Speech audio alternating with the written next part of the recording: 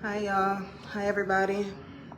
I said I was gonna go live at 6, so here I am. Just waiting for those to tap in. If you're gonna tune in, I'm here.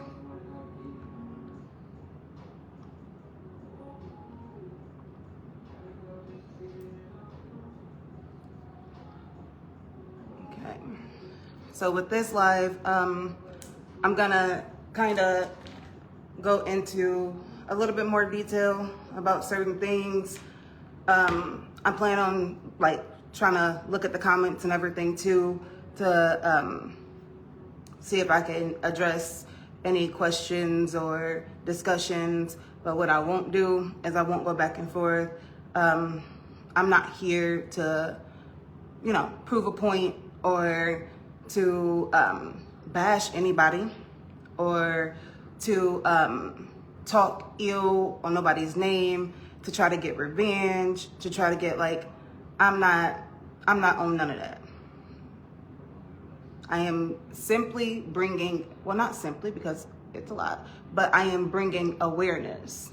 I am not trying to get attention. Believe me, if I wanted attention, there's so many other ways I can get it. I've never been one to seek attention and to do whatever. I am bringing awareness to my situation. I am not here for anything extra. Believe me, y'all, if y'all didn't have to see me under these circumstances, you wouldn't. How long have I been put up, and not talking to people, not communicating? Y'all wouldn't see me unless we at one of my son's games or, something like that. I don't need anything for attention. Like I said, if I wanted attention, there's so many other ways that I could have gained attention. So I'm gonna, like I said, with this reading, this storytelling, reading about my life, I'm gonna try to communicate with y'all, in regards to the comments. So I'm kind of tapping, allow the viewers to request to join your video. Okay.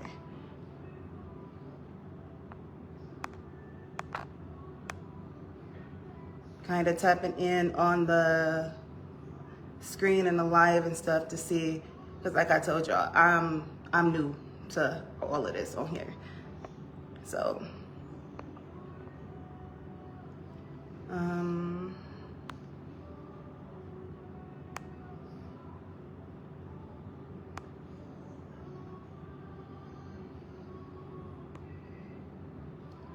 right. So for some reason, oh, okay, that's how you can get, because I'm like, how do you look at the comments directly? Because all the comments don't always come up. Okay, so it looks like, what is your mom's other children saying? Do they believe you or you're their sibling? Okay, I'm gonna try to address questions and stuff before I just continue to talk about other stuff, because as y'all know, I already did a live yesterday. So in regards to this question, what is your mom's other children saying? Do they believe you their sibling? So from what I know of, I have two brothers. One is Crispin Harper and the other is Anthony Harper. Crispin has a different father. His dad is in Elkhart. I know people who know his father as well. Anthony, I don't know who his dad is. Both of them took my mom's last name. Crispin did reach out to me. I was in communication with him on Facebook through Facebook Messenger. Sent him pictures. I found he said, and it's posted on his page too. There's a picture of me as an infant and him when he's about 4 or 5. Because you could tell the difference. The picture of me, I'm about 3 months, it looks like, if we guesstimating from a picture. So he had that picture on his page. It's on his page and it's also on my page. If you're looking, you'll see a baby with posing with with the 3 to 4 year old. I did reach out to him. He did respond back with, hey sis. So once he responded back with, hey sis, there was nothing after that. He actually got incarcerated. He had a history of back and forth in and out of jail or whatever. Everything is, it's public knowledge. You can, Indiana.gov, my case, all that type of stuff. So he ended up going back to jail, and it's so ironic that he went to jail the day of him responding back to me, hey sis. So, yeah, so when he said, hey sis, he ended up going back. So Chuck Schultz, who I was saying before about him being my step grandpa, who was commenting on all, who was commenting on all the posts before, Chuck Schultz, he reached out to me in a Facebook Messenger and was like, hey, can I get your contact information? Can I get your number? Crispin got himself into some trouble, and he wanna contact you. He wanna talk to you, but he's locked up, so he wants to talk to you. Now, mind you, if anybody look at my status, Chuck Schultz was talking like heavily crazy. Oh, that I'm making all this up, that I'm doing this for attention and everything, and I'm crazy. And he talked to the family said I'm crazy. So now you got some sense, and you get in my inbox and you tell me my brother got into some stuff, he want to talk to me, all this type of stuff. So I didn't respond, besides telling Chuck that, it is what it is. Now, Chuck raised, back to, I'm still answering the conversation, answering the question. Chuck raised Anthony because, remind you, my mom, biological mom, died when she was 28. Well, was killed when she was 28. So Chuck raised Anthony. So Anthony is more in tune with, I ain't trying to be racist or nothing like that, because there's white in my blood too. He's more in tune with the white side. Like, so him and Chuck, they, you could tell Chuck taught him about fishing, and they relationship is heavy, like, on that. Anthony has commented on some of my, at first he did accept me as a friend, on Facebook. He was looking at some of the pictures, and he was like, well, these are me. They told me this is me. So, I let it go. He was like, okay. So Chuck was like, him and Chuck talking and laughing, well, LOL and all that type of stuff on the status or whatever. So that, in regards to my brothers, that's all I have so far about them. Some of these comments are not showing up. Sometimes it just keeps saying, okay. Oh, hi, Sister Adina. I haven't talked to her, seen her in years. Okay, I'm going back through and seeing, okay, Gia asked, did you and your brother take a DNA test? Well, how could we? When he reached out back to me and said, hey sis, I hadn't, and that's the brother that I have the baby picture in him. So that was the one that I was going to try to, get in with, to be like, hey, like, what's your little sister name in this picture? Like, because name change and all that type of stuff. So for those who say, oh, honestly, y'all, I pinned that post when I'm talking about the obituary was a lie about my birth mom and everything. I pinned that post now to the front of my profile. So when you go to my profile, the other post was pinned too, but now I have it pinned to where you can see the picture that I'm talking about. So you won't have to go looking for it. It's the picture of 3 months, and yeah. And then if you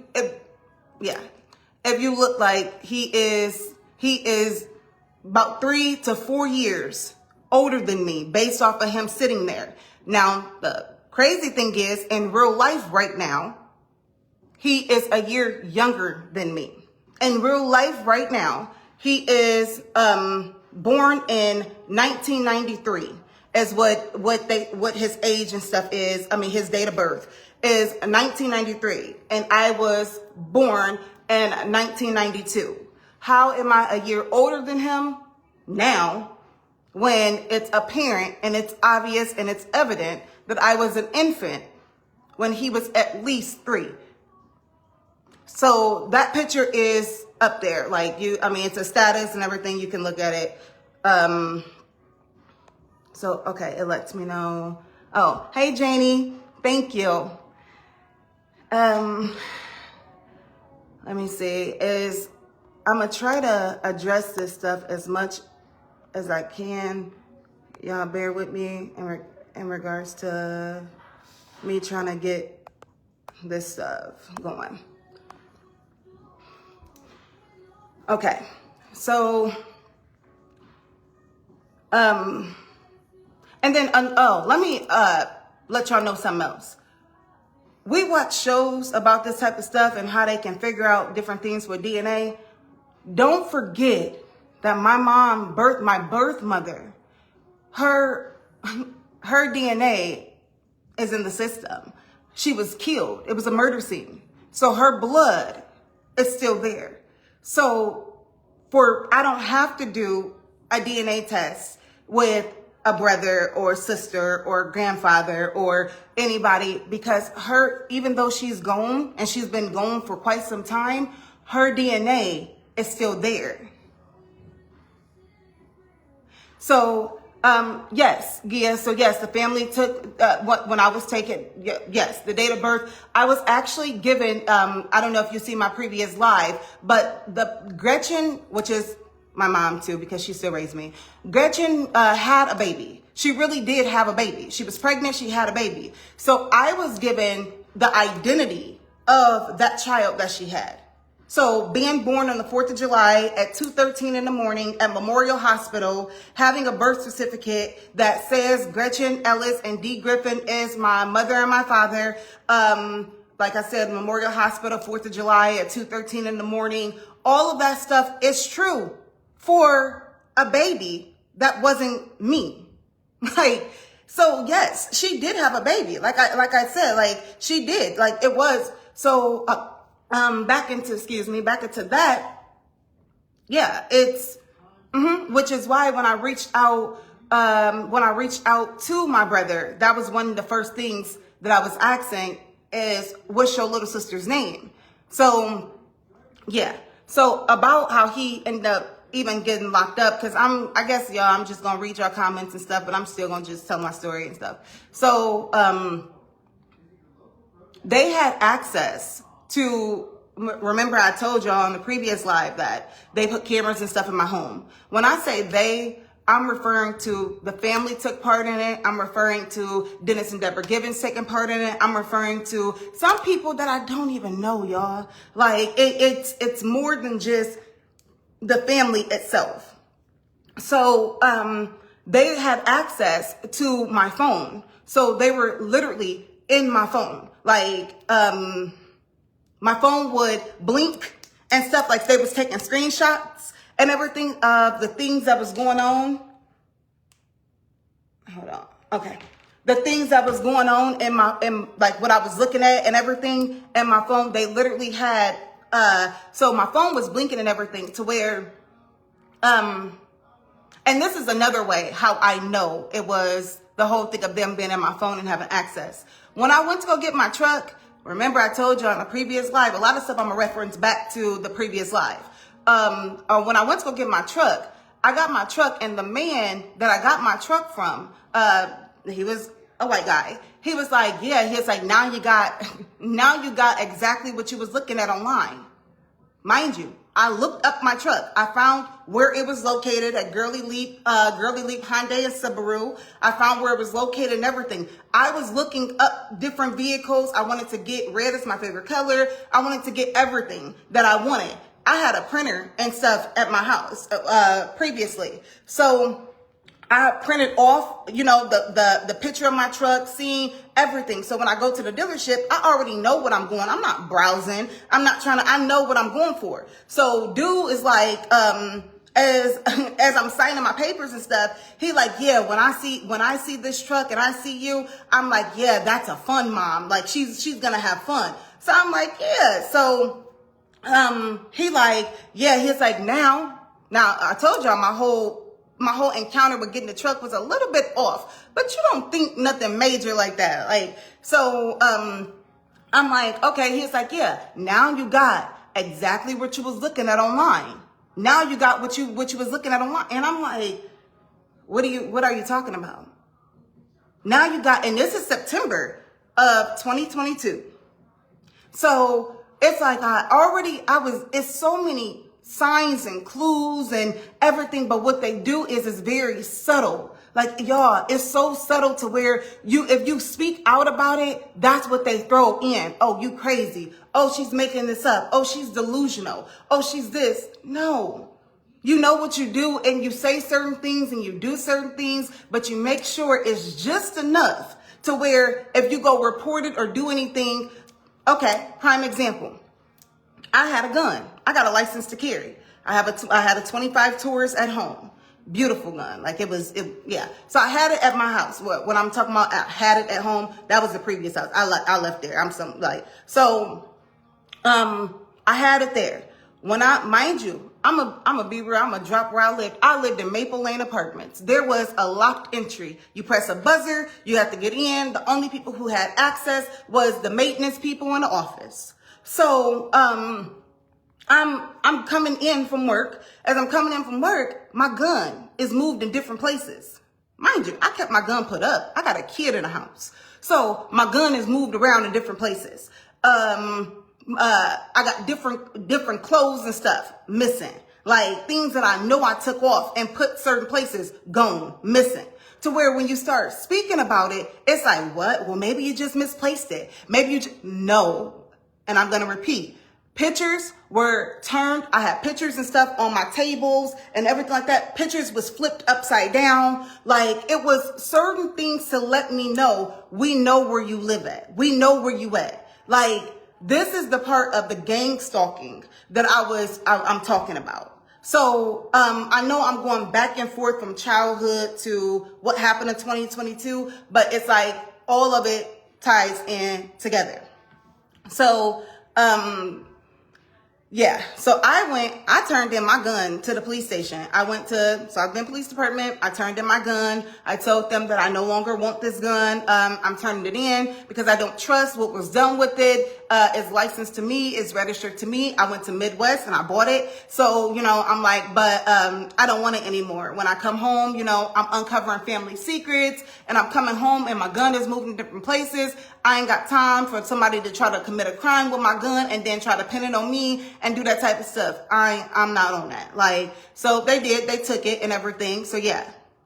Another thing about how deep the corruption and stuff goes. Hey, Tamithia, thank you. So another thing about how deep the corruption and stuff goes, is, oh, thank you.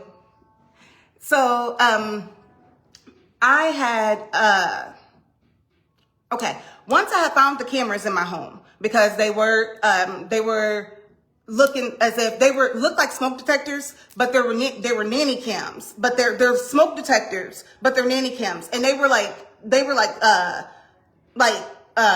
drilled type into the wall. Like you couldn't remove it if you wanted to. And then that was something that my office people had told me, don't touch the smoke detectors. They'll come and do everything. They had a smoke detector and it was one in my room, one right outside my door, one facing the bathroom, one like it's in weird spots throughout, like, but that way you get everything. So when I had found out,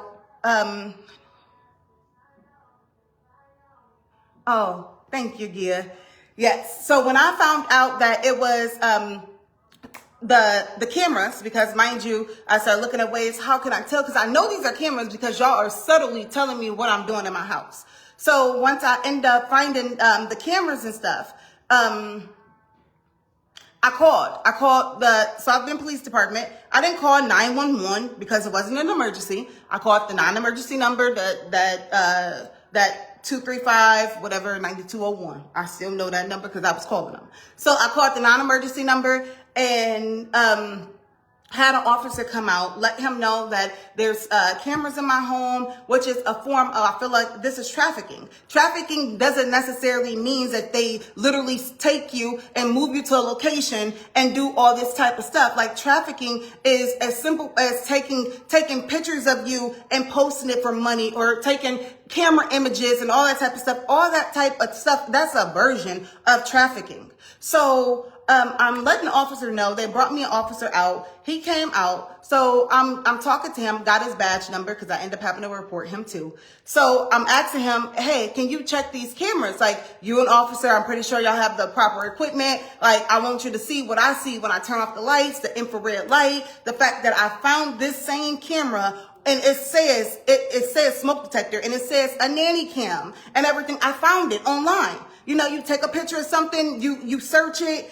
and Google search and all that, and they tell you how to buy it, how to find it. Or like, so I'm telling the officer, so the officer looks at me, y'all, no faking. Like, the officer looks at me and he like, all right. And just look at me and stare, all right. And I'm like, all right, like, can you do something? Like, can you please, like, and he's like, what I can do is I can take you to Oakland. I can take you to Epworth. You can get in my vehicle right now and I can take you to Oakland and Epworth. And the way my head is moving is the way this man is talking to me. So I'm like, Epworth and Oakland? Like, sir, I'm telling you that I have cameras in my home. Like, I'm uncovering family secrets, and this is part of everything. And this is, so he like, well, I can't do nothing for you besides take you to Epworth and Oakland. Like, you want to go? You want to go take a ride? You want to take a ride? So I'm looking at this man and I'm like, okay, not going to work. So I told him, thank you. You have a great day. Asked for him to leave out my house. So I went to the police station again. I filed a report with his badge number, all that type of stuff. Did that part.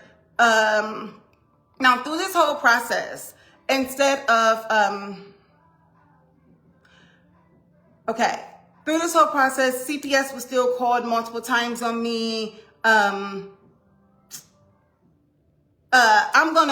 know I use Tanika's name a lot, but that's because she played a heavy part in a lot of this stuff. Like, she was pretending as if she was the one who was there for me and all that, but yet she was the one calling the police. She called the police and was like, oh, that she need a welfare check on me and my son, that I'm going through a mental breakdown and a crisis, and that I won't let the family in, and I'm saying that they're not my family, and that she's concerned about the safety of my son and all this. So she would come to my house. She would yell. I had my windows and stuff up. It was, cool. I like the breeze or whatever. So she would yell and stuff. Oh, let me in. So I didn't. So she did send an officer to my house. Her and D actually did too, but they were separate times. So the officer came out to the house and for a welfare check. So the officer, I let him in. So Tanika tried to come in with the officer. And I said, no. I said, no, sir, she is not welcome to my house. You can come in. And so she was like, but I'm her sister. And he said, well, she said no, so you can't come into her house. And so then he walked in my house. I shut my door. I was talking to him, let him know, so he's like, oh. And I'm like, yeah, she's not welcomed in here. What I got going on don't have nothing to do with them. I don't want anything to do with them at this time. I'm cutting everybody off. I don't want to have conversations. So he's like, okay, you are entitled to that. Like, you can have, you can deal with it however you want. So then the officer gets ready. He's like, okay, well, everything is fine on my end. He gets ready to leave. Tanika is waiting at the stairs. Mind you, I live in Maple Lane, so it's a community door, 4 apartments. You walk in. I live on the 2nd floor. So Tanika is waiting on the stairs. So she's like, no, don't leave. Check. Make sure her son is okay. She has a son in there. She has a son in there. So the officer looks. He was like, her son is fine. He's sitting right here playing the game. TJ was sitting in the living room playing the game. So, and actually I was cooking dinner at the time. So, that was that. So I'm just seeing this stuff, the whole thing of calling me crazy, the whole thing of doing, like, y'all tried everything. They call you crazy until you're right. They call you crazy until they can't call you crazy no more. Like, until everything start coming out. So, that was that situation. Let me think about, okay. Even when, Even when I had called the police before, because I had seen the screenshots and stuff and them taking, screenshots and everything in my phone. When I went to go get my truck, when I did go get my truck, I had took pictures of my truck. So I had proof of what my truck looked like. Because remember I told y'all, they tried that 4 different times. They tried to give me different vehicles with the same VIN number. So how is that possible? The multiple vehicles with the same VIN number, it's not possible. So, when I went to go, I told y'all when I went to go get my truck. So I'm already on it. I was taking pictures of my vehicle. The truck that I really got before the headlight was busted and they needed me to turn it back in, I took pictures of my vehicle, loved my truck. So when I went, I had everything in this yellow folder in regards to the paperwork I signed, the VIN number, the pictures of my vehicle. I have a printer at home. So I was printing off everything, all the pictures that I took, all that. I had that. When I called the officer, because as I'm looking on my phone, my screen is lighting up and everything is like flashes. You know, when you take a screenshot, like the flashes. I'm not taking no screenshots and my phone is flashing. I had an iPhone. At the time, it was up in park. Like it was good. So, I called the officer to let him know what was going on. The 2 officers showed up at my house. They showed up with no sirens, with no indication of nothing. They walked up the stairs. So he was like, what is it? Just like that. What is it? So I explained to him, what was going on. The fact that they in my phone, taking pictures, all this type of stuff. I'm trying to explain to him without sounding like I'm crazy or whatever. You know what I mean? Like you're trying to explain something that's not almost really explainable. So, this is when I knew to be quiet. He was like, well, he's like, and we know, and you know, like what? And he was like, yeah, you want to show us a yellow folder? What's in the yellow folder, sir? Now, how do you know I got a yellow folder? So how do you know that I have a yellow folder and what's in the yellow folder is in regards to all my car stuff and the pictures and everything? Like how would you know that? So, I was quiet. Like I was like, you know what? No, thank you. All right. That's it. He's like, anything else you want to tell us?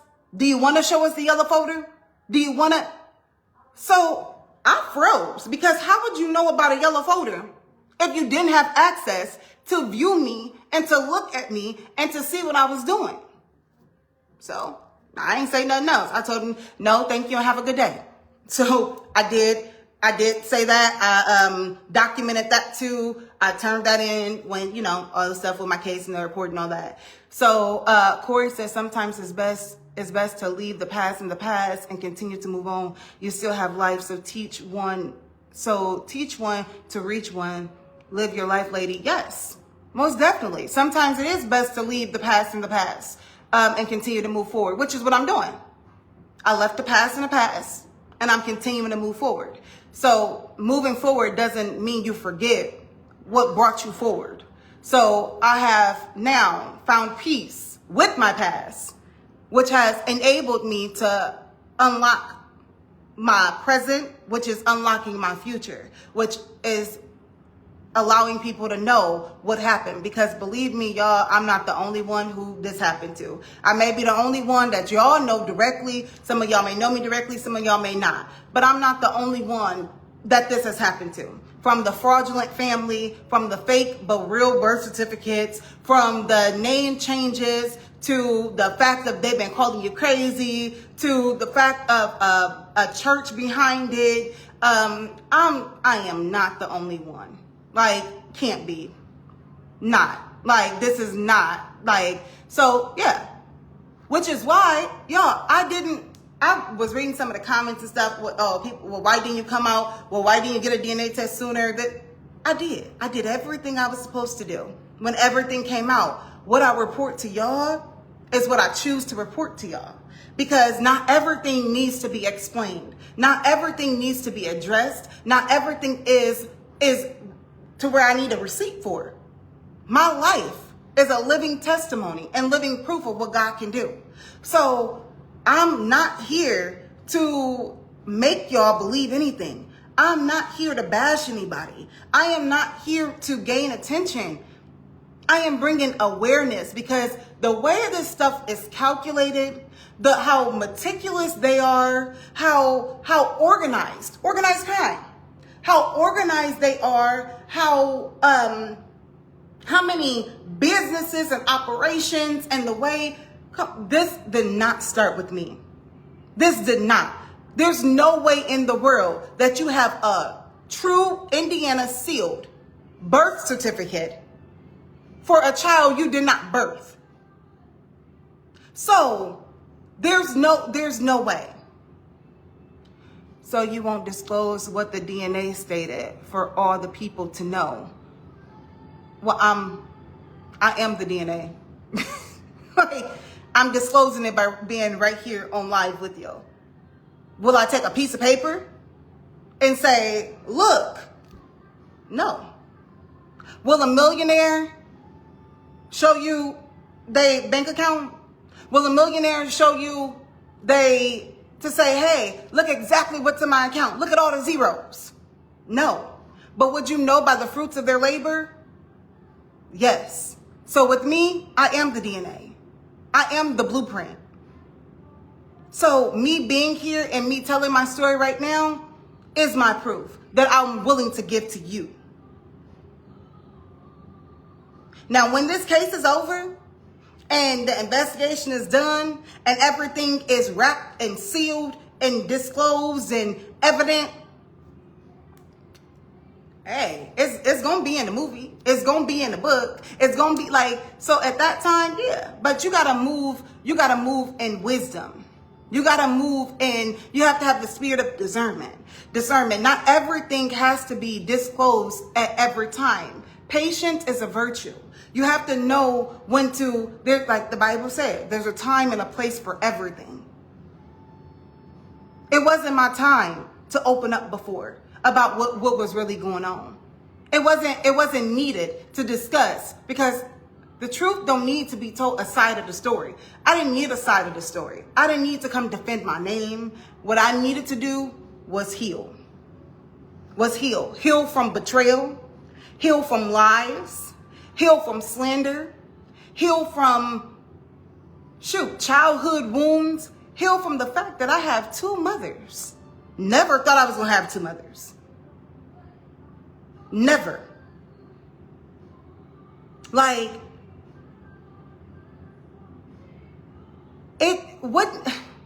I don't know. That's why I guess it's so easy to say, oh, she's crazy, or no. I guess it's easy because, y'all, this sound crazy. This is like movie worthy, like for real. Like, this is like, I watch these movies. I talk about the Carolina White story, the this, the that, the different. I watch these things, and you just never think it's gonna happen to you. You're like, nah. This in little old South Bend, where everybody is somebody's cousin, or they husband's grandma's cousin, or that's my mama's husband's auntie. That's my mama's husband's niece. Like, that's it. Like, this is little old South Bend, where everybody knows everybody. It's your baby daddy's sister's cousin's child, and you know, like, this is, you don't think it's gonna happen, but that is how it happens. You have people who are connected to different things. South Bend operates, and it's not just South Bend. They operate so, the city moves so weird, but nobody talks about that.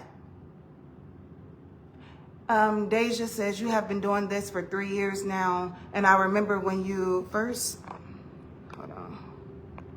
I remember you first came out with this. It was a man on your post saying that you were lying and you don't know who you are. So how, where, and why did you come up with this? Huh? Okay. Deja, your Antea, all that, like, Antea's supposed to be, my cousin from being the Wells, and we all did go to New Horizons together, and, I still remember your mama, like, all that.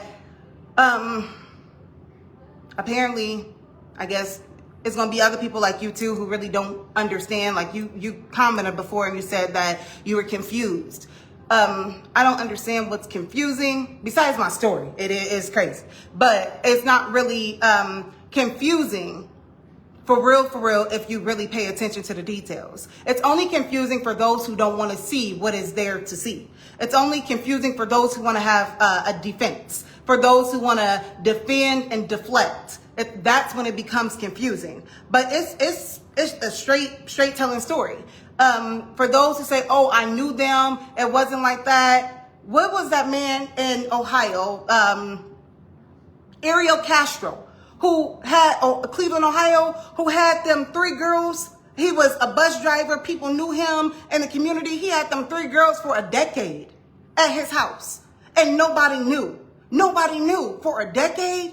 So it's like, people, you don't know people for real. You only know what that person really allows you to know. Like, everybody want to say, oh no, I knew them. I knew her. She had this. She loved them. I'm sure that he didn't beat them girls every day. I'm sure he showed them a level of love or compassion or whatever. But it doesn't change the facts that he still kidnapped them girls. So with me and my story, I'm not here to say, oh, I just had the most rough, terrible life.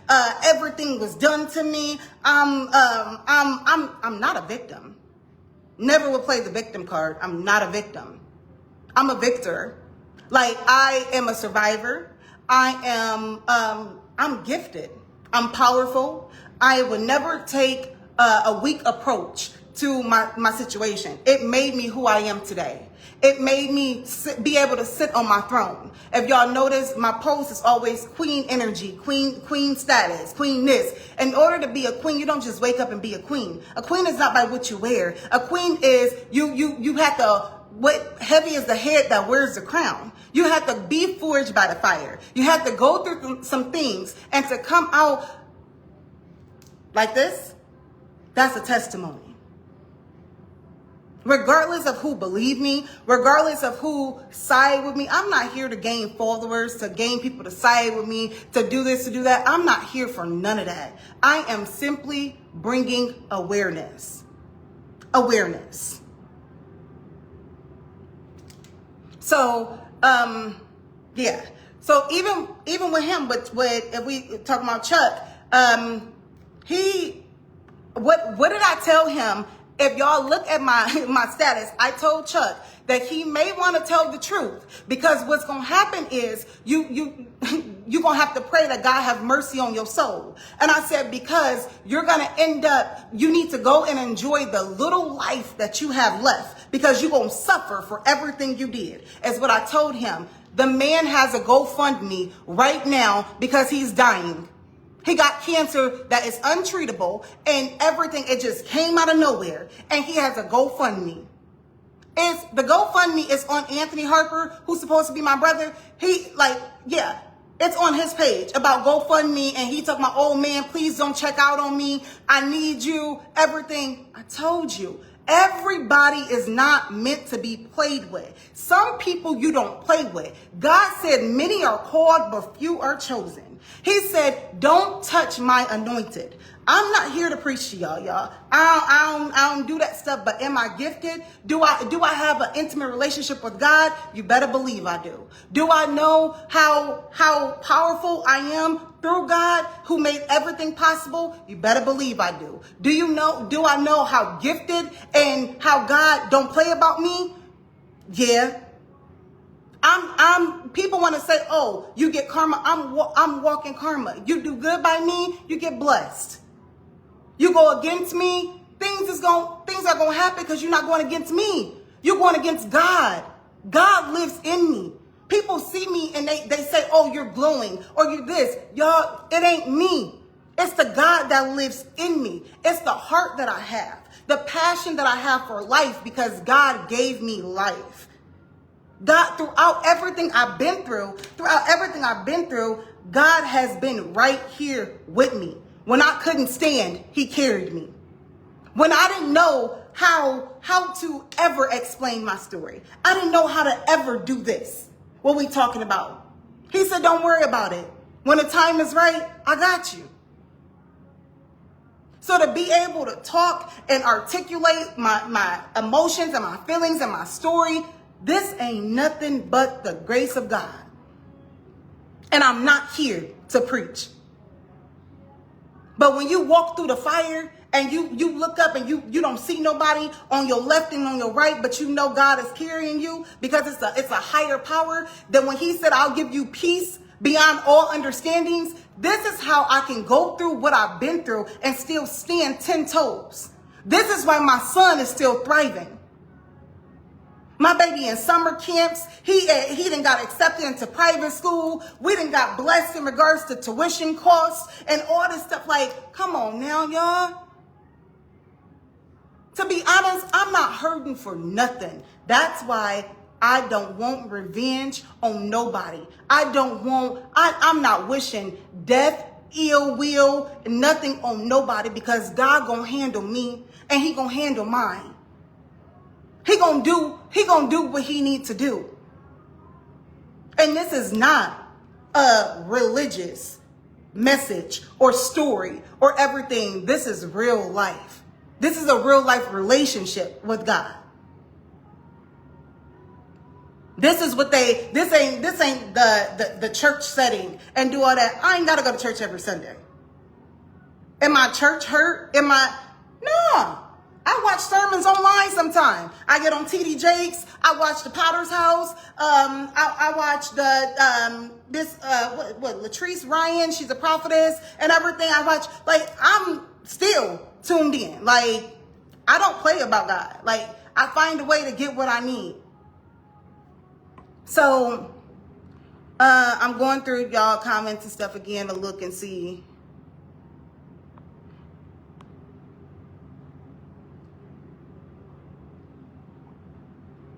Yeah, that is right there. They hate that they couldn't break me. Correct. But you can't break unbreakable. When God sends you, you can't pray to him to have me removed. You can't. When God sends you, you on a mission. And I've always been different, y'all. I've always been different for real. I never knew why I was different. I could never get away with the stuff that people used to get away with. Just be out here, I couldn't. Something in me was a little bit different. It was just you can't. But it's because his calling on my life. It's what he had on me. Even when I didn't understand my own calling, he had something greater in store for me. So in order to prepare me for the next steps, and so I wouldn't take the wrong people with me, because I have a heart of gold. I want to help everybody and do everything for everybody. So I wouldn't carry the wrong people with me. He had to reveal what he revealed, because there is no way that I should have been watching the news that day and seeing Crime Stoppers and see my birth mother and me on Crime Stoppers, a picture. There's no way in the world, if it wasn't meant, that this would have even came to light. It was divine timing.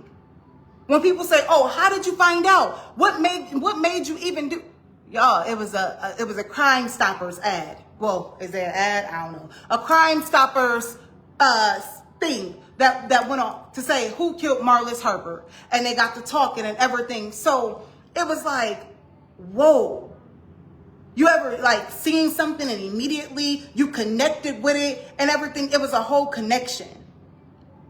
And then I did what I was supposed to do behind the scenes. And then I was quiet to the world. I was quiet, and silence is powerful. But I was quiet to the world, looking okay, oh, well, she ain't said nothing no more. She put her story out there in March of 2023. She put her story out there. But we ain't heard nothing else. Maybe it was just a fluke. Maybe it was just this. Maybe it was just, yeah. I didn't say anything else because it wasn't time. If you even look at my post, I said, one day I'll tell my story. One day I will explain what it is to explain. But it wasn't the time. What I had to do was go and heal, was go and talk to God. Become the best version of myself, because y'all, throughout going through what I'm going through, going through what I went through, I still had to be a mother. I still had to get up every day, make my son food, make sure he get to school, make sure he do, I still had to live everyday life. So I wasn't ready to be attacked online if I tell my story. I wasn't ready for the comments of you lying, you this, you that. I wasn't ready for that. I wasn't emotionally ready to take in that version of negativity. I wasn't ready. Like my mind couldn't take it. I wasn't ready. So I had to use that time throughout those 3 years, going on 4 years, use that time to build my spiritual, to build my mental, my emotional, to be able to have this type of conversation with y'all today and be ready for anybody who don't. You can accept me, you can reject me, you can support me, you can deny me, but I'm ready for it all. I'm ready for it. And when I say I'm ready for it all, I'm not ready for a rebuttal. I'm not going tick for tack. We're not about to be in a boxing match. When I say I'm ready for it all, I'm ready to read nasty, rude comments because you know what my answer is going to be? You are entitled to your opinion. That's what I'm going to reflect and say. Thank you for even taking the time to come and comment. Thank you for even looking at my status and my posts. Thank you, because ultimately, it got what it was supposed to, which is awareness. Now, whether you aware and you don't agree, that's your problem. Whether you aware and you don't like it, that's your problem. I did what I was supposed to do. I brought awareness. So it is what it is. Anybody who get on here, oh, she's making that up. Oh, if y'all believe this, y'all crazy too. Y'all, what I tell y'all about, be careful when everybody is so defensive. Because what you so defensive for? What you so mad for? Why you mad? You act like I did something to you. Like these people acting like I personally did something to them. And I'm praying for you. Please do. But say good prayers, please. Don't pray for me in the other type of way, because people can pray for you, and I don't want everybody prayers, but at the same time, if you're gonna pray for me, God know what to hear and what not to hear. So go. Thank you for the prayers. Thank you for even the support, the support. And I say support because regardless if you don't agree, if you don't like it, it still captured your attention. It still did my purpose, which is now what I say is pretty with the purpose. That has been a lot of my hashtags and stuff, pretty with the purpose. This ain't for the streets. This whole thing, this ain't for people to look at me to get connected with different dudes and this and that and get attention and do this. Nah, I'm pretty with a purpose. I know what I was sent here for.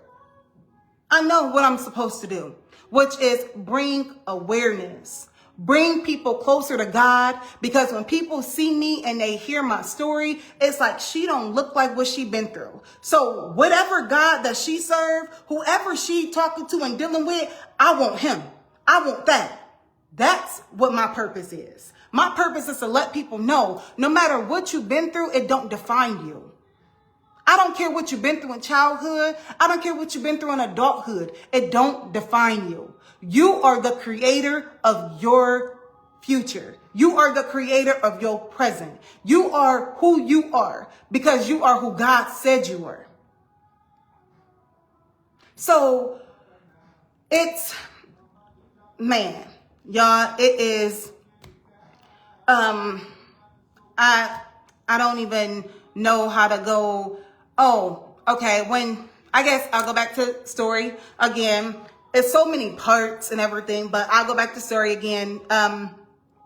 So at one point, I was scared to go back home. Once they was moving my gun and everything, I was scared. I was scared to go home. I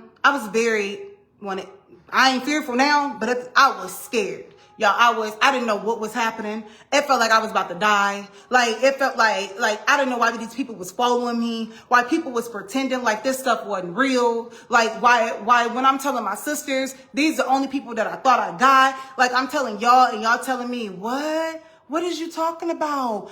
Oh, let me help you. You seeing people are following you. What do you mean? So I was scared to go home. So I felt like if I'm around people, then everything. So I did. I went to Tanika's house, Tanika Kinte's house for a while. I stayed there for maybe like 2 days. At one point, I stayed there for like 2 days. That's when Tanika was talking to me. I stayed in their daughter's room. She let me stay in there. So Tanika was talking to me, and that's when she started asking me, okay, what exactly have you seen? What exactly has been going on? And then that's when she brought up, why when I bring up Prophetess Deborah or Pastor Deborah, you cringe. And so she's like, do you think she's involved in all of this? So I was looking at her. So I'm like, yeah, like, based off and so she's like, oh my, I'm gonna tell you this. This is what I'm gonna tell you. She is involved, but she's the one that's gonna save your soul. She's the one that's gonna make sure don't you ever go against her. She like I said before in the previous live, like it's like a cult thing. Like it was, so I'm like, okay. So as I knew after that statement, I knew kind of to start being quiet, not really saying anything, not even being quiet, but just watching my words and watching what I even told Tanika. So Tanika had told me that Kinte had decided that he think it's a good idea for me to leave their house and to go to Latika's house and stay there. So I'm like, okay. So I end up leaving their house. I went and I stayed at Latika's house. Latika's the second oldest. Latika she was with Terrell at that time. Terrell, the picture man that people know, he go to different clubs and stuff. He take pictures and all that type of stuff. So Latika was with Terrell. So Terrell was there and everything. He was asking, okay, do you need anything? All this type of stuff. So everybody was acting as if my mental was fragile, as if I was on the verge of a mental breakdown or whatever. So I just took everything in. I played the part. I did. I played the part and did what I needed to do because I needed to know what was really going on. So I'm sitting there. Now, mind you, remember I said that they had access to my phone. Y'all, at Latika's house, she sitting on her couch. It's her couch, and then it's her TV, and then on the side of her TV, it's this leaf. It's like a leaf, but it's, like a decoration that you put on the wall. It's like a leaf, and it's intricately like cut with the leaves and stuff that go like around. So it's a beautiful symbol thing on there. It's like a leaf. So I ordered DoorDash because I didn't want to eat. I didn't want to eat nobody's food, nobody's nothing. So I'm like, I'm just going to order DoorDash. So I ordered me some DoorDash. And when I ordered the food, mind you, I ate my burgers and stuff plain with no lettuce, no tomato, no none of that. So I get my food, my DoorDash came or whatever, and it's lettuce on my burger. And on the burger, the lettuce is perfectly cut out. Just like Latika's, it's identical to the thing on Latika's wall. Like the intricate cut. Like somebody took a knife and cut, like, man, y'all. So as I open it up, I'm like, so I closed it. I threw the shit in the trash. So I threw the whole meal in the trash. She was like, you didn't eat? Why you didn't eat? Y'all, I had quit eating. I had lost a whole bunch of weight, like, because I couldn't trust nothing no more. It was like, I felt like, if you can do this, what else can you do? So then, back to at home. Being at home, when I had stopped eating, I started taking my son. We was going to Chick-fil-A. I started taking him because I lived in Maple Lane Apartments. They had just put a Chick-fil-A by where Walmart used to be on Portage. So I had started taking him Chick-fil-A because you can't corrupt a whole restaurant. So I stopped feeding him stuff at home because as I'm getting home, remember I told y'all the pictures is upside down, my gun moved in different places, certain things. So as I get home, my water bottles, all the seals are cracked on the water bottles and stuff and then put back. Certain water bottles is put on the table. Food and stuff is manipulated in my refrigerator. Everything. Like, come on now. I'm not about to eat that. So when I told y'all that they contacted CPS and told CPS I'm not feeding my son, that's because I wasn't eating anything at the house, which, red flag, how would y'all know what he's eating or what I'm feeding him if you wasn't watching me in my own house? So I was taking him to Chick-fil-A. I was doing everything like this. We was going out to eat. So that was that. So I'm staying at Latika's house. You know, I didn't feel the need. I'm going back to, didn't feel the need to go home or whatever. So Latika now mind you, y'all, Latika went through this very similar thing. She talked about Dennis and Deborah Givens and about how evil that they were and everything. Latika, when Treese was having Carter, I'm sorry, Treese may have been having Parker at the time. I don't know. When she was having one of her babies, Latika was writing her obituary. And when she started writing her obituary, we like, Latika, why? I mean, if you want to write something, go write a book. Like, why would you be writing your obituary? She was heavily talking about Dennis and Deborah Givens, about how they was not to be trusted. This is around the time that Latika was going through what they tried to classify as a mental crisis. They were saying that that's what she had to file for bankruptcy, all this stuff that she was going through. Now, mind you, Latika is smart as hell. She has I think she has a master's degree. She went to IUSB. She did Latika is smart as hell.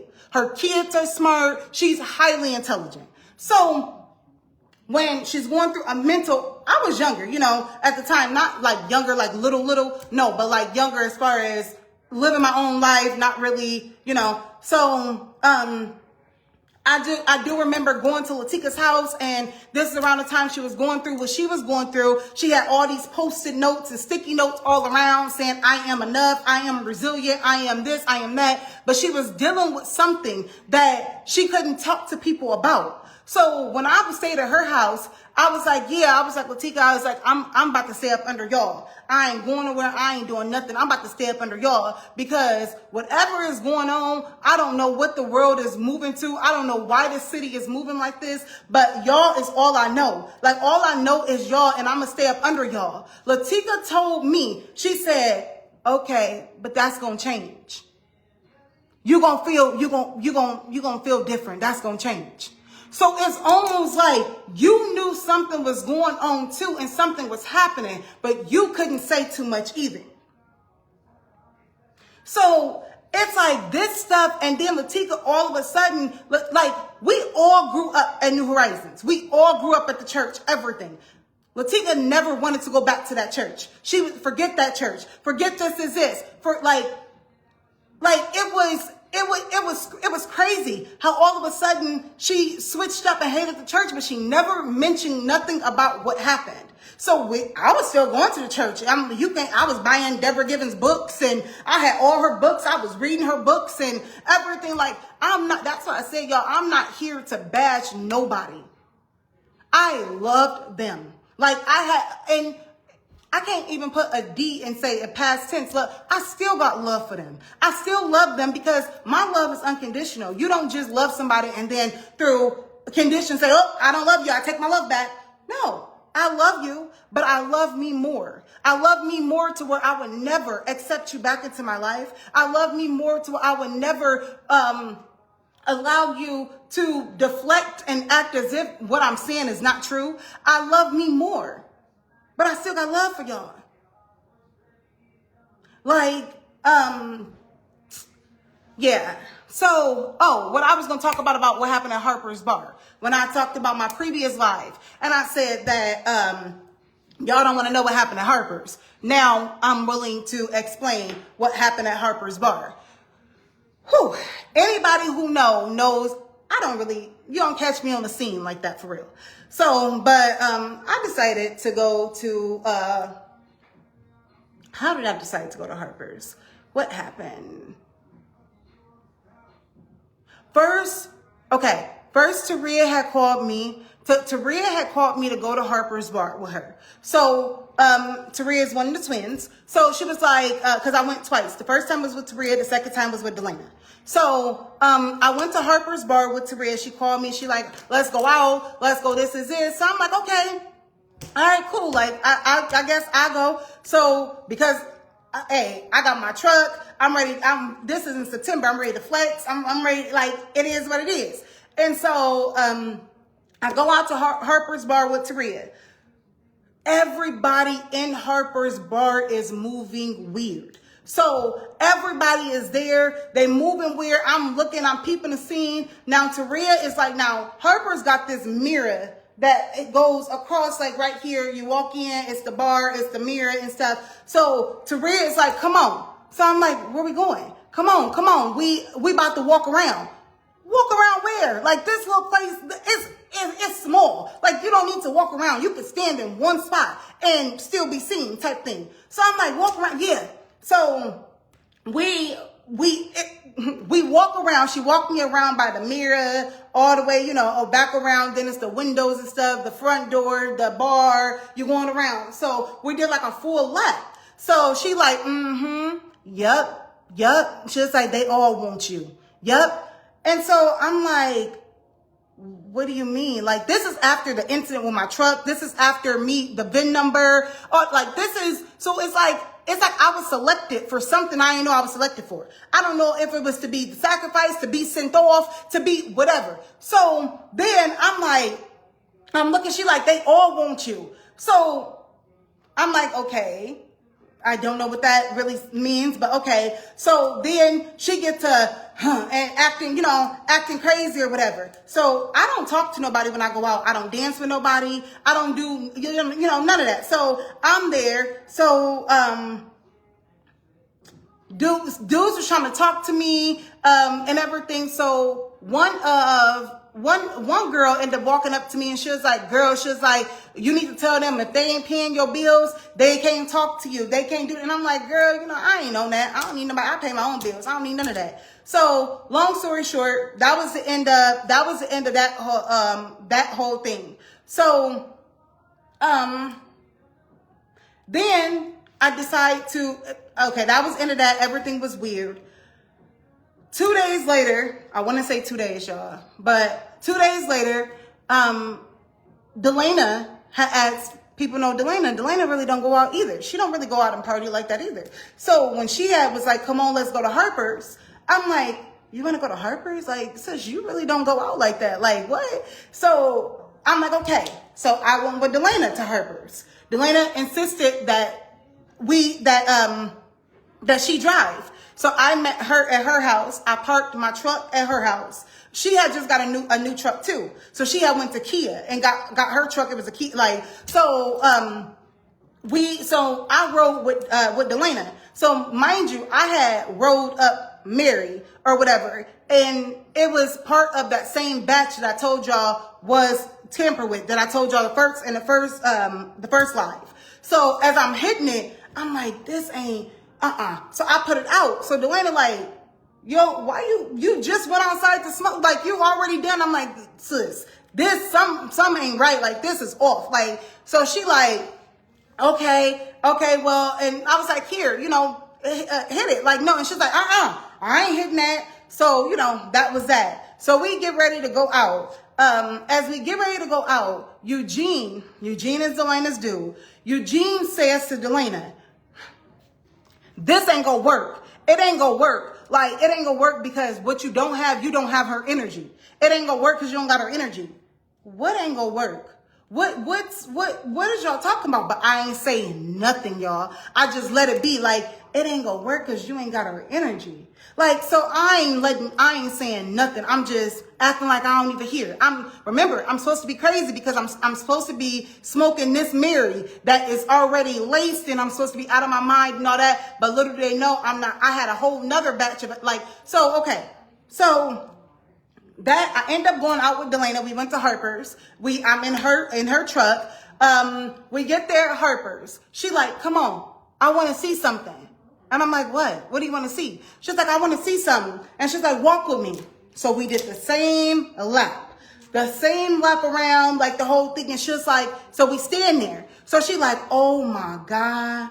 And so she was like, Taria was right. Taria was right. Everybody, they all want you. Like, what? Almost like, y'all, I felt like I was in an auction. I felt like I was being sold to the highest bidder. Like, I felt like it was something like, so I'm sitting there and I'm like, so then I go to the bar, I get a drink. Joanne Harper was was working at the bar, at the counter, she was the bartender that day. So I had went. Now I knew her because she used to mess with Charlie. Charlie is Taria's son, all that. Like, so yeah. So I went. I got my drink from Joanne.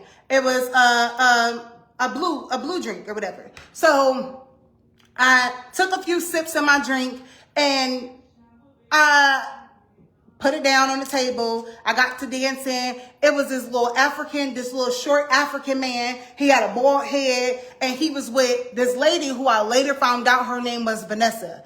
She is skinny, dark-skinned lady. I don't really know her too well. I did find her Facebook at one point, but I forgot her last name, y'all. If I go and look, I could probably find her again because I would never forget her face. So she was with this African man, and my cup was sitting on the table. So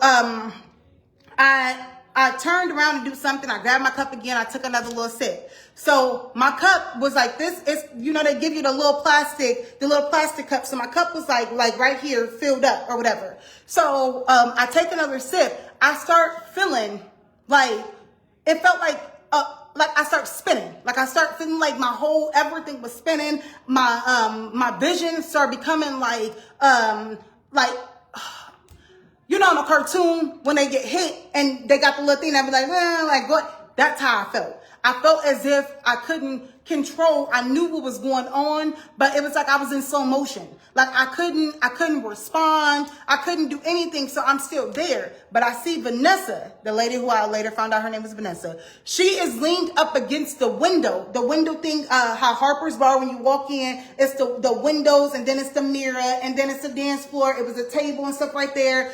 So as I'm standing there, the African man is very, very close to me. So I'm looking at him, and I look at him like this. So it was a dude sitting at the table, and the dude that was sitting at the table, he like, if I was you, I'd be nice to him. If I was you, I'd be nice to him because you gonna need him. Like, I'm gonna need him.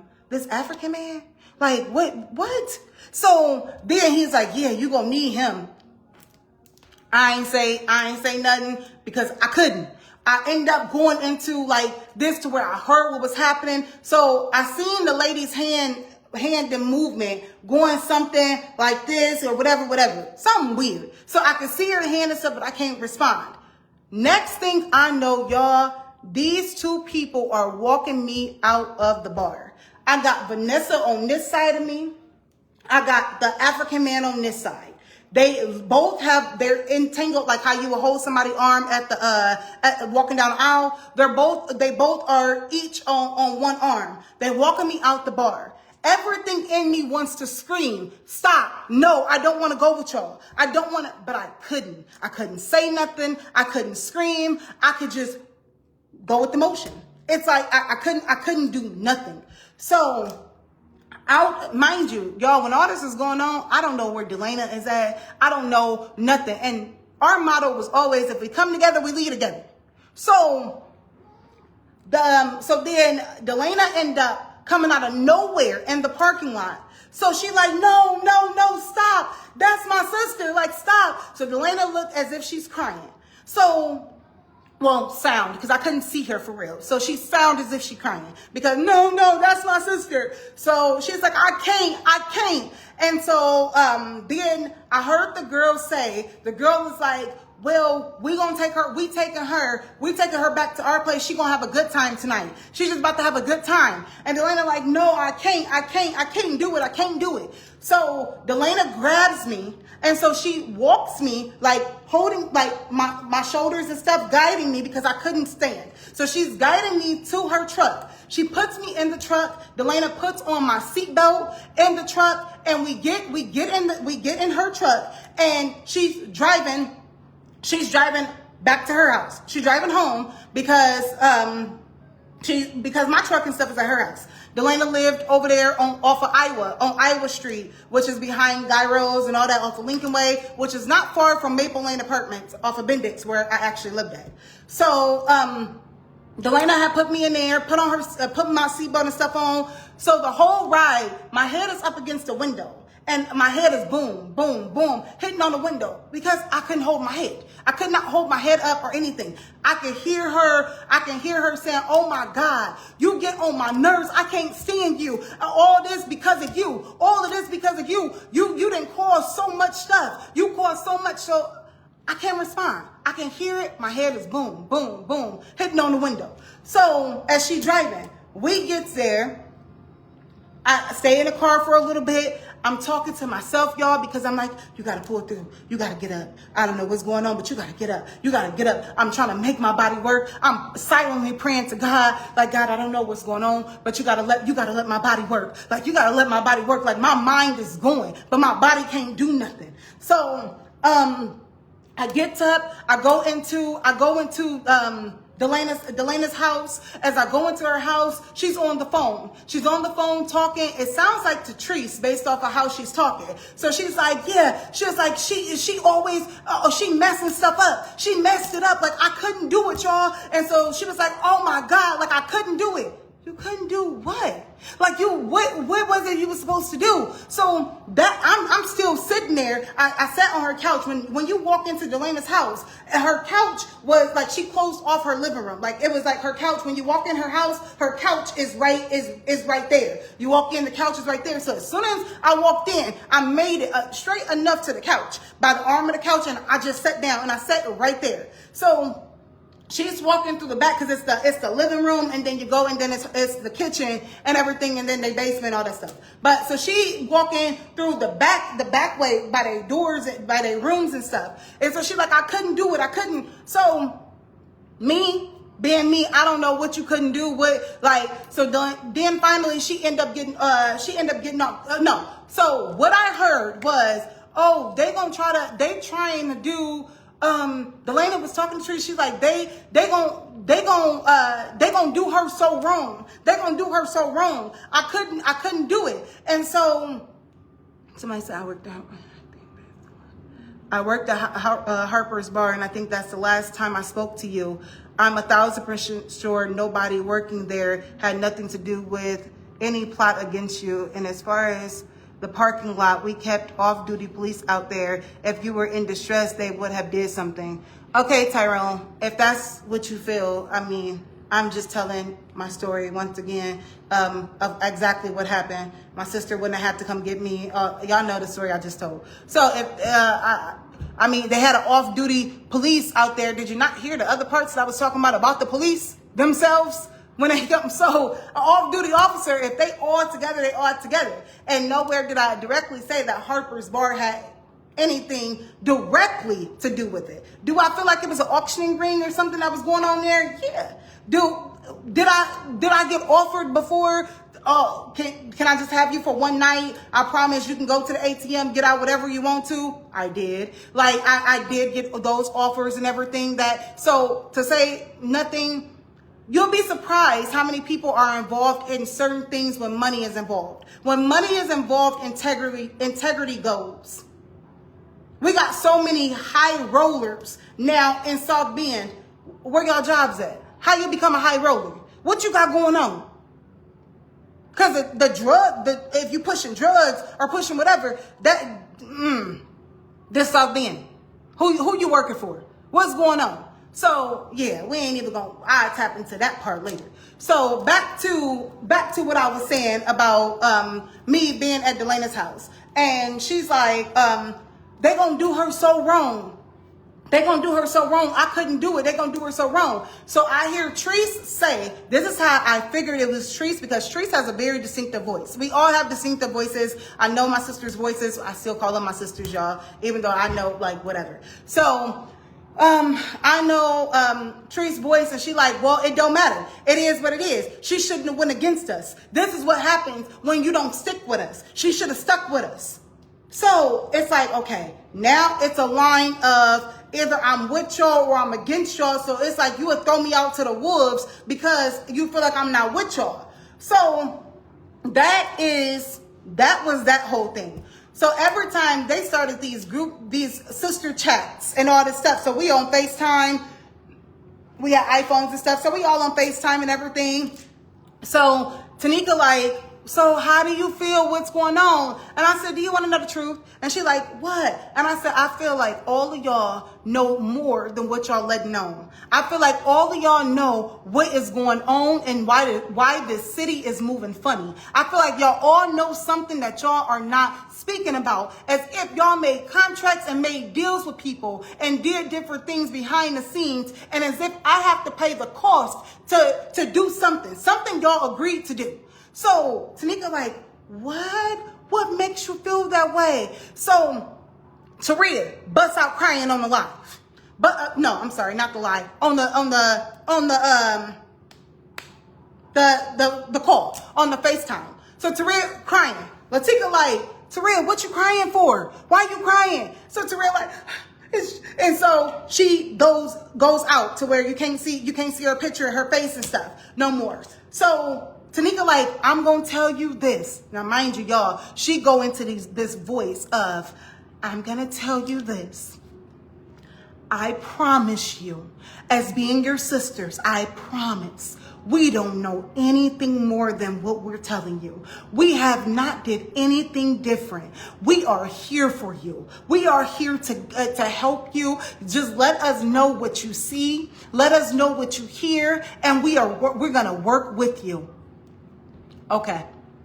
I already knew. Mind you, this is already after she done told me, when I showed her the picture of my mom and that child, she already told me, oh, those are nobodies. That's nobody. So this is back the previous slide. You will understand that part. So, so she like, we don't have anything to do. So then I'm like, y'all don't see how the whole city is moving funny. Y'all don't understand the stuff that I'm telling y'all. When I move my vehicle, all these swarms of cars start coming out of nowhere. People start following me. I'm in a store. They follow me like, y'all don't. And so Tanika like, well, you and Treese and Delana is like, well, see, when you start talking like that, you scare us. You scare us like, wait, what you got going on? Wait. And so I'm like, okay, y'all. All right. I'm about to get off the phone. So I get off the phone. So somebody said, did your mother have any other children that you could do a DNA test with? I spoke to that already. I spoke to that, as well as I have a brother, well, two brothers, Crispin Harper and Anthony Harper. Crispin is currently incarcerated. But I didn't need brothers, sisters, cousins, grandparents to do DNA. My birth mother was killed. So with her being shot and killed, she has her blood is already in the system. So that was easy. You just match her blood to mine. Like that was, I am the DNA. Like, so it was a direct thing. And then for those who didn't tap into the first live, I talked about meeting my biological grandfather through virtually, my mom's actual dad. And talking to him, he was like, yeah, he could tell I got his blood in me. They sent me pictures and stuff of my mom when she was younger. They sent me, I showed him the stuff that I do have, that I was willing to show him. I also told him that I am willing to take a DNA test with him. If they want one, I'm willing to take a DNA test with him.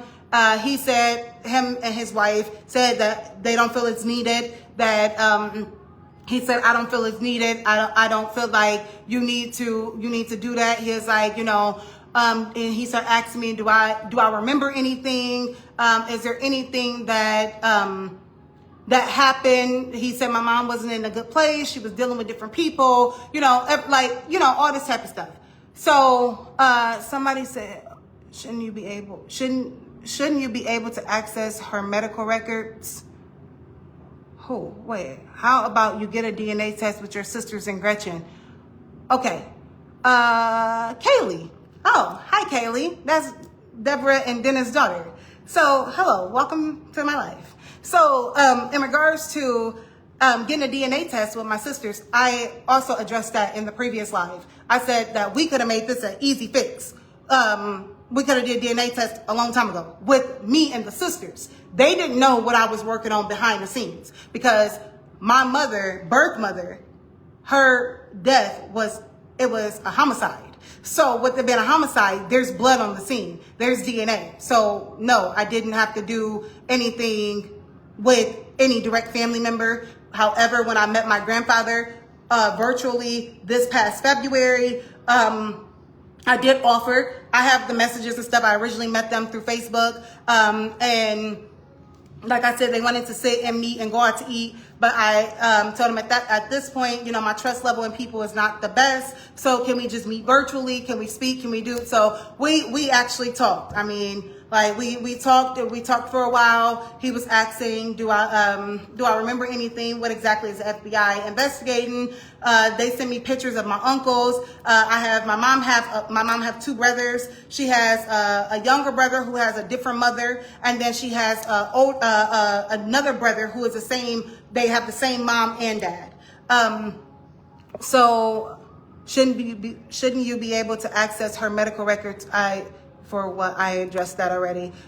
So you would be biracial then if you are, yes, I am biracial. Well, multiracial is what I want to say. Because I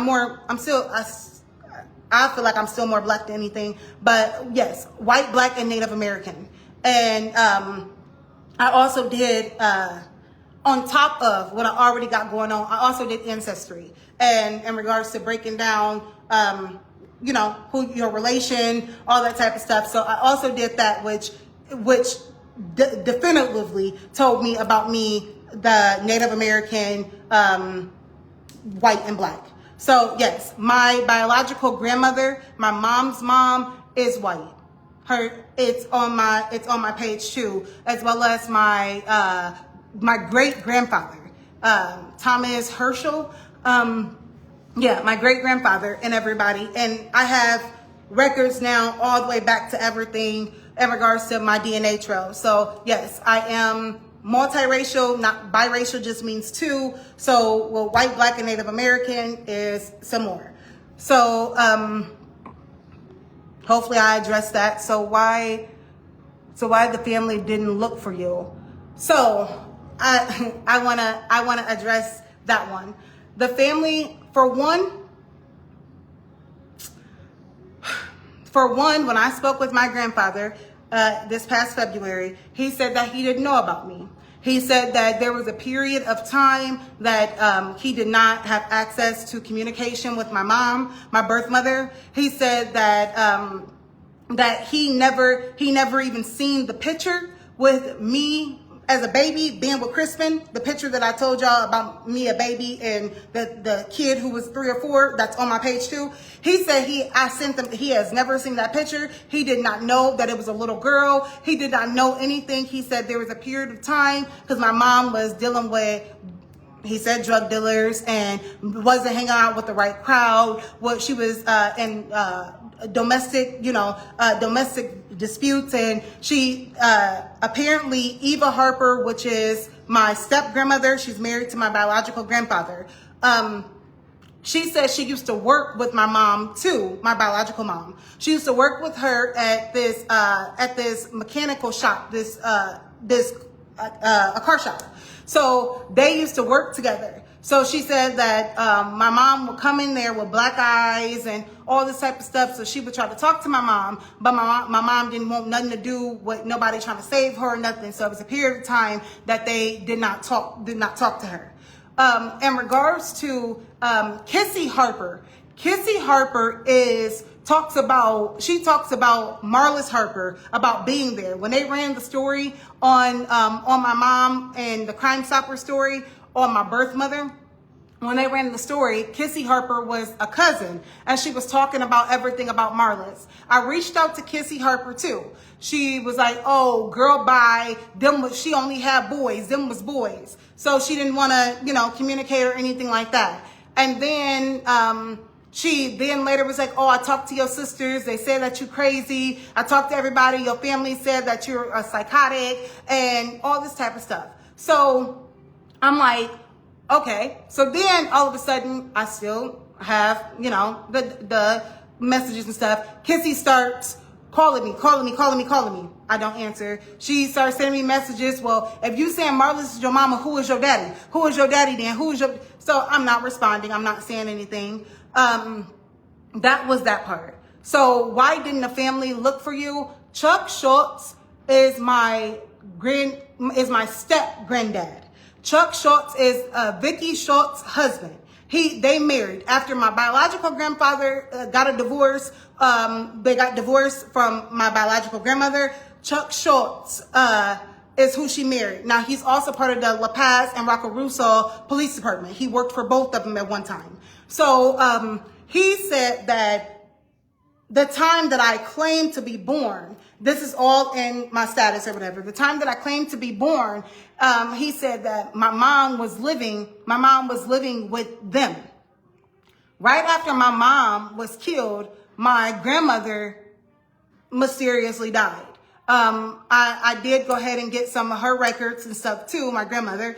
And she mysteriously died. And on their death certificates, Chuck Schultz is listed as an informant on both of their deaths, on my mom's death certificate and my grandmother's death certificate. So if everybody is getting paid off and people are, remember I told y'all it goes back to money. A lot of this stuff goes back to money. It goes back to profiting from money. There is money attached to me, and it's inheritance money attached to me, but it's attached to my birth name. I was left inheritance. So once my birth name, if you change my birth name and everything, then you have access to that inheritance money that's in my real name. So the benefit of getting me and y'all saying, hey, y'all, I'm gonna give her to y'all, but her mama dead. I'm gonna give her to y'all, but we gonna all split this money. I was a meal ticket. I was the payment, which why when I talk about on my previous live, when I say Tanika had said that they stood in line at Christ Child for their coats and all that stuff, but when it came to me, all of a sudden there was money. Yes, my mom did have a daycare. She had a home daycare. God's Light of Life was her home daycare. She only had about 3 to 4 kids. Like, she babysitted some of the kids from the church. Angie's son, she kept Davion, and she kept a few kids, but it wasn't a booming daycare to where, it was. So being that I had all the shoes, all the clothes, all the chains on my neck, money came from somewhere. So when Tanika will often say, oh, you get everything. So mom worked, but she was able to make it to every single track meet I had, every basketball game, everything, because she didn't really have to work like that. Mind you, y'all, when she died, she paid for her own funeral, for all of our outfits, for her own funeral, for everything. Apparently, there was another account with money put up in that account. We didn't have to sell dinners. She didn't have health insurance. She didn't have life insurance, because this is before the Obama insurance and stuff kicked in, to where if you got a pre-existing condition, you couldn't qualify for insurance. So she already was diagnosed with stage 4 breast cancer. So she had a pre-existing condition. So she didn't have insurance. So when everything got covered with her own account, her own money, how did she have that money? But we was on government assistance, right? They wanted, anybody who know about government assistance, they want to know every bank account you have. They want to know, do you have a savings? Do you have investments? Do you have this? Do you have that? So everybody worked together. Because there's no way that woman paid for her own funeral. Beautiful casket. Her casket was rose gold. It was beautiful. We all had our shirts airbrushed and our jackets to wear for the funeral. Everybody, we went shopping. We was able to, people was bringing dishes and stuff over, but we didn't really need it. Everything was covered. Everything was covered. Yeah. So that was that. Hold on, y'all. Let me drink some water and then I'll look at the rest of it.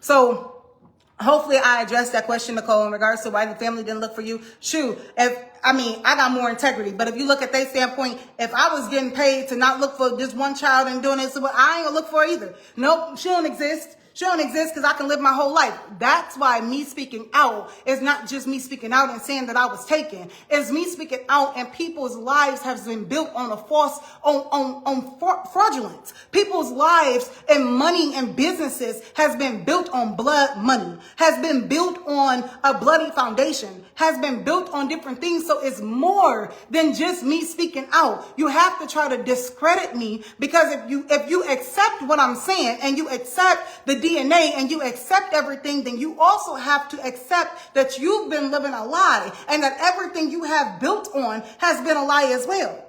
You have to accept you didn't just start that business. You have to accept, how did you get that money? So hopefully I answered that. You can make it easy. Okay, you can make it an easy fix by accessing your medical records.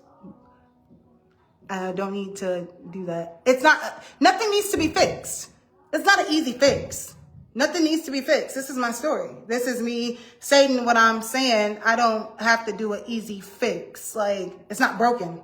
There's nothing to get fixed. I'm not asking you about a DNA test with the woman who was murdered. I'm talking about Gretchen.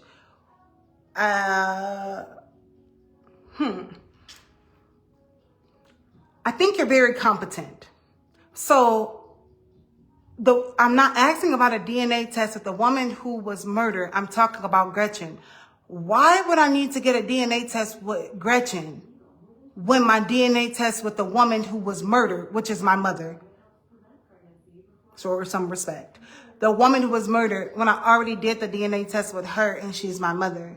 Like, Kaylee, you're very competent. Like, you're smart. Like, you can know that. Like, I don't understand. Where were you when Marlis passed away? Were you in her care? Y'all, from what I know of, I have no idea. I remember, what I remember is, it's two things to this. I remember, if I listen to, it's a song, One Sweet Day. When that song come on, my mind goes to, I remember being in this house that I don't really remember ever living in with Gretchen, well, my other mom. But I drew out the house. I was able to draw it out, a blueprint of the house. I have a memory of living in that house and jumping on a couch. It was a brown couch, so jumping on a couch, and then I remember having blood being splattered on the walls and stuff. I remember seeing blood splattered on the walls. Was I there when my mom was killed, my biological mom? I don't know. I don't know. If you look at the picture that I have when I'm with my mother, I was a toddler. So I didn't get any pictures. Now, mind you, take this back to me living with Gretchen, and I don't want to keep calling her that. So me living with the mom who raised me, me living with her. If you go back and you look at, if you listen to the story, Kente often tells me he's been in my life since I was 2. He said, your second birthday, I was there since your second birthday. So Kente has been around since I was 2. Nobody was able to tell me what I was like when I was crawling, when I was a baby, when I was this. So if they did have me from when I was 2, did they take me from my mom? Remember I said my granddad told me that my mom didn't make the best decisions and she wasn't with the right group of people and everything like that. Like, so it is a lot that goes into that. This is the stuff that some of the details that I'm telling y'all, even I have to wait for a lot of the details, for the integrity of the investigation and, for it not to be compromised and stuff. So some of the questions y'all want to know, I want to know too. Like, I want to know exactly a lot of things, written in stone, in details, but a lot of stuff I have to wait for due time. I have to wait for it so it would not compromise the investigation. It would not, because this is bigger than me. This is not just a story about me and me speaking out. Like, this goes back to, it's a community of pretenders. This is a statewide issue. This is bigger than, this is this is RICO, the RICO crimes and stuff. Like, this is very well organized. Because how do you have a real but fraudulent birth certificate? Like, this is with the Indiana seal on it. Like, I don't know, y'all. Like, this goes back into that. So I hope I answered that. Okay, I did that one.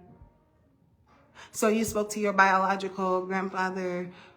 What did he say happened to you? Was he looking for you, or was...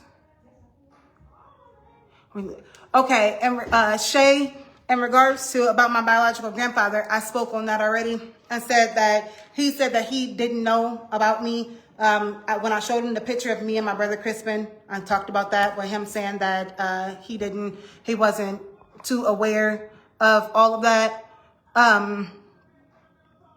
Yeah, I spoke on that about what he said. I'm hoping I'm answering these questions. And she was with her real mom. Okay, you can't even prove you aren't Gretchen's daughter, and you have access to the information if you want it.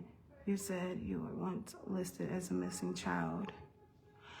So I did not, KK, I did not say that I was once listed as a missing child. To me, listed as a missing child means that your name was on a list and an official report was done, and that you were like milk cartoned type thing. You know, to me, that's what listed as a missing child. No, I said when if you're referring to the statement that I made about, having a dress like a little boy at one point in time when I was younger, before kindergarten and stuff, that I said, because now, with me being older, I'm able to realize it's more than likely because I was a missing child somewhere, a missing little girl somewhere, and you waited till my features changed and things like that. But I didn't directly say I was a missing child.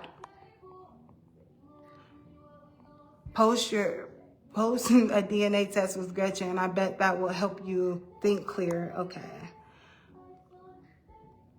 Well, you should be able to see your original birth certificate from the hospital. Okay. The birth certificate that I have, it says I was born to Gretchen Ellis and Dee Griffin on the 4th of July at Memorial Hospital at 2:13 in the morning. So that's what I have.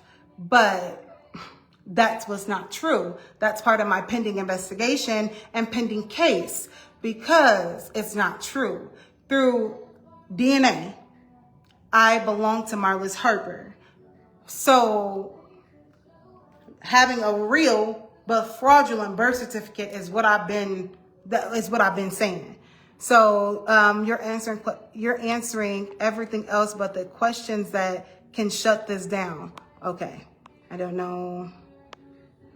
Kaylee, she really can't, but she said she got proof. She's the other woman's child. This makes no sense at all.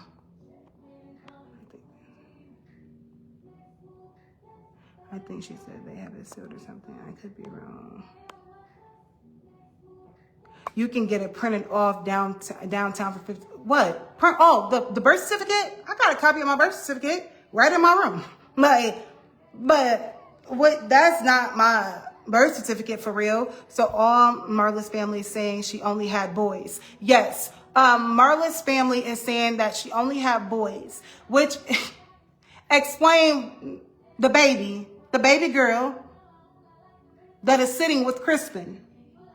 Which is why I reached out to Crispin, because I thought maybe this was my next window of opportunity before I had to go and do the DNA and all that type of stuff. So that's why I reached out to him, because you got a picture of me and you. So, and it's evident that she's a little girl. I'm wearing a little hat. My eyes are still the same eyes, mostly black, a little bit of white, like the white, like all of that. I'm still the same baby. Like all of it is the same. So, yeah.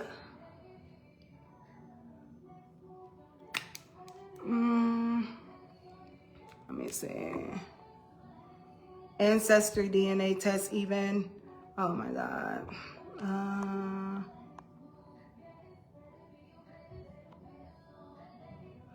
She says she went there too, but I guess she won't tell us any details from that. Get a DNA test so you don't have to worry about a last name.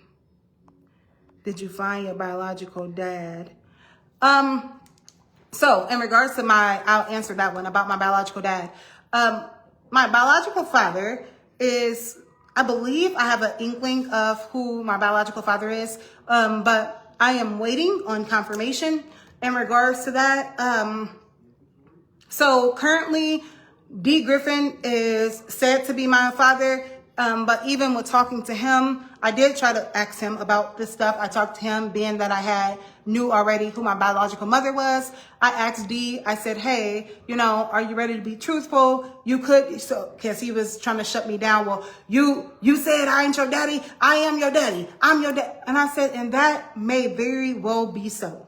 You may be my father. So if you are my father, then let's talk about this, because now I already know who my mother is. So let's talk about this in regards to you being my father. So he's like, we can go take DNA. I am your dad. And I said, okay, I could believe you. But can you then tell me, when I already got the proof of who my mother is, can you then tell me the story of how I got with Gretchen, my mom who raised me? How did I get with her? Like, can you? And so he's like, oh no, I'm not about to talk. No, you don't understand. I ain't about to talk to you about none of that. None of that. So he shut that down. So yeah, that's what I'm working on. I am no longer reaching out to no family, asking nobody to help with nothing in regards to DNA, anything like that with no family, because honestly, whoever my daddy is, I ain't needed you this far. So it's like, I don't need you now. I know my truth now. I know who my mama is. I know the story behind me now. At this point, whether my daddy is D or a man named Joe, it ain't gonna change how I feel about anything. Like, it is what it is, because silence is still betrayal. Even if D is my father, you still couldn't be honest with me about who my mother really was. You couldn't be honest with me about where I really came from. You couldn't be honest with me about what you really know.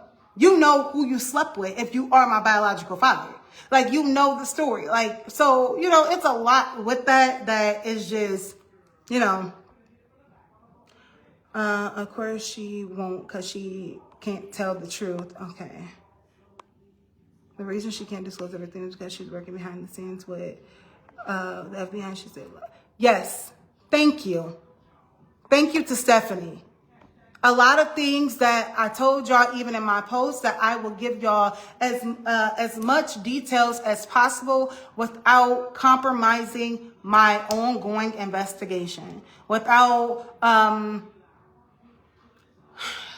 they call it the integrity of the investigation, without, so even when I told y'all I've been dropping names and stuff, but even when I talk about the police department, I got the badge numbers. I got all of that type of stuff. I'm not dropping none of that. I'm not dropping none of that stuff, because that's still part of what's going on. So, do I have all of that? Do I know who I spoke to? Do I know who? Yes, I know all of that stuff. So some things will not be disclosed. If you are invested and you want to know, eventually, what goes on in the dark comes to the light, y'all. Like, eventually this stuff will be public information. Like, this will be on display. Like, this will be there. Like, everything will be posted. Everything will be boom. Like, so being called crazy now and all that, even Jesus, y'all, I'm not classifying, I'm not saying that I'm like Jesus or nothing like that, but even Jesus knew when to show that he can perform miracles and when not to. Jesus even said that he don't pretty much, I ain't got to prove myself to nobody. When he went back to his hometown, those are the ones who didn't even believe that he was the Son of God. Those are the people who went against him the most and pretty much saying to him, I'm paraphrasing, oh, if you say you're the Son of God, if you say you are who you are, then show us this. Call your father now. Do this, do that. Did he? Jesus so if we're going to go there and let's go biblical, Kaylee, you grew up in the church, your parents are pastors, right? So so if he didn't prove himself, the Bible is just biblical instructions before you leave earth. So if we're going to talk about the stories and the parables and things like that and bring God into it and keep it 100 about that, I don't got to prove nothing to nobody. So me talking and me having even this conversation with y'all is a real conversation. This is me explaining what I want to explain. This is me telling my story. This is not me telling my side of the story. This is not me defending myself or defending or speaking ill on nobody's name. I keep saying that. This is me bringing awareness. So we're talking about everything but the matters. If your sisters aren't your sisters and Gretchen is your mother, and oh my God. My husband was one of them kids she watched. Okay, Ashley. Okay. Because it's not true. I'm telling y'all, I grew up with her and sisters. Literally, this is made up. Okay, Deja, you are entitled to your opinion. That's what I say. Hey, I grew up with them too. I grew up with them. I wouldn't have believed this if it wouldn't have happened to me. So I would have thought this was made up too if it didn't happen to me. Like, before I even contacted the FBI, y'all, I waited for a year. I knew this stuff in October. I knew this stuff in October of 2022. I did not say anything even on Facebook until March of 2023. And then I still held it down a little bit before I really, really dove in and did what I needed to do and everything. Like, it's not about knowing people. It's not about, I grew up with them. I grew up with this, like, and for real, y'all, like I talk about even with Tanika and Kente and all that stuff. If Kente was our brother and he was in a house with us, he lived with us. We had to wear like different stuff because Kente was around. The sisters had to make sure that they dressed and presentable because Kente lived there. So us even growing up with Kente being our brother, Kente originally liked Latika first. He wanted to date Latika, but Latika she didn't like him. So Kente ended up going with Tanika. Now, at the time, Tanika was going with this guy named Arthur. I believe Arthur is one of my Facebook friends too, Arthur Chapman. So Tanika was going with Arthur. I used to be with them sometimes. Tanika had a friend named Tabitha. It was Sharika, Tanika, Tisha, and Tasha. And then they had a friend named Tabitha. Tabitha lived in Western Manor at the time. I used to go with Tanika and be with Tabitha. She had Tabitha and Essie. Essie had a daughter, and she had named her daughter Deshana too. So, I used to be with them and stuff when I was smaller, because I remember being in, this is crazy, y'all, because I remember being in Western Manor in Tabitha's baby's crib. She had a baby too, or Essie had a baby, one of them. But this is what I'm telling y'all, like, I have no reason to lie or make this stuff up or do whatever. Like, I wouldn't for what. So, yeah. It was weird to me when Kente and Tanika even decided to get married. Like, for one, you was our brother. For two, you liked Latika at one point. Then you end up going with Tanika. Tanika and Arthur, they the ones who went to prom together. They went Washington High School prom, all this stuff. Like, so they split up for whatever reason. Kente was still around. When Tanika was dating Arthur, Kente was still around. Me, Delana Detrice, Kente had a cousin named Victoria. Cousin, not his niece. A cousin named Victoria. Victoria was more so my age, or maybe a year older than me.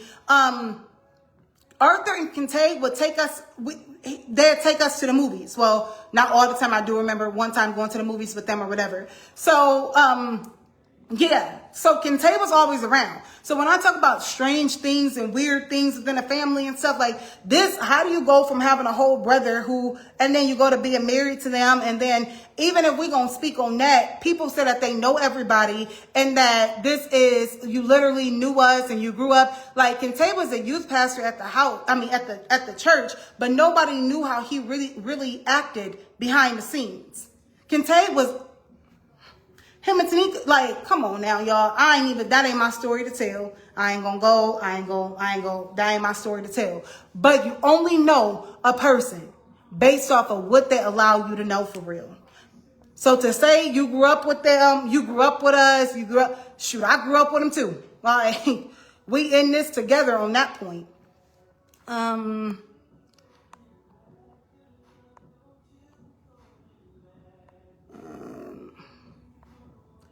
Yeah, I'm just searching through these.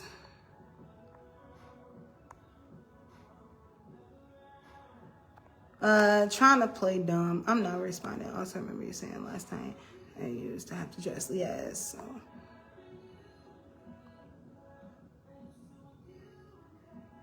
So maybe they got you from our list because she wasn't living the best life. I don't know if maybe they did that because of that, or if they did that for the money or whatever.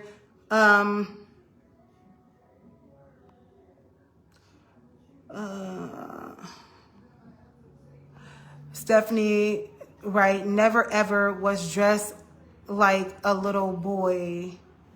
Okay.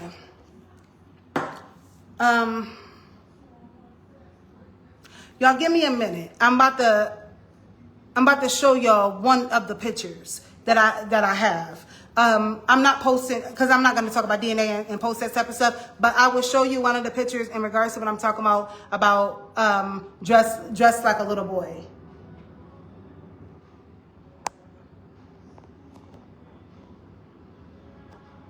Hold on, y'all.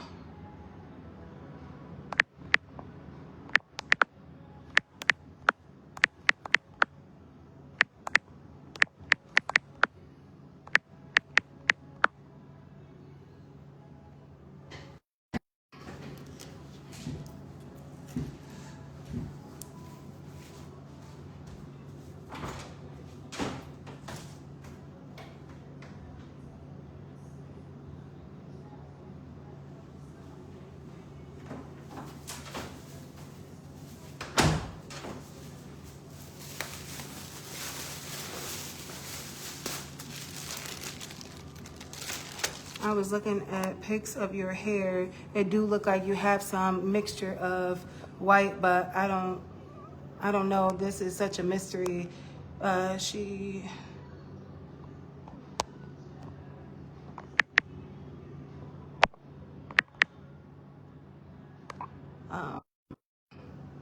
said she was like the age of 5. I thought even when before kindergarten, she said. Yeah, I might be behind on these comments. What does Anthony say? Okay, wait, who's Anthony?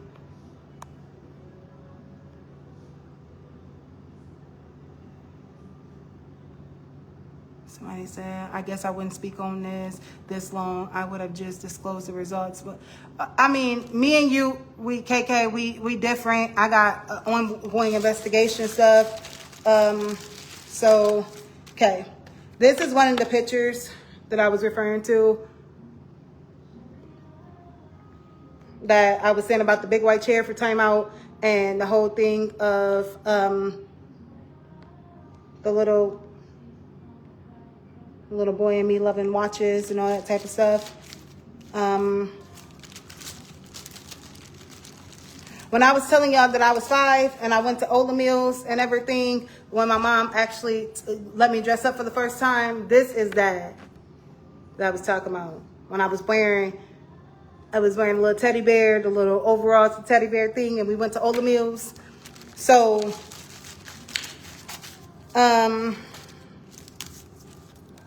these are the pictures that I was talking about, that she really did have a baby on the 4th of July. And this writing was already here on this picture. This is not my writing.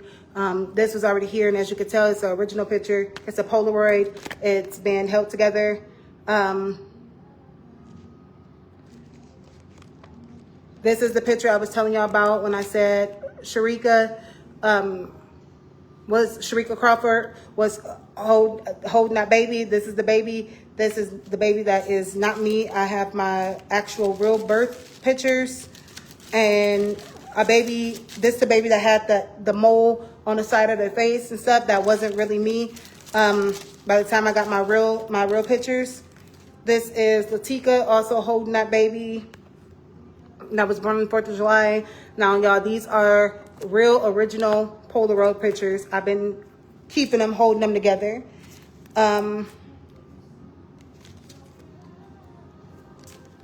That's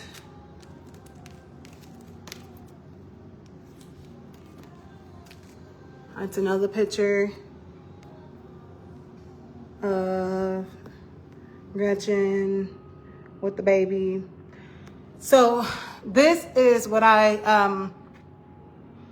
say about, I mean, you can't zoom in and see, but I do have a zoomed in picture already. I believe it's somewhere on my page. The zoomed in picture that already shows that you can kind of see the birthmark on the side of the face and stuff. Like if you zoom in, you can see, I can see because I'm looking at the real picture, but no, that is not me. This is actually my birth picture. This is the picture that I received from the hospital when I finally asked her, Mom, can you get my baby pictures for me? And she told me, I'll see if I can get them. So this is the actual hospital baby picture. So if you look, I don't really have no eyebrows for real, right? Look at this baby. Look at that baby's eyebrows. You see them eyebrows? You see, like, them eyebrows?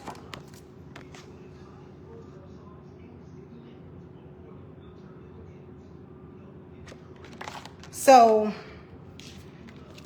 I mean, that's just picture-wise. Oh, maybe this is too, to where you can see, maybe you can see the birthmark a little bit on the side of that baby face. So, anybody who know me know I was always up underneath my mama. That's why I would never disrespect her. Hold on, y'all.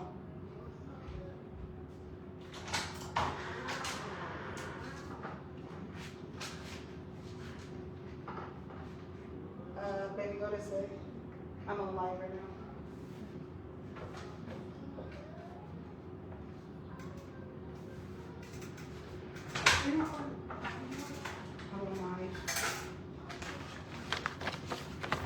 Okay.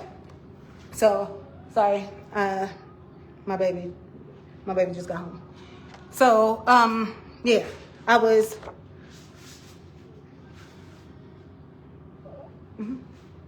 So I was always up underneath her.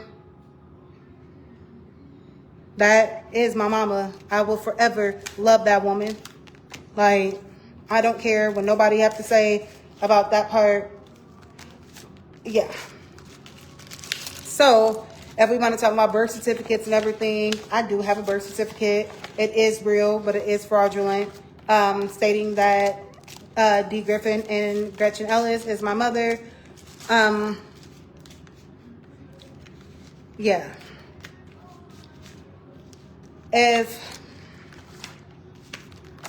Let me look and see.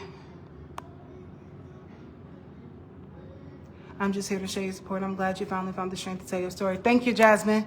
Thank you.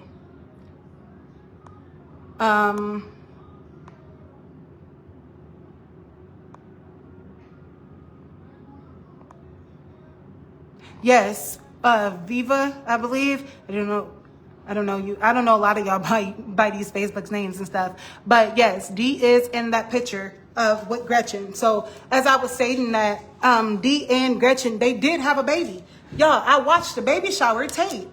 When Deborah and Dennis Gibbons, when they gave Gretchen a baby shower when she was pregnant, I watched the baby shower tape. Leland Hilliard, Danita and Melvin Henry's son was in the tape. He was a kid. He wanted to, he was sitting at the table. My mom, well, Gretchen, did like this and moved him out of the way and everything. And so she could sit down. Like, it was really a baby. I'm not contesting that. I'm not contesting anything, to be honest. But what I'm also stating is that I was not that baby.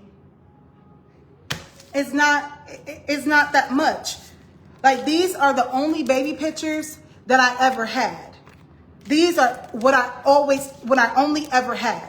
All of these pictures with Sharika, with Latika, these are only the pictures I had. Then I have messages from Tanika. Tanika told me, oh, I was there when mom had you. I was there. Tanika, you ain't never told me that story. From what I know of who was there when my mom had me, well, when Gretchen had me, was Latika and Sharika, because they was in pictures. So now, Tanika, now you claim you was there. But I was told that when she had me, you had to be the one to be at the house to keep Delana and Detrice, because it was a holiday and everything. So you have to be there while she was giving birth to me, which is why Latika ended up coming and everything. But now, and I have it in a text message, I was there when she gave birth to you.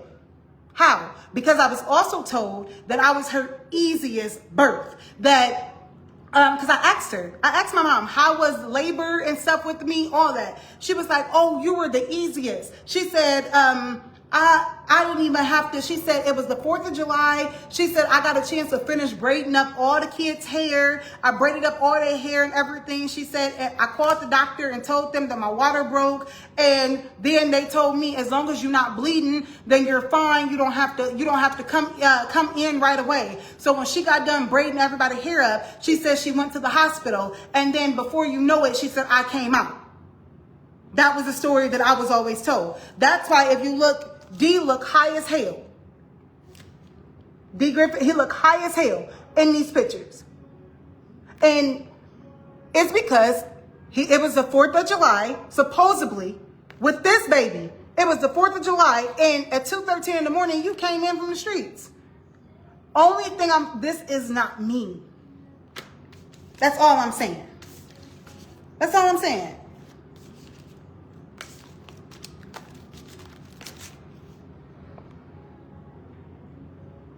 My thing is, who else would it be if it isn't her? That's what I'm saying. Where that baby at? Where is that baby? What y'all do with that baby? That's what I'm saying too, girl. Like, what did, and I said that on my previous live. What did y'all do to that baby? Where is that baby? Because if I belong to Marlis, I got pictures. If y'all go back and look at my picture with me, with my mom, the one that they did with Crime Stoppers, that kid is me. The mole on the nose is still there. Like, everything is still there. So, at a period of time, I was with my mom, which explains why Gretchen's side, the family and everything, I never had any pictures of me as a toddler. These baby pictures is the only thing I ever had. This picture. This picture. And then when I actually went to Ola Mills and Kmart and took this picture. Then, right before my mama was about to die, Gretchen, right before my mama was about to die, is when I finally got a picture, and I posted this to y'all, and even on my status when I posted the picture of the little girl, I was sitting. It looked like I was like, maybe if I added up to the age of my son, he was almost 1, and he looked just like the picture. So I looked like I was almost 1. Somebody is holding me, but it's all cut out. She completely cut the whole picture out. And it's only, I got this on my page. It's only just the head and stuff of me like this. And it looks like I got drool and stuff on my mouth. I had a fat face. And it looks like only just that picture. Like, but I didn't get that until she died. So, yeah.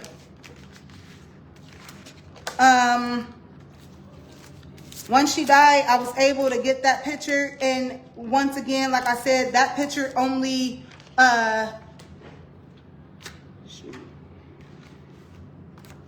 she was going out, cutting out all backgrounds and stuff for the pictures. Look, this is the picture I got too.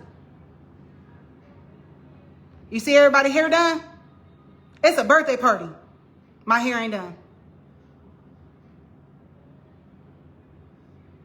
So,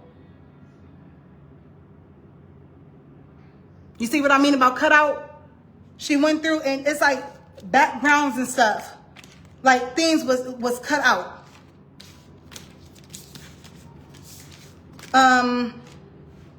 Did I drop one? I did. There's another one. All cut out.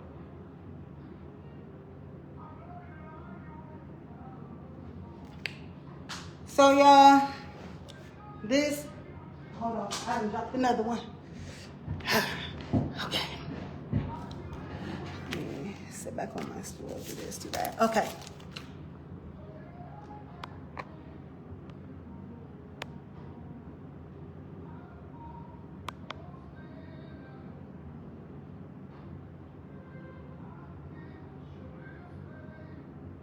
Yeah, that one more baby she talking about is Charity. This who you talking about, Deja. They had Charity. Charity Shanice Ellis. Because my mom refused to put her in Griffin. Because her and Dee was going through some stuff that they didn't talk about. But there she is. Also, nobody can explain to me this, y'all. When I was younger, I had to keep going to get a whole bunch of blood work done.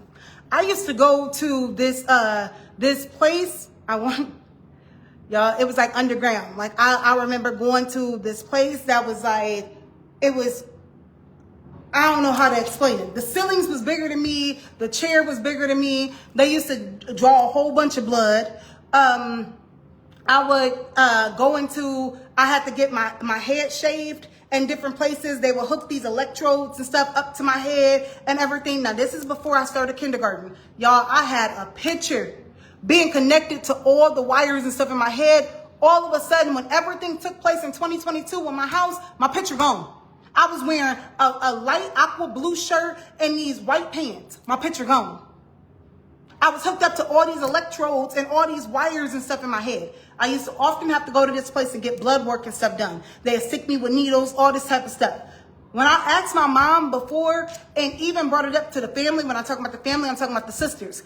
When I would ask them, they were saying, oh, you had lead poisoning. You had lead poisoning, so they had to hook you up to that stuff. You was eating the paint from the windowsill, was the story. Okay, well, why I don't ever remember nobody telling me that lead poisoning, eating paint from a windowsill, like it was just, so anyway, I had to keep going to get blood work and stuff done. There is the thing that, y'all, when I say that this is bigger, I'm messing with these pictures and stuff too. It's bigger than just what y'all see and what y'all know. If y'all would look, me and Charity are the identical same babies.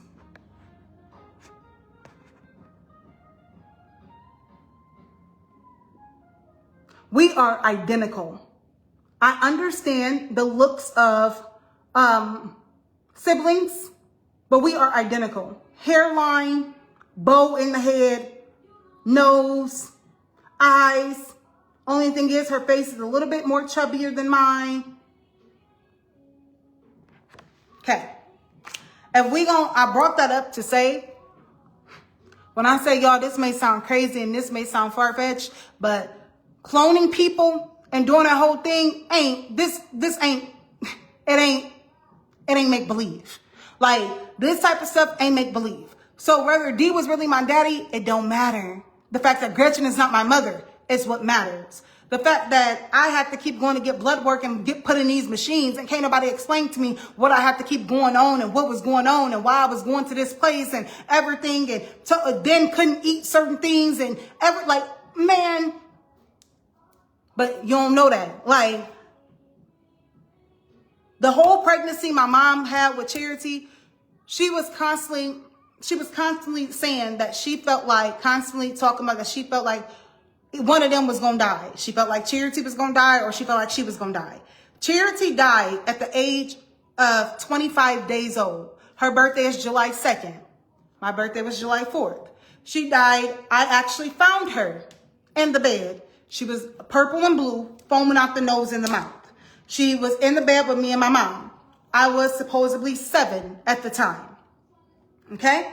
So, I was 7 at the time. Charity had ended up dying. They said it was SIDS, sudden infant death, but they would not do an autopsy. My dad was, D was adamant about them not cutting open his baby and all this type of stuff. So he would not, autopsy refused. So when we get to the hospital, this is what I mean about my mom. She did the best I feel like that she could, but it still, to me, wasn't all the way right. When we get to the hospital, when Charity is deceased and everything, I had woke my mom up when the alarm and stuff was going off when we found Charity. When I found Charity in the bed. So when we get to the hospital, Charity is already gone. She's now more palish and like grayish blue, kind of, because she's dead. So they wrapped her up, the hospital wrapped her up in a blanket and everything. So they asked for final goodbyes if we wanted to hold her. I'm like, no, I don't want to hold her. So my mom was like, I want you to hold her. You need to hold her. So I'm like, Mom, I don't want to hold her. She like, you need to hold her because I know the last memory that you have of her. And I want you to hold her so you can remember this and not remember the previous image of when I said it was SIDS, because she was foaming out. She had these big old bubbles that connected her nose and her mouth. It's like a foam. Like when you soap, the foamy soap, all of that was all over. So, she like, I want you to have this last image because she cleaned up. So she made me hold her. I say made me because I didn't want to hold her. So, Charity was so heavy because her body, it was lifeless. Like, and mind you, I was 7. So I thought being 7. So she made me hold her. I'm holding her, but she had to hold her too. So she was holding her with me, holding her while I was holding her because she was so heavy. So, yeah, that was what she had did. And then that's when Mom became even more protective of me. Like, she was even more, up to have me up under her. It was like, you my baby. So another thing is why I feel like this is about to be my direct opinion. I don't have no facts to support this part. So I believe the reason why it was such a hostile thing between why my sisters really didn't like me for real. Like, I've always said that y'all tolerated me, but I always feel like the mere presence of why my presence bothered them and they really didn't like me for real was because I came into y'all life and y'all felt like I took y'all mom too. Y'all felt like I'm not even really one of y'all, but you also soak up everything it is with my mom. I was my mom's baby. When she died, her last time at the hospital, when she took the ambulance ride home to Harbor Homes before she passed away, because she came home on a Friday and she ended up dying on a Sunday. When she came home, they said one person can ride in the ambulance with you. Who do you choose? She looked around the room and she said, y'all, please don't be mad at me, but I'm going to choose my baby. My baby coming with me. So Tanika like, Mom. And so she'll say, my baby. So I rode on the back of the ambulance with her back to Harbor Homes, back to home. And then I was holding her hand when she took her last breath and called the time and all that stuff when she actually died June 7th of 2009 on a Sunday at 10:06 in the morning. So, yeah. I think that. And then another thing why I'm saying this, y'all, is because when we was younger, I'm going to be real with y'all, I was very angry as a child. I would do things. My mom had to get rid of I couldn't play the fighting video games. I used to love Tomb Raider and all that stuff. I couldn't, with Laura Croft with the braid, I couldn't play none of that stuff. She made us give all of our fighting games and stuff to our cousin named Calvin Crawford, which is Sharika. Sharika was in that picture, which is Sharika's brother. So she made us give all of our fighting games to him because I started doing the moves and stuff on my sisters. Like, y'all would hurt me with emotionally and hurt me with your words and stuff. I started hurting y'all with, I was super strong, everything. I started doing what I need to do to them. So, there was a period of time that, Treese had told me, Treese had ended up, Treese had said she had pictured me that entire day. Like, she was saying stuff to me and picking with me, and she's like, that's why you not really one of us. That's why you not one of us for real. She's like, yo, people white. You come from white people. You got dropped off here. You're not even one of us for real. You got dropped off here. So I'm like, what? So she's like, and your hair ain't real. Your hair ain't real. That's why your hair not like us either. Your hair ain't even real. So, you know, you thinking kids just gonna say mean stuff. Like, I was at least, I'm gonna say 6, about to start kindergarten because we lived at 1807 South Scott. I started kindergarten at Hay School, on Scott Street. So I'm trying to run everything by the times that I started school, the places that we lived and all that stuff. So I'm hurt by that. I'm not even, she's like, you don't notice that you not like us. You don't look like us. Your people white. So I'm crying. So I'm crying. I'm telling her to stop saying that. And I'm getting really, really angry. So I told her to sleep with one eye open. So, my mom this is Scott Street. My mom had a glue gun, a hot glue gun, the kind that you can stick the glue stick through. It was black with the orange handle, like the orange trigger thing, and then the little silver thing. So you had to plug it in. It was a hot glue gun. So she had a hot glue gun. That night I plugged in the hot glue gun. I stuck the stick in the glue gun and I waited for it to heat up and everything.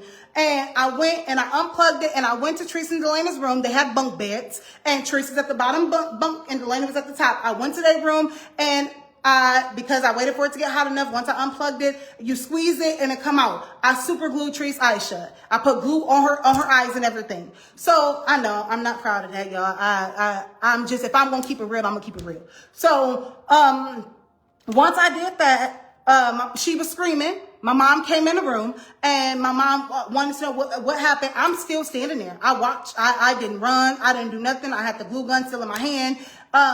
So she like, give me that. So she took it from me. So she told me to go back to her room. And so she like, go to my room. And so I'm like, okay, well, let me tell you.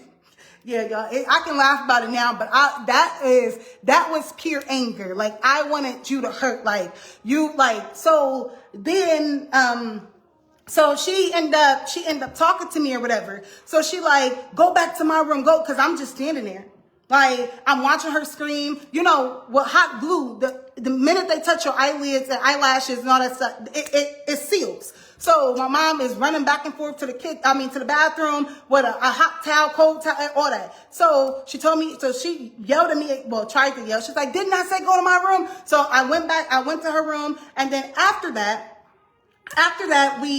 she ended up, talking to me. And so, she told Teresa to keep the towel on her face and stuff. So she ended up talking to me and she like, what made you do that? Why did you do that? So I explained to her the stuff that Teresa told me. She told me, Mom, that I wasn't one of them, that you not my mom for real, that I was dropped off here, my people white. That's why I really look like I'm white. Like, cause I'm the lightest one out the family.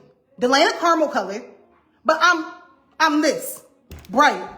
And this is summertime dark. Y'all see my little tan and stuff on my arms and stuff? Like, this is my summertime dark color. The wintertime, I'm the color of this shirt. Like, so, so she like, okay, well, so I'm telling her, I'm like, Mom, this is the stuff that she was saying to me, that I'm not really one of them. That's why this and that. And I was dropped off here. She was like, what? And so she looked and then she went to Teresa's room and she she started yelling. Well, my mom couldn't really yell that good, but she was yelling in the tone of her yelling voice. She told her, don't you ever say nothing like that. I bet not ever hear you say anything like that, or I'm going to whoop you myself. Because we used to get whoopings with switches. She got the switch. We would have to even go pick our own switches, and she would sit in the kitchen, peel the switch and everything, and we got whoopings with switches. So until it got to me.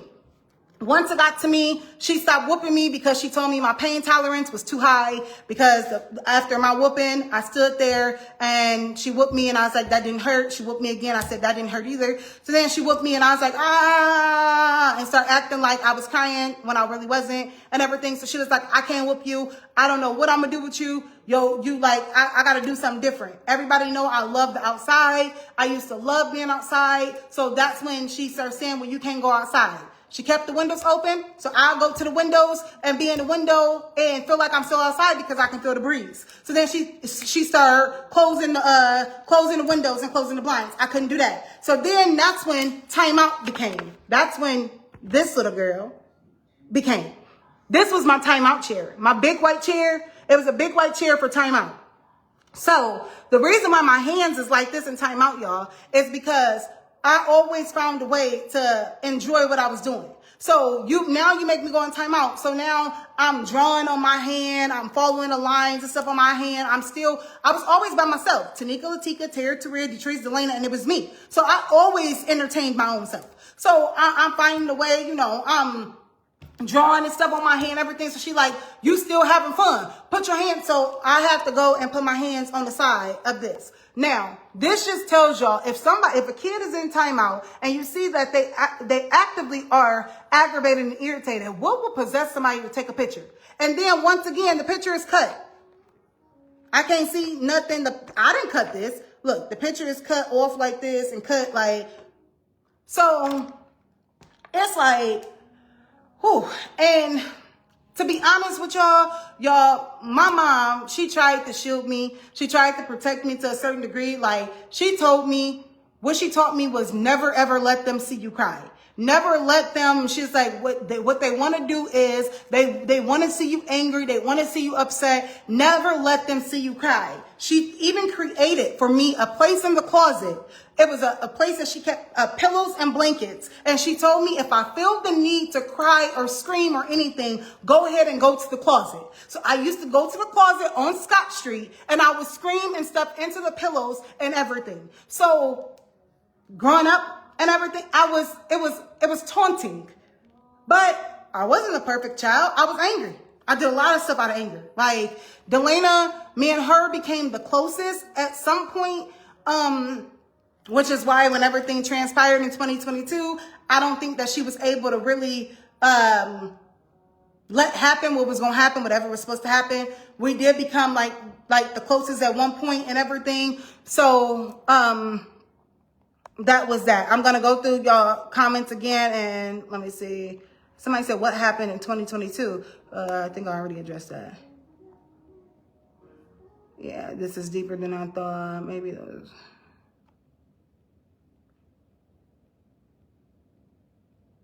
Maybe those other baby pictures they say are really charity. Stephanie, that could be, because I don't know who wrote these, who wrote 7492, who did this on here and everything, and who did, I don't know. But this ain't my writing, and this is original writing, and these are Polaroids. like, but yeah, I didn't get this picture until I was actually in high school. And honestly, when everything is printed off, the JPEG thing, I don't know if that means JPEG, it say 2005. I don't know if that's when the ink or whatever come out or do, but it say 2005. I don't know how that, but at the back of here, 2005. This is the real baby picture. She had everybody else's baby picture. This is what I'm talking about 1978. Tanika and Latika was born in 1978. And this was that baby picture that she had. Everybody's baby picture on the table except for mine. Mine was the only one that wasn't on the table. So a blood transfusion for DNA. I don't know what they was doing. I'm sorry you had to experience that with your baby sister. Yeah, I'm sorry too, y'all. Oh, girl, tell them the story about the beach. Y'all gonna have to go to my other live for that. But they tried to drown me. Like, I was pushed off Latika's back and stuff at the beach. They all swam away. They said that they was playing Baywatch. They had me, come out there. And the only way that they came back to swim back was, I had jumped on top of Tree's head, held on to her hair. My legs and stuff was going, on her head, and I was holding on for dear life, and I wouldn't let go. So we didn't talk, they swam back for her. We didn't talk the whole time, the whole ride home or nothing. My mom, I ended up telling her what happened. She was like, I'm so sorry.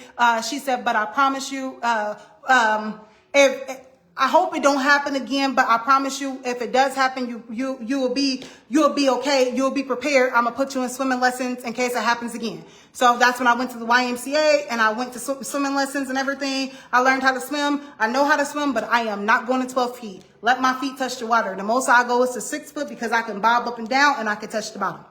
So that is,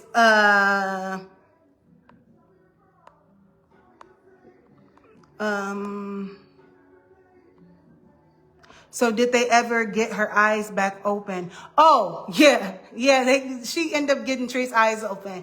She, I don't know. You know how they say gum, if you got gum in your hair, gum on a pillow or something like that, how you can code and make it hard and like you can scrape it or whatever. I think that's what she did, but I also didn't stick around for, for all of that. I was kind of told to go in her room and wait for her. Yeah, so that was that. Oh, the man in the alley. Okay.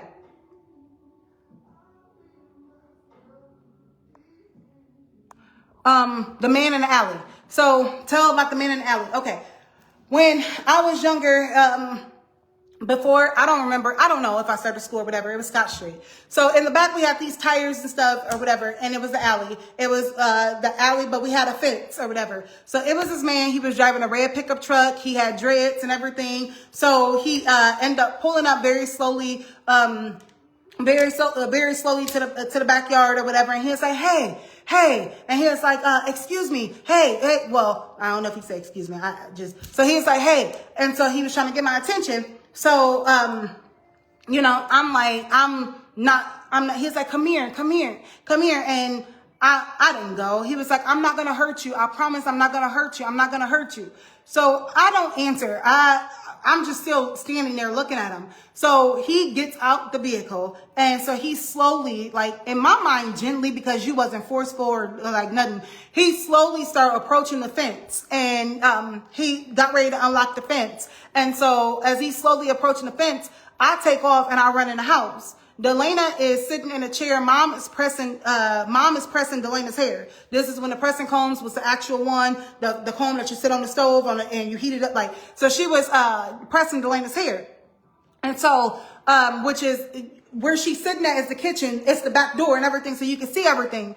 So, as she pressing her hair, I take off running. I'm like, Mom, a man is trying to get me. And she like, what? And so she was like, y'all get down. Come on. And so she went through the house. And so she hurried up and started closing all the blinds, shutting off the lights, everything. And so she was like, get down.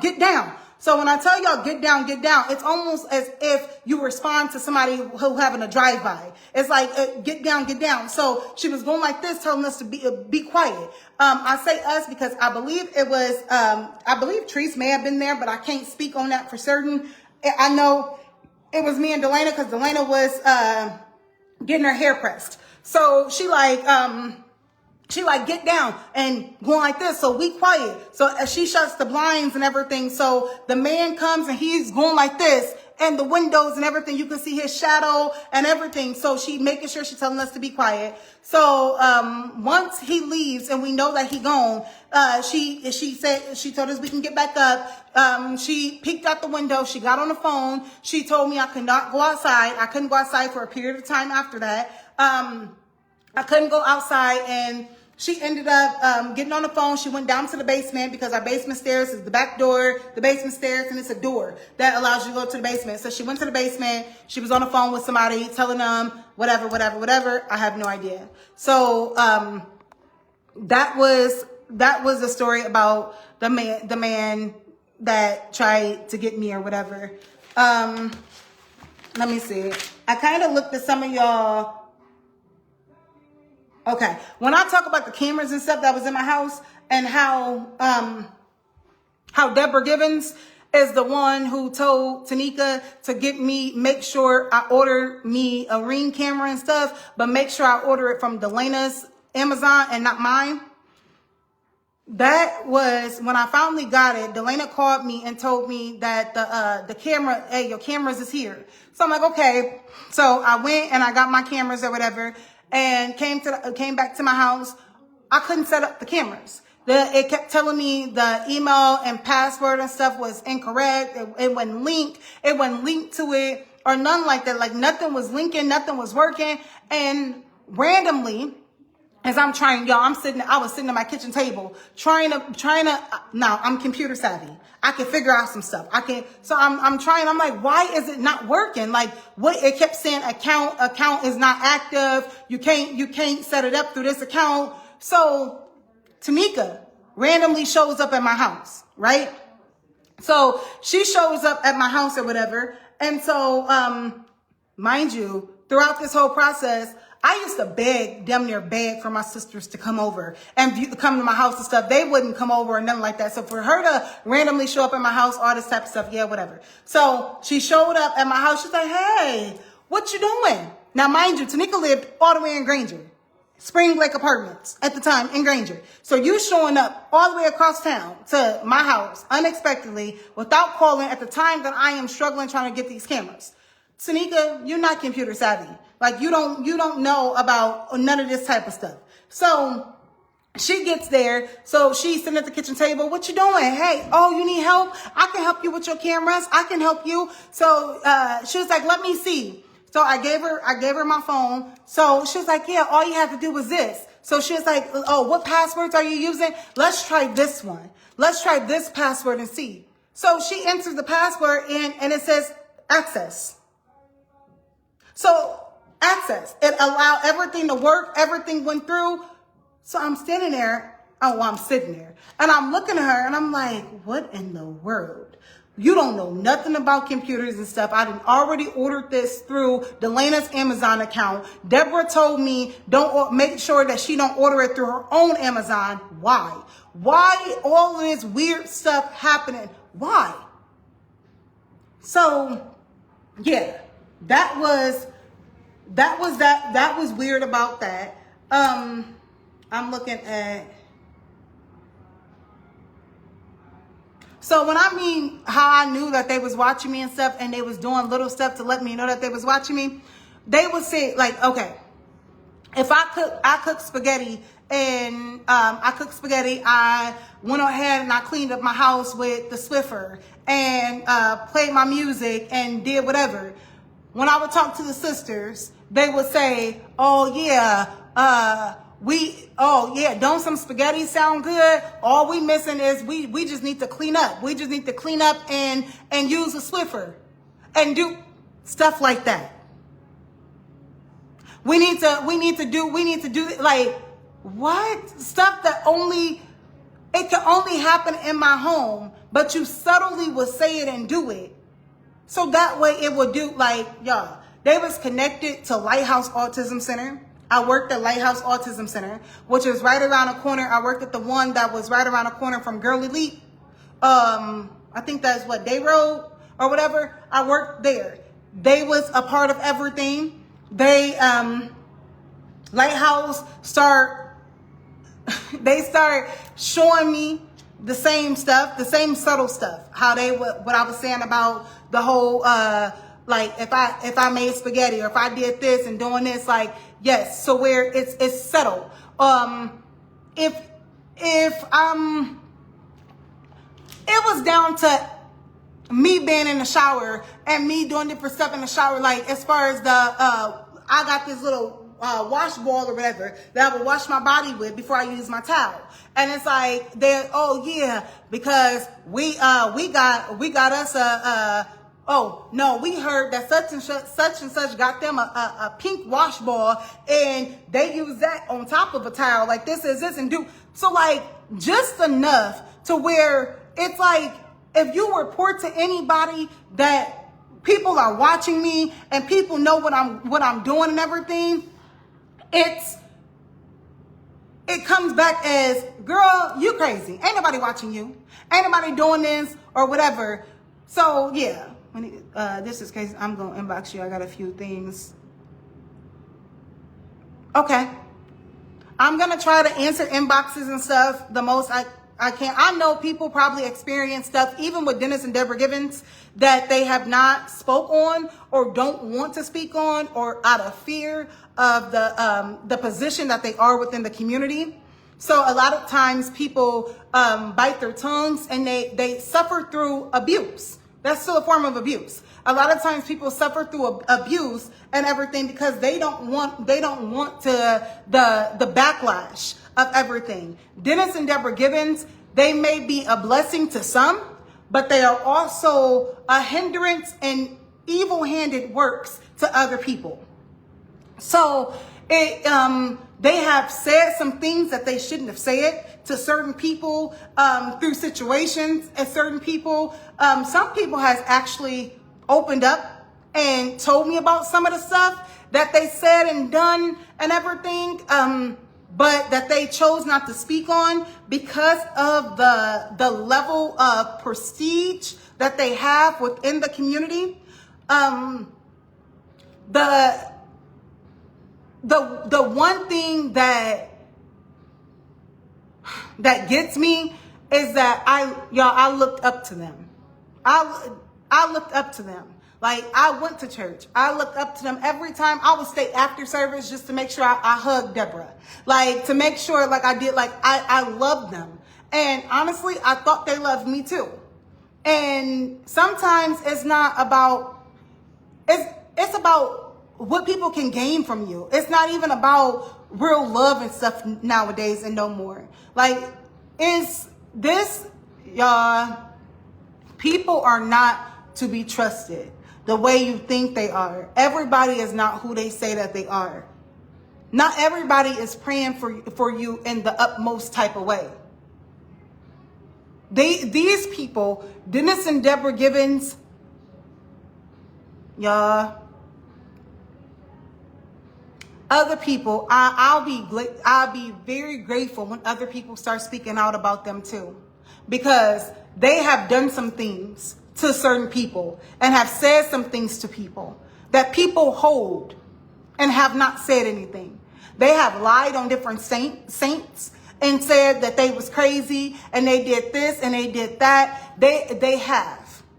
But certain people don't want to say anything about it. There was some issue that happened before about the kid with the daycare, that they lost the child with the daycare or something like that before. I don't know. I didn't get into that at one point. But people need to know about what they have done.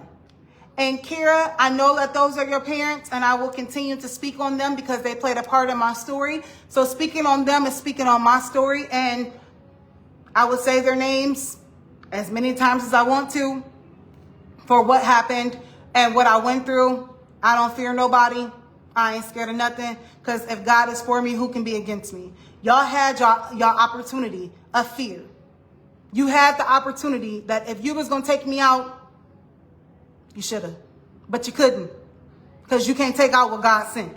So, it's to the point now where, I mean, being called a liar, being called psychotic, being called all this stuff, they left Amber, there. Yes. Something about, yes, Monique, something, something about a child or something that was and when she tried to speak out about it or something, I remember people shutting her down or telling her, pretty much trying to downplay or deflect on the situation, trying to act like trying to act like nothing. Oh, they didn't do nothing, and it was on her, and this is this. They can't do no wrong. You can't, like, it was. What am I, Kara? What I'm talking about? Minnie Tolliver. Monique. I think Monique. Right. She just said it was about Amber. Amber used to go. Yes, Amber also went to Washington. So Amber Rosemary. Yes. They left something with her baby or something. And when she started speaking out about it and talking about how she felt and all this stuff, they start bashing her, saying stuff, saying pretty much that it was almost her fault. Like, I didn't really get into everything, but the sisters, I remember my sisters, oh, we arrived for Pastor Deborah. We arrived. Well, we. So it was like, okay, like, what happened? Yeah, we arrived for her. Like, I was like, okay, but now I understand. So, I mean, for anybody to believe this is crazy and to speak on Pastor and Apostle Gibbons is crazy. Deja, it is. It is crazy work, man. It's unbelievable. If somebody would have told me this stuff and I hadn't experienced it for myself, I wouldn't believe it either. But people have told me personally about different things that Dennis and Deborah Gibbons has said and done at certain times. I'm not here to tell nobody's story. I'm not here. But I said, what? That? So sometimes you have to be the one to speak out and create a platform when people hold a certain position.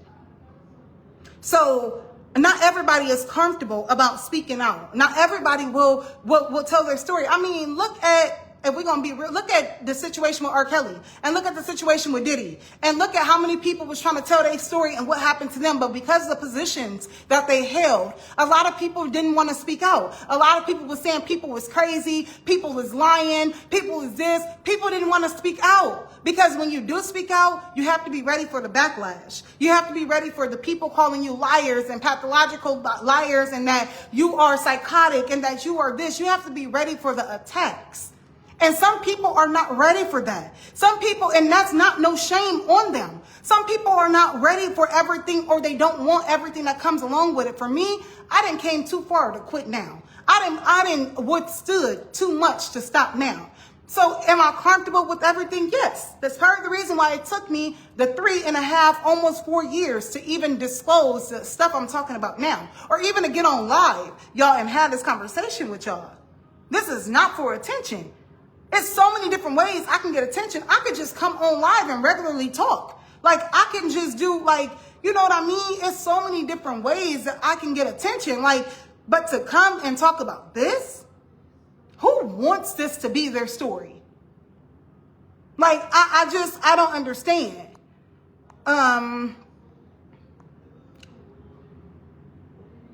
It was Minnie Tolliver. She said it was on the news, then it mysteriously just disappeared and stopped coming to the church as a whole. They went to Chuck E. Cheese and left her baby. He was running down Mayflower alone. Thank you. It was something major that the child that was left. Like I said, it was something about they left the baby and went on a field trip somewhere and left the baby. He was running down Mayflower alone. Thank you for telling me this whole thing. I greatly appreciate it. Because I knew it was something like that. Pull up the receipts, then go. It was on the news. But then it's not no more. So I don't know what more receipts do you need. But I remember seeing it.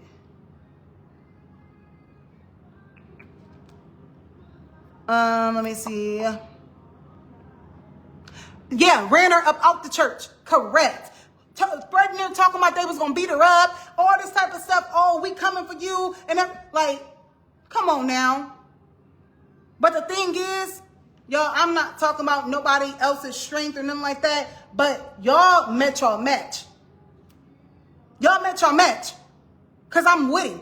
When I say I'm with it, that ain't, oh, we about to get there, we about to go. No, ain't no fear in me. Ain't no hoe in me if we going to be direct. Ain't no fear in me. When I know what I know, and when I know about God and how I stand with God and how he stand with me, we ready for it all. Because remember, you're not going against me. I may look like just one person, but I got an army with me. Which, Dennis and Deborah Givens, y'all should know that. Deborah is tapped in to the spiritual realm. She is really a prophet, for real. Now, did she decide to use her prophetic gifts for evil works? Maybe. Oh, let's not forget this part, y'all. I didn't even know about black magic. I didn't know about black magic and about witchcraft and black magic and about all this stuff. I never knew about all that type of stuff, right? So all I knew was the church. They kept me in church. I knew the Christians. I knew, like, Tanika brought up to me and was like, hey, do you think it's magic? Do you think magic has been done on you? Do you think it's black magic? Black magic? What? Do I think that, like, what is that? Like, so it had me looking at everything different, doing everything. Like, I'm like, what is black magic? So you can be like a high priestess, which is like, to the church, prophet and everything like that. You could be a high priestess and stuff, but it's upright and it's one in reverse. So in reverse is you made it to the level of being a high priestess. However, you chose to be evil with your gifts because gifts are without repentance. So you choose when you're going to operate and use them and how you're going to use them. So I'm never discrediting the fact that she is tapped in spiritually. But what you choose to use your gifts for, you got to answer to God for that.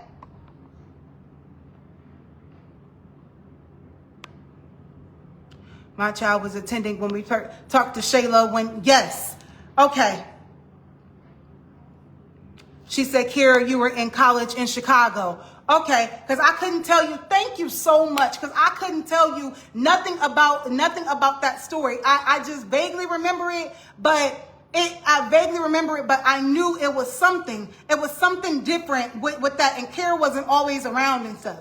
And Kira and Kaylee, I wouldn't expect them to say anything less. That's why I'm not mad at y'all. I'm not mad at nobody, to be honest. But I ain't angry at y'all for trying to defend y'all parents. I ain't mad at y'all for standing 10 toes behind yours. In regards to your parents, in regards to, oh, they this and they that, because at the end of the day, that's still your mama and your daddy.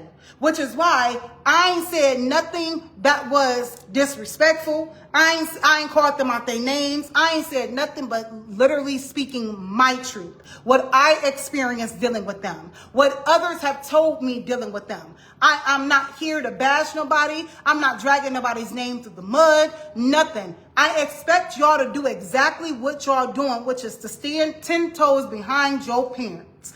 Anybody, whether my nieces or nephews, because I still call them my nieces or nephews, whether they get on here and want to defend the situation of their parents or whatever, everybody is entitled to stand 10 toes behind who they want to. But that does not shake what I have to say.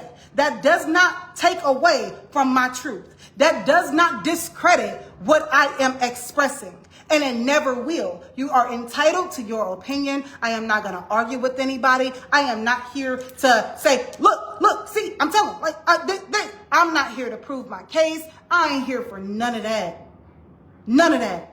But I will be truthful. And I will say what happened. I will say what a lot of people won't say.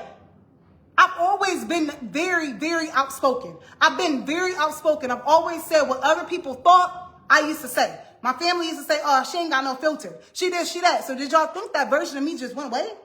Did you think that version of me just disappeared?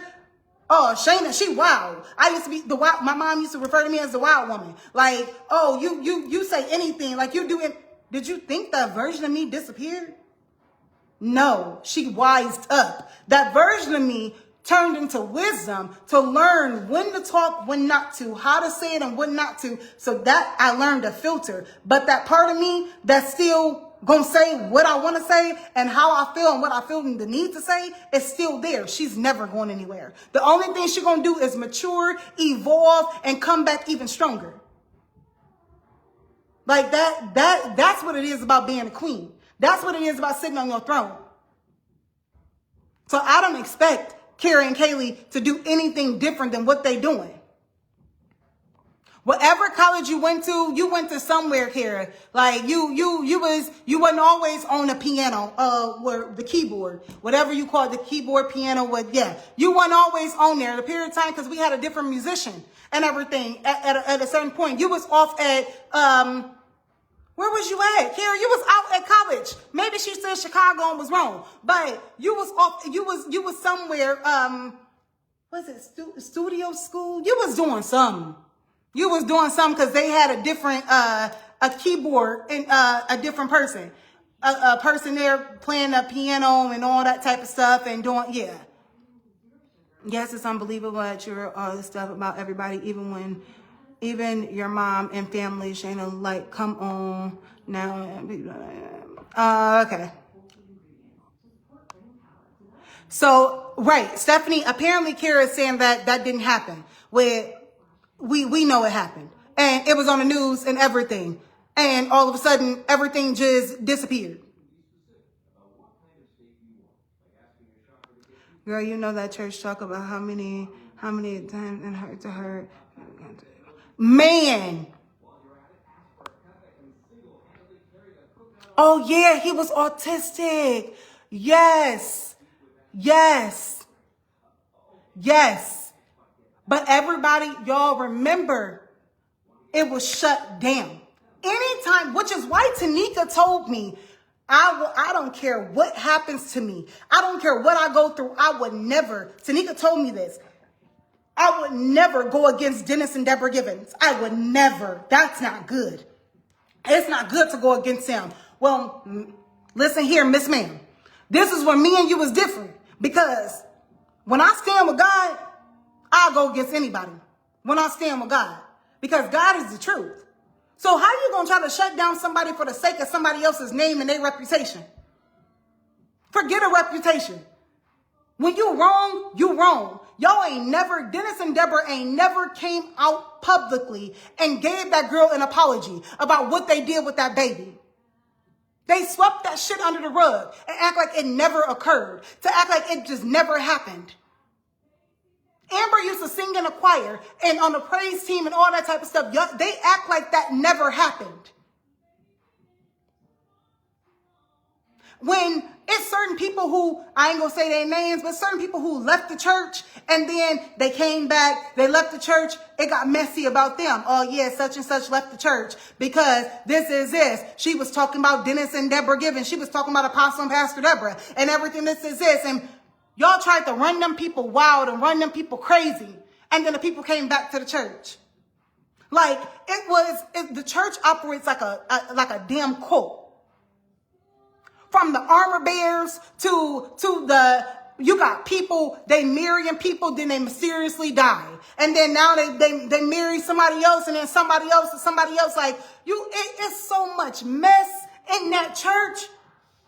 Which is why God don't bless no mess. Y'all, how you got all them acres of land for 30-some years? Well, they ain't say 50, they ain't say there for all them years. But enough years. You got all that land and you still can't build. How many building funds did you raise? How many declarations with the different color envelopes did you raise to build a school and build this and build that on the land? And all you got is a little rinky-dink fence and a plastic playground.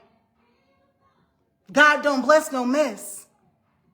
God ain't about to let y'all open up y'all doors to more people and more souls to eat them from the inside out. You got to get it right with God before your blessings really do pour in. Like, man.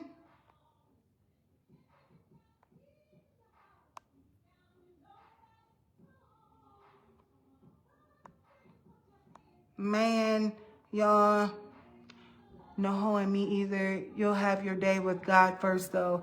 I advise you to speak with facts. Okay. Okay. Because straight up lying is insane. Okay. So I just made that story up too. I made the story up about Amber and her son and all that stuff too. I made that up too. Even though we knew about it, but then it was shut down. Apparently, I made that up too.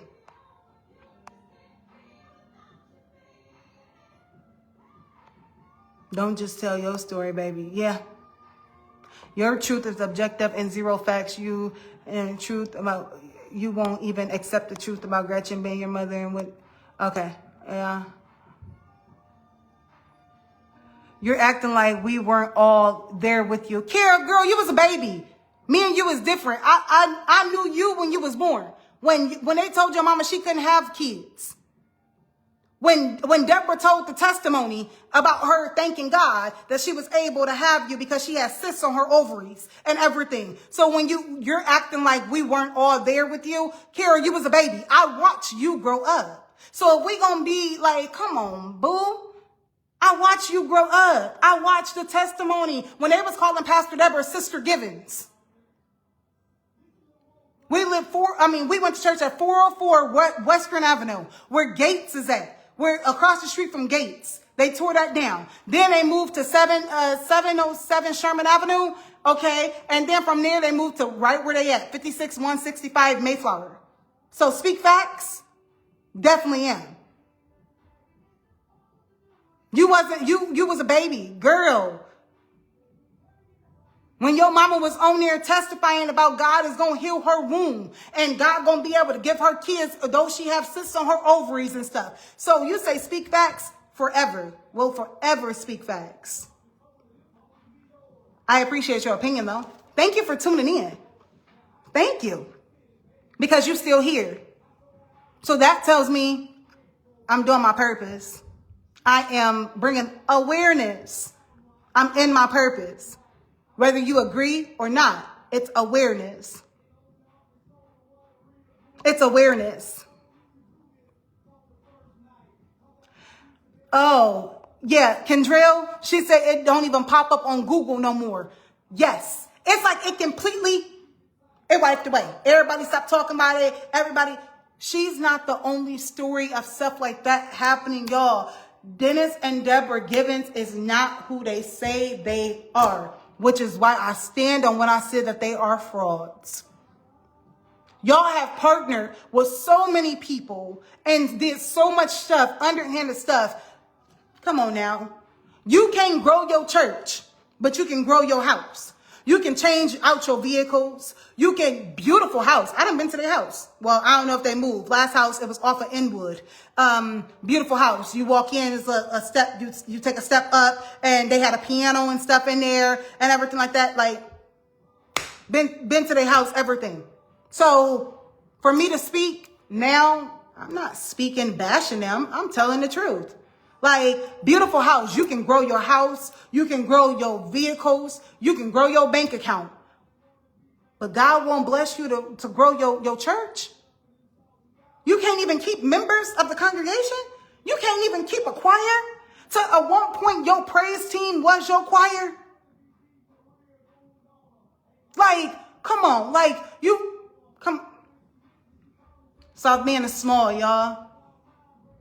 South Bend is small. Everybody connected to everybody. Like, whew. Even in regards to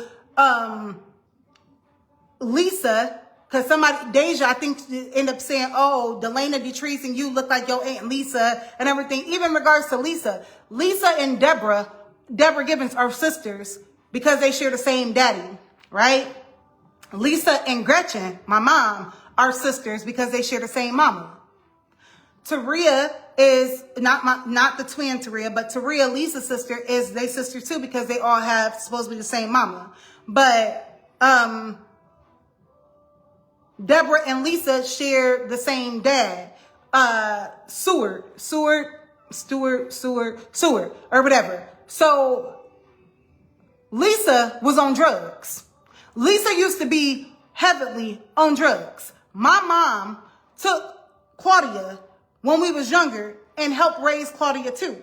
And at one point, me and Claudia used to dress alike. Like we had like Lil Bruce, which is Toya and Bruce's son, we used to call him BJ. He used to be like, it's two Claudias, because me and Claudia used to dress like all the time and everything. So I only say all this to say how everything is still connected. People wouldn't know, if you didn't know her past, you wouldn't know that she was strung out on drugs and stuff, and that the whole thing of, man, all of them know my birth mama. Let's just leave it like that. They know my birth mama. I wasn't given to strangers. Let's put it like that. They didn't take me and gave me to strangers. Like, no. Everybody was connected. Everybody knew a part to play in it. And what better way to give me up than to give me to somebody with already 6 kids? She already got 6 girls. So let me give her to her, because we know she gonna take care of her. My mama was a good-hearted woman. But you know what the crazy thing is? Tanika, Latika, Tara, Taria, Detrice, and Delana don't have the story of Gretchen being into church and being a God-fearing woman until I was born. That's when the church started.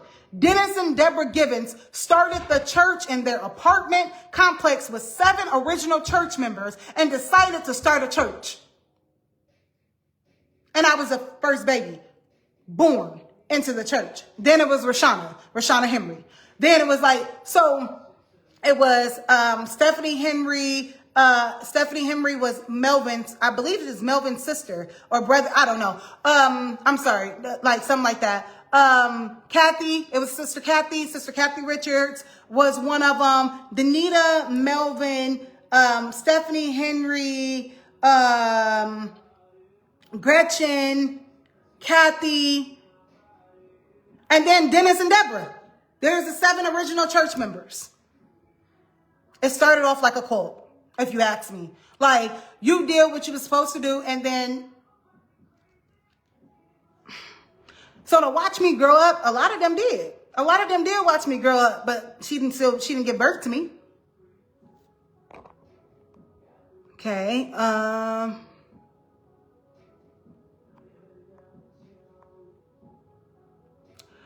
Okay. She was in Illinois with her girlfriend.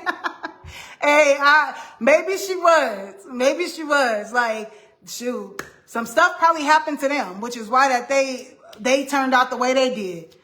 In regards to maybe some stuff happened to them that they're not ready to tell their side of the story either, because it's still their parents and stuff, for them to turn out the way that they did. Or it could be nature over nurture. It can be I don't know. But yeah.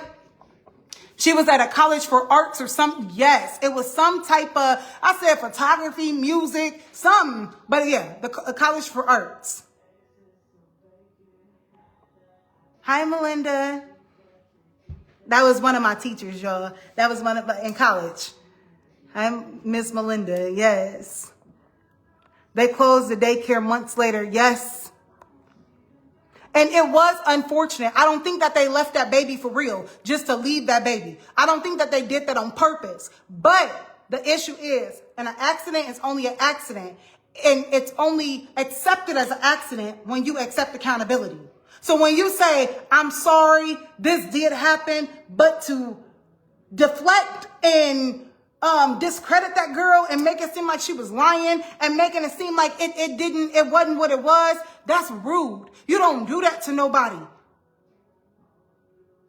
And so what they did, what they did to that girl and how they did her and everything, come on now. And now it ain't nowhere to be found.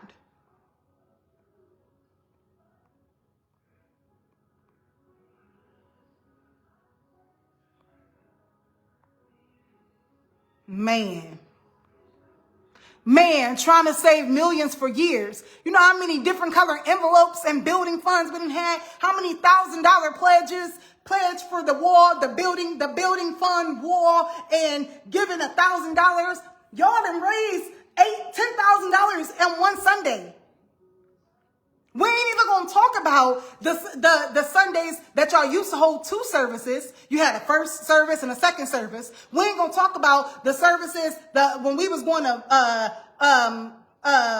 Sunday school for the first service and children's church in the second service. How many, y'all been raising millions for years and you can't build nothing but a rinky-dink fence and a plastic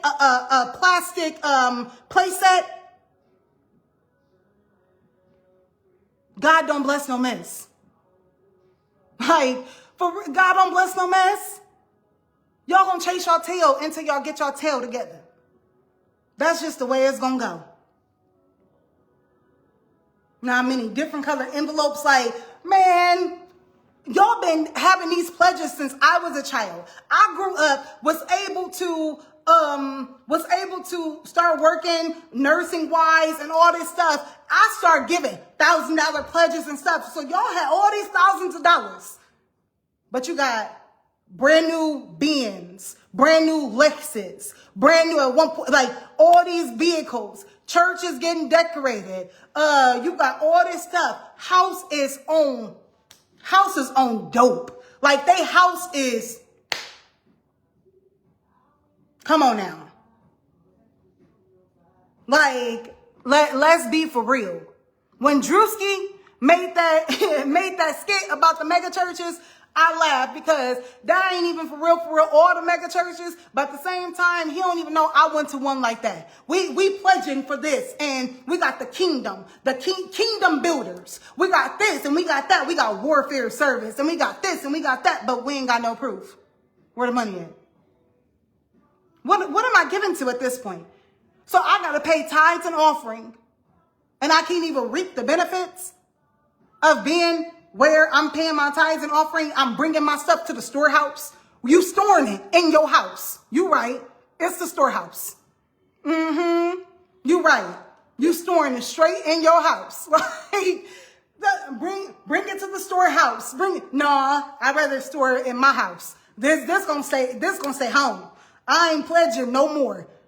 Unless I'm pledging allegiance to the flag. And I don't even want to do that. Like, get out of here with that. Like, for real, y'all. Like, y'all gotta see how people play in your face. These people play in your face for real. But they got their picture. Let's not forget. They got their pictures on billboards. They done changed out the billboard now. They got a whole new picture now on Lincoln Way, on that billboard in the purple building and stuff. You on billboards, but you can't build. That's the wrong, you doing the wrong thing. You building, but you not building, but you on a billboard on a building. Like, get out of here. Miss me with that. You want to start another church? How you going to start another church in Ben Harbor, Michigan? Starting another church, but you can't even construct the church you got here. You can't even build and add on to what you got here. What God says, show that you faithful over something small before he give you a multitude of other things. You can't even plant the mustard seed.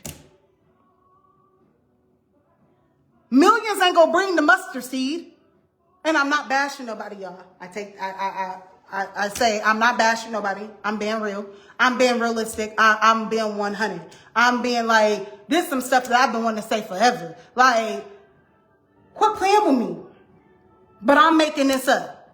What it say about the Bible? You'll be able to tell the type of the tree or something by the fruit that they bear. By the fruit that they bear. A double-minded man is unstable in all his ways, for he won't be able to stand. Everything that y'all have tried has failed. What she say on The Color Purple? Until you do right by me, everything you will touch pretty much will crumble. Come on now. Until you do right by God, everything you touch ain't gonna prosper. Y'all don't understand that for real. How can you speak the Bible and speak scripture language and preach and teach and still just do it like it's a job? You don't even believe what you're saying for real, because apparently you think you're bigger than God. Apparently you bring in everything to the storehouse, which is your house, to store it in your house. I don't understand it. But now I'm crazy. And now I need to keep people their names. Man. And people were there when you were born too. I'm sure my mom probably had somebody in the room when I was born.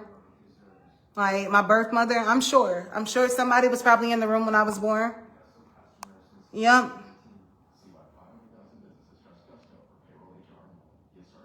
She said, you are simply talking about my parents. What child wouldn't be there to defend them?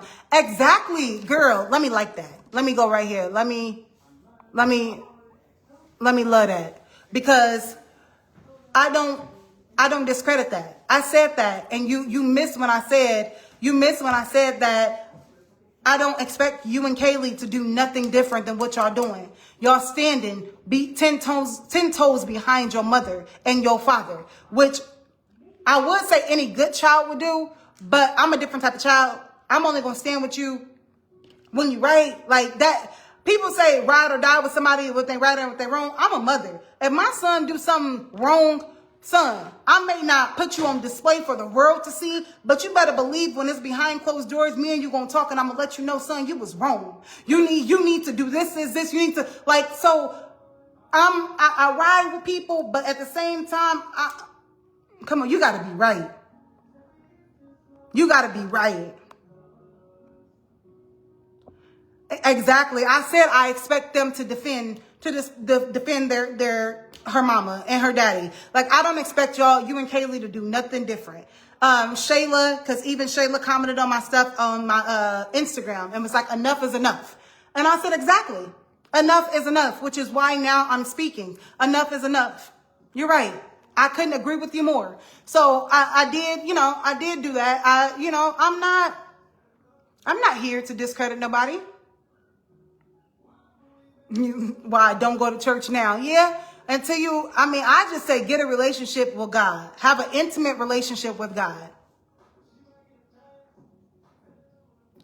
And you are, Kara, ride out with your family. Because if you ride out, you're all going to be riding to a special place. So go ahead and ride out. Ride out with them. Because when you know better, you're expected to do better. God said that he whether people, the Bible say somewhere, you know the scripture, ask your mama, or your daddy. But he said that he rather people not know him at all and do wrong than to know him and know what's right and still choose to do wrong. So if you ride out with them knowing that some of the stuff that they did was wrong, y'all all gonna ride together. It's fine. It's just be ready for your destination.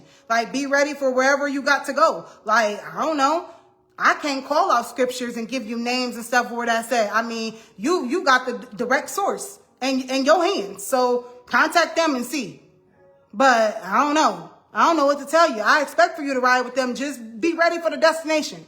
When they say you are here and he say, depart from me, you worker of iniquity, just be ready. Like, just be ready for whatever come. Like, for real, y'all. I ain't telling nobody how to live their life. Call your sisters and get right. I know it's people out here who are your family and love you. Don't push them away playing like this online. You can hush on my aunties too. People clean and delivered. Try it. Oh, I said people wouldn't understand. Girl, what does this have to do with your story? Oh, Deja, right now, I'm talking. I'm just talking. I'm talking about what I want to talk about. And all of this got something to do with my story because my story takes place a lot at NHOM, New Horizons Outreach Ministry. A lot of stuff take place there. So whether I'm talking about my story, the next person's story, whatever, it all goes together. If you don't like it though, you're more than welcome to exit the live. You don't have to be here. Apparently there's something that you want out of it, or whether you nosy want to see what else I got to say, whatever, like, that's fine too. You can stay. You're welcome. Everybody's welcome. Everybody's welcome here. They're welcome to their own views about me. They're welcome to everything. At this point now, I'm just talking and expressing myself. So, I mean, anybody got any other questions or anything like this, y'all free to lead a live. If I think of something that happened, how did they turn out? I'm confused. How did who turn out?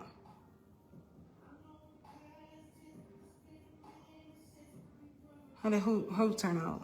I don't know. I don't know what you're talking about.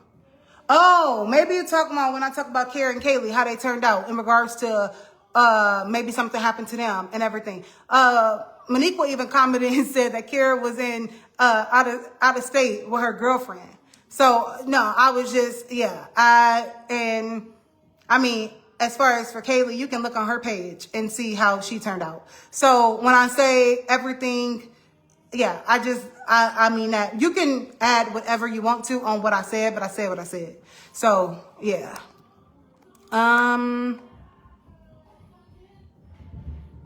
Gia, Dennis and Deborah Givens are located at 56165 Mayflower Road now. That's where they've been at from what I know of. But they've been there even since 2009. My mom's funeral was there. 2009 when she died, her funeral was at 56165 Mayflower Road. So that was 2009. It's 2026. And everything is still the same. God don't bless no mess. Just remember that, y'all. God don't bless no mess. You got to get right. You can look like you right to the world. You can look like you right to the family. You can look like you right to whoever. But until you do right, everything you touch, it ain't going to prosper. It ain't going to prosper.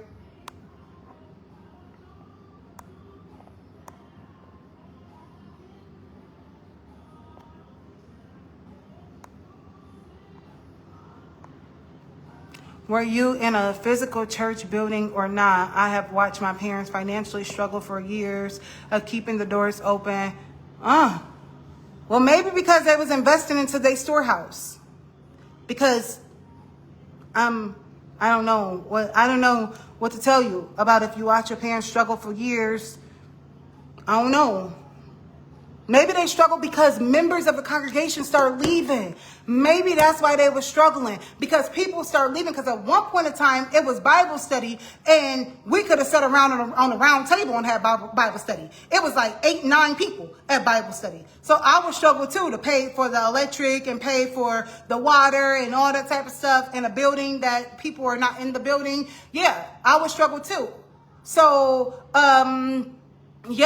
remember I spoke about at one time the praise team was the choir, and I even spoke to some musicians and stuff before that that used to play music and stuff there, and left due to payment issues. They didn't want to pay them. They didn't want to do this, do that, but yet we still having building funds. But yet, Brother Melvin still gets on the stage and on the podium and every first Sunday and everything, and still asks for pastor's appreciation.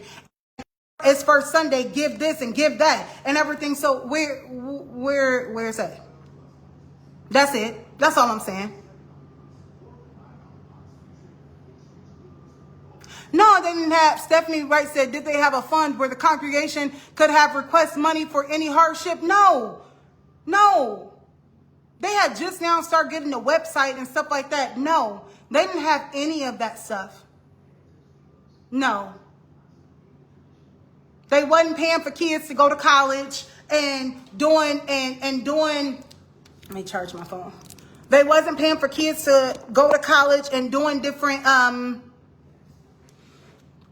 we doing funds and we doing it. No, they was not. No.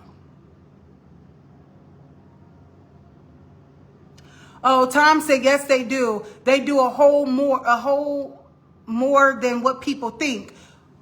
Tom, you went to Heart to Heart of Mighty Warriors and stuff just like me.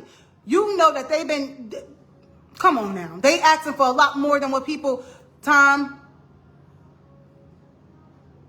let's be real.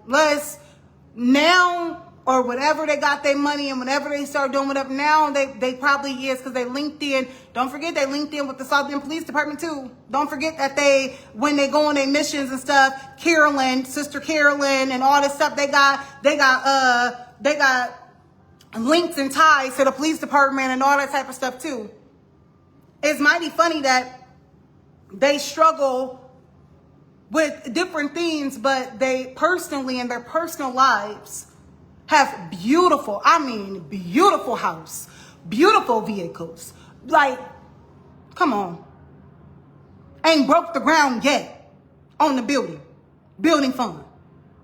So don't the Bible say something about taking care of your home first before you go out other things and do other things? So every time they do so much more for the community and so much more that people don't know about, why wouldn't they take care of home first?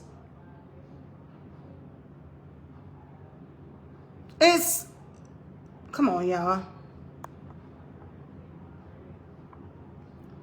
You literally being blasphemous because you're in your feelings. Actually, I'm not, but you are entitled to your opinion.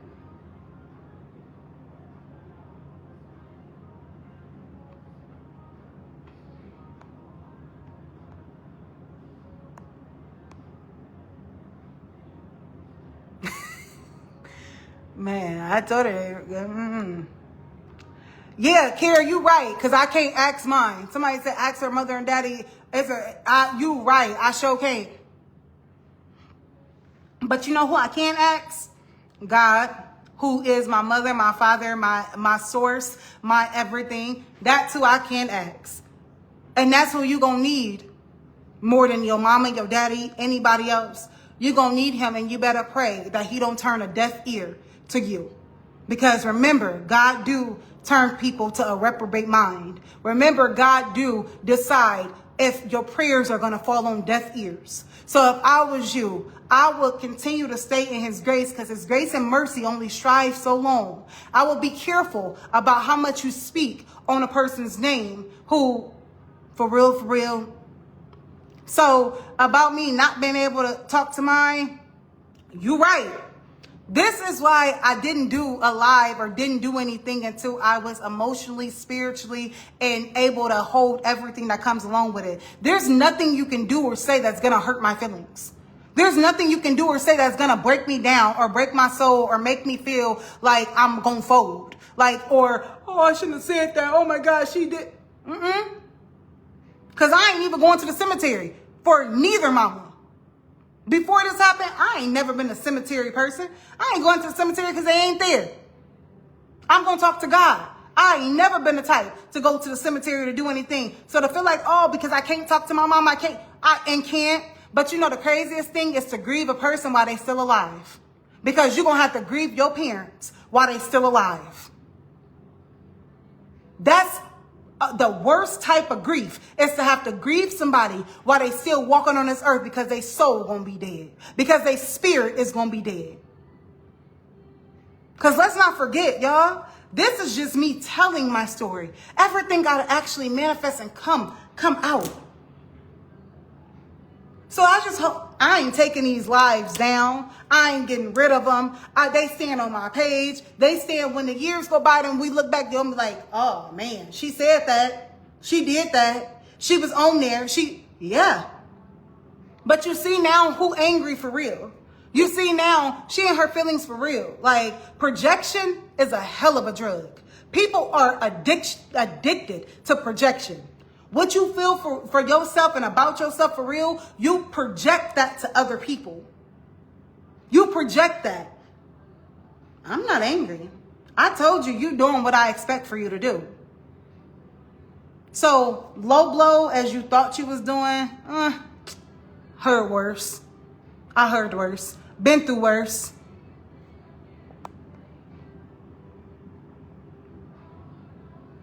Like,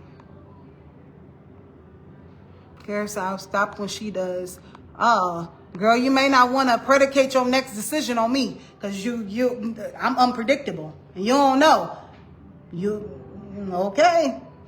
You may not want to say you will stop when I do, because you got to be ready to go. You better be like the Energizer Bunny. You better be ready to go to keep it going, because my story ain't going to change. I ain't going to let up. Yeah, we talked about all the time in youth groups and everything. Yes. I see you ran out of stories about your fake mom and are going in on my parents. You find closure and get help. Okay. You're doing absolutely too much now. It went from your story to talking about other people. No, I'm still reflecting on the same thing in regards to the church. And the church is a cult behind the scenes of everything. It still reflects back to my story because I was taken and I was given to a family that is like a slave to the church. Like, the family is like a slave to the church. And I already told you, Deja, you're more than welcome to lead a life. I'm not making you stay here. I'm not making nobody stay here. So if you want to lead a life, you can. But if you choose to stay, then stay. Comment. Do whatever. I'll talk. I may not talk. I may not. If there's anything about the family that y'all want to talk about or anything, then we can. I didn't really run out of stories, and she's not my fake mom. It's just, what else would you like to know? Like, I've spoken to my grandfather, my biological grandfather. I've met, like, I don't understand what else is left to know right now. Like I just told y'all, I'm just chopping it up with y'all. I'm just talking. Oh,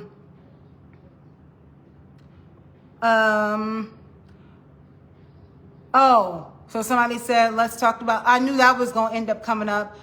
To be honest, that was one of the things when I talked about sexually abused and everything. That was one of the things that was, my sister lived out in Treese. Actually lived out in off of University Drive, Summer Place Apartments and everything. And this is right after my mom had died. I had turned 17. She died in June of 2009, and I had turned 17 in July 4th. And now the situation with her husband, I had originally met him when I was 14 years old. He went to Bethel College. So if we're going to talk about that, let's talk about that fully then.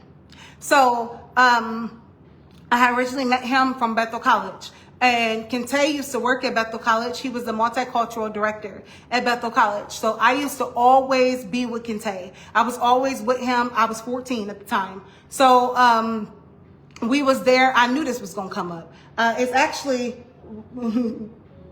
I actually already have wrote it because I knew it was going to come up. But, okay. So, Kente worked at Bethel College. I was always with him. Bethel College had this thing called the Acorn that you go in, they play ping pong, all that stuff. So, as I'm there, with him, her husband, used to be on the, basketball team.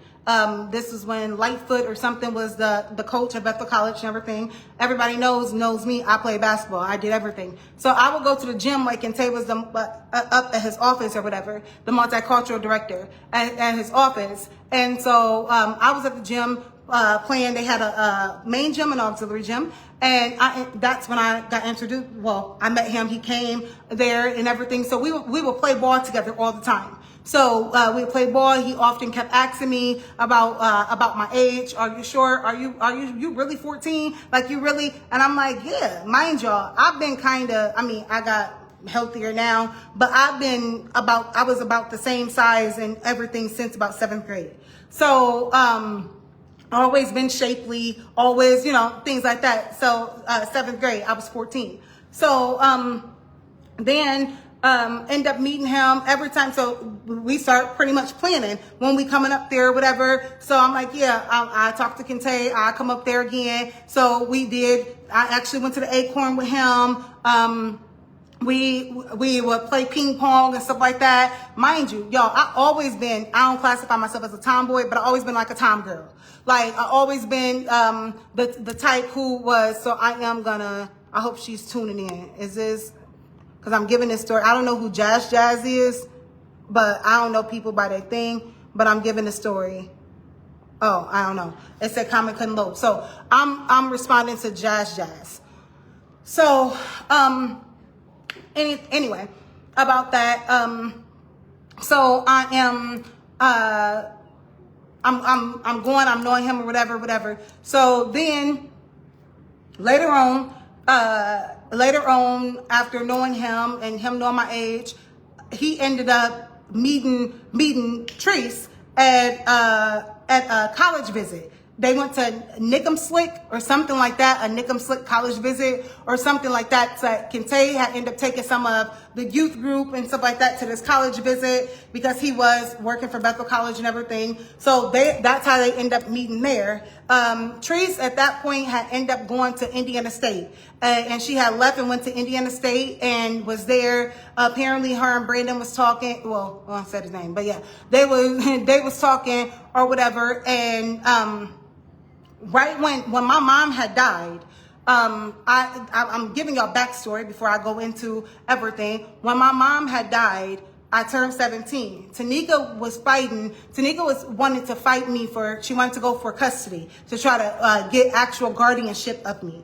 And so they told her it's going to be a waste of time to try to get guardianship of her, because if you try to get guardianship of her, by the time you get all the paperwork done, she's going to be 18. It's going to take a year for everything to get done, and she's going to be 18. So it's like, okay, that's fine. And so she ended up making me go to the doctor and all that stuff, telling me she wanted me to get on birth control and everything. So the doctor was asking, are you sexually active? Everything. Now, mind you, I had just turned 17.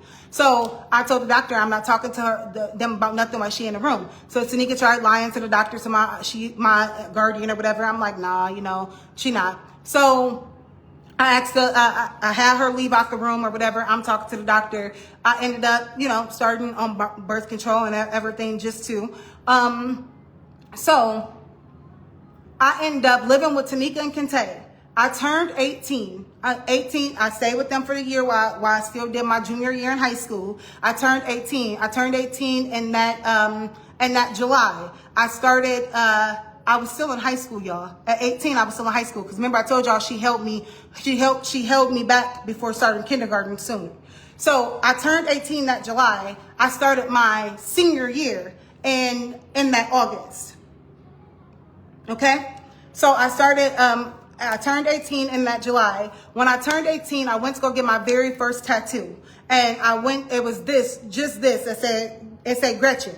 And it was my very first tattoo on my wrist. Before all of this, I went to go get that. Tanika, I came home, Tanika and Kente, because I had lived with them. She told me, because I had a tattoo, that I went against their rules, and that, which I didn't know it was a rule, but she said that Kente told her that in the Bible it says to not mark up your skin or not mark up your body or not something to regards to marking. So I had put her in, she said I put her in a difficult spot, choosing between her husband and her sister, and she's gonna ride with her husband, so I have to go.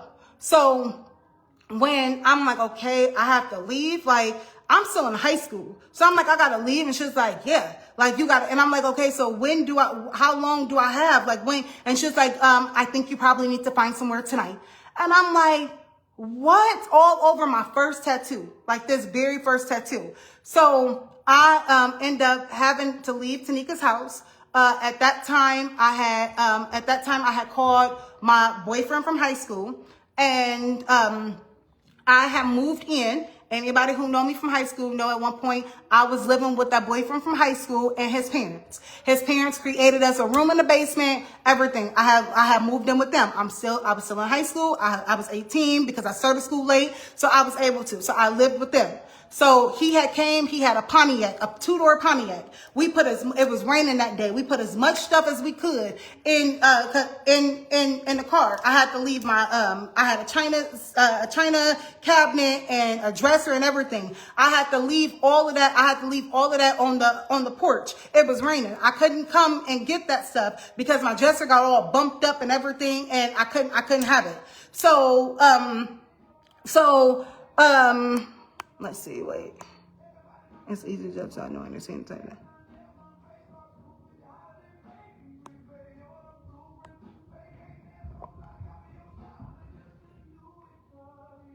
Okay. So, back to the story. I was just reading the comments, making sure I'm staying. Okay. So, back to the story. So I had to leave from there. I moved in with him. We thought everything was fine. Like we had been together from freshman year and everything, but we start kind of, having our disagreements and our differences or whatever. So we it became physical. Like, it was physical altercations and everything like that. Like, it just wasn't going the right way. So I ended up having my sister. I had Tara. She was with Tony at the time. I had Tara come get me because I couldn't do it no more. I needed to move. And so I moved out. I'm getting to the whole thing about what my sister, as she's talking about Tree's husband. So I moved in with Tara. Tara lived in these apartments by Ivy Tech at the time. So they used to call her house Club Couch. And they called her house Club Couch at the time because everybody was out there partying, everything. You was able, do whatever. That's when I first, now mind you, I'm 18, I'm in high school, but that's when I first got introduced to liquor and stuff. Like, it was, they used to drink Karkoff. It's the big bottle of like a vodka, but it used to come in a huge big thing. And so they used to drink Karkoff all the time or whatever. So living with Tara, I was able to do whatever I wanted to. And I mean, she didn't care. I was able to have people come over. I was able to do, whatever I wanted to do. I was able to drink. I was able, like, everything. And in me, I was like, okay, if I stay here, that's another thing. I was able to get into the clubs and everything because I was with my sisters. So I'm 18. I can go to the clubs. I can go, that's the Amvets, the Palacios, all this type of stuff. I was able to do all of that type of stuff. So, I was able to do everything. Didn't need no fake ID. Didn't need nothing because I had my sisters. So it was like, okay, at a certain point, now mind you, I'm in high school, I'm still in honors and AP classes, I'm on half days because I already got all my credits and stuff. I'm going to school 1 day a week. Like, Tanika kept calling me, talking about, you're not going to graduate. They keep calling me, telling me you're missing school. Baby, it's all electives. I done went to summer school for government and econ, everything. Like, I took all my core stuff, I did everything. So, as we doing this, I'm like, man, if I stay here, I ain't gonna graduate for real. Like, I ain't gonna become nothing like for real. And I wanted to be better than what I seen around me. I wanted to go off to college, do great things. Like, I wanted to not be a product of my environment. So if that's the best way I can put it. So I'm like, if I stay here, I ain't gonna make it. I ain't gonna be nothing. So I called Delana. I asked Delana if I can come live with her. Delana didn't have no kids. It was her and Eugene. They had been together since middle school. So it's her and Eugene. Delana lived in Irish Hills at the time. She had a 2-bedroom apartment. So, sis, can I please come live with you? Can I come live with you? You got a 1-bedroom. I'm working now. I was working at McDonald's. So it's like, I'm working now. I'm barely at home because if I go to school, I won't have days. When I get off, I'm going to work. And then I'm just out doing stuff, throughout the day. I just need somewhere that I know I can go to sleep and I can shower and stuff. Like, I don't mind if you need me to throw you something, whatever, paying. So Delana, like, I got to talk to Eugene first before I can make a decision. I'm like, but sis, like, think about it, y'all. We all just lost our mom, right? So I'm like, but sis, like, I thought that you got a whole extra room. Like, ain't nothing in this room but a desktop computer and a futon. That's what they call the couch that turns to a bed, but the hard metal ones and stuff. So I'm like, can I come stay there? Like, so she ended up calling me back and was like, well, after talking to Eugene, I don't think that you're going to be able to come here. I don't think that we're going to be able to take you in. I always wanted an office. So that's why I made sure I got a 2-bedroom because I always wanted an office. I always wanted somewhere to be able to have an office. So I'm like, what? So that was that. She always wanted the office, couldn't stay there. I did stay with Taria. I went to live with Taria. At this time, Taria was living off of Lincoln Way. Can't remember the street. Londale.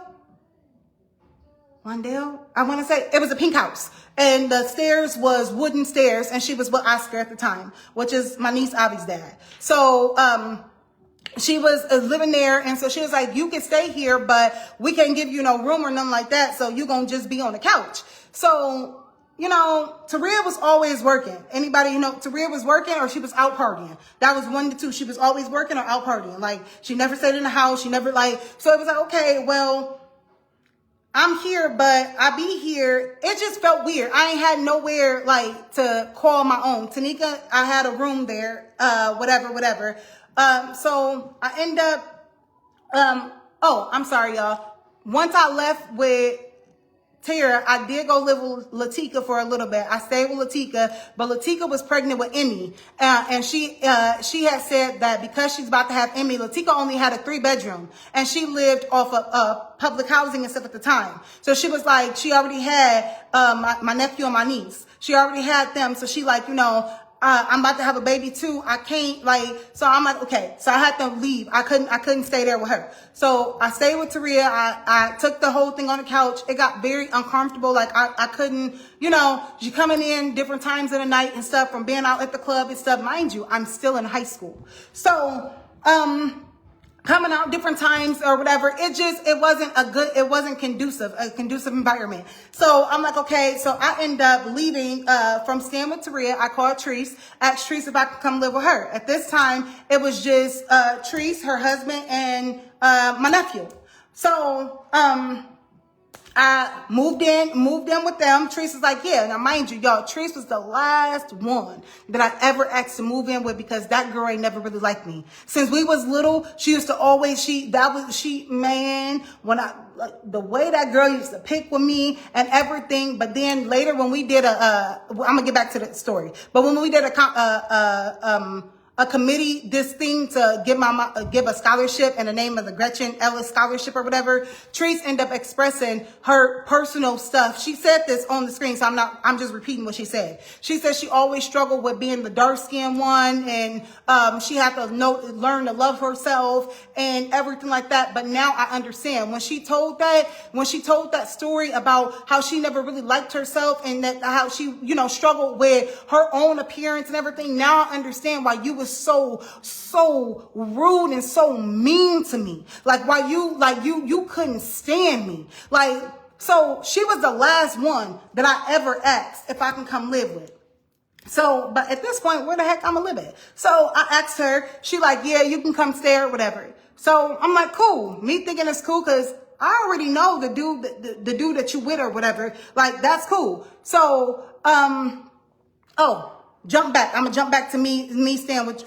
I'm gonna jump back to me staying with Treese. But let's go back into how I knew Brandon. Like Brandon, I knew him from Bethel. Him and Treese end up rocking out together or whatever. And I needed to learn how to drive. My mama died when I was 16. When I was 16, I was about to turn 17, but I had my permit and I needed to get my license. At the time, you have to hold your permit for 6 months before you can get a license. You have to drive around and everything like that. So I needed to learn how to drive before I can even take my driver's test. I took my permit, passed the test on the first go round. So then when it came to driving, I was asking my sisters if they can take me driving, if they can let me drive or whatever. The only sister sometimes, that's once I got my license. Once I got my license, Taria let me take her truck. She had a Jeep. But before I had my license, I would ask them if they could take me driving. Everybody kept saying no. They wouldn't take me driving. So Brandon, he was like, yeah. He was like, I'll take you driving. And he was like, I'll teach you how to drive. And he said, but you got to promise me that you ain't gonna never tell your sister. And so I'm like, okay, like I promise, like I'm never going to say anything. And he was like, yeah, because you're going to have her mad at me because she ain't going to want me to help you with nothing. Like she don't want me to help you with nothing like that. Like she told me, I bet not help you. I bet not help you drive. I bet not. So I'm like, okay, I swear I ain't going to say nothing to her. Just please help me, take me driving. So he like, cool. So he would lie to her, telling her that he about to go make runs or whatever. And he'd come pick me up and take me driving. So we used to drive around, it was this big church building off of Eddie, and the church go all around and everything or whatever. It's like across the street, almost from the South Bend Clinic downtown on Eddy Street. It's like apartment building, and then it's a church and stuff with like all these different routes and stuff like that. So Tanika and Kente and then Taria used to live in that apartment building at one point in time, that apartment building by Eddie. So when we used to go over there, Brandon, to make it seem like, he had to do some runs or whatever. So I would drive with him. He would take me around the parking lot and all that stuff. So it's like, okay, cool. So I was happy. You teach me how to drive. I bet I ain't about to say shit. Like, you already told me that she told you bet not help me with nothing and all this type of stuff. So that was that. Whew. So then jump back into me living with Trees. So I'm telling y'all the history behind me and him and how I thought you was a brother for real. Like so I moved back in. I moved in with Trees or whatever. I'm moving back to the story. I moved in with her. That is when Ciroc came out. Everybody was talking about Ciroc, the drink Ciroc, and how good Ciroc was and all that stuff. That's when the original one, when it was in a tall blue bottle thing or whatever, clearish blue bottle. So they was drinking and stuff. They would drink Ciroc and they would mix it with Hawaiian punch and everything. So at the time, when they was doing Ciroc and the Hawaiian punch and everything, that's when Teresa's like, well, you want a drink? You want something? So I'm like, well, I mean, I was just introduced to drinking before when the whole Kirk off thing, but that shit burned. It burns your throat. So I didn't want to drink with that. I thought that all the drinks is like that. I don't want it. So I'm like, no, I'm good. Like, And so that's when he started telling me how it's smooth and this is this and he gonna make my drink and all this type of stuff. Okay, that's fine. He's like, I promise I can make it good. Like, you don't trust me? I thought we already built our trust like this. And I'm like, okay, all right, cool. So mind you, I already built rapport with him. So I drink my drink.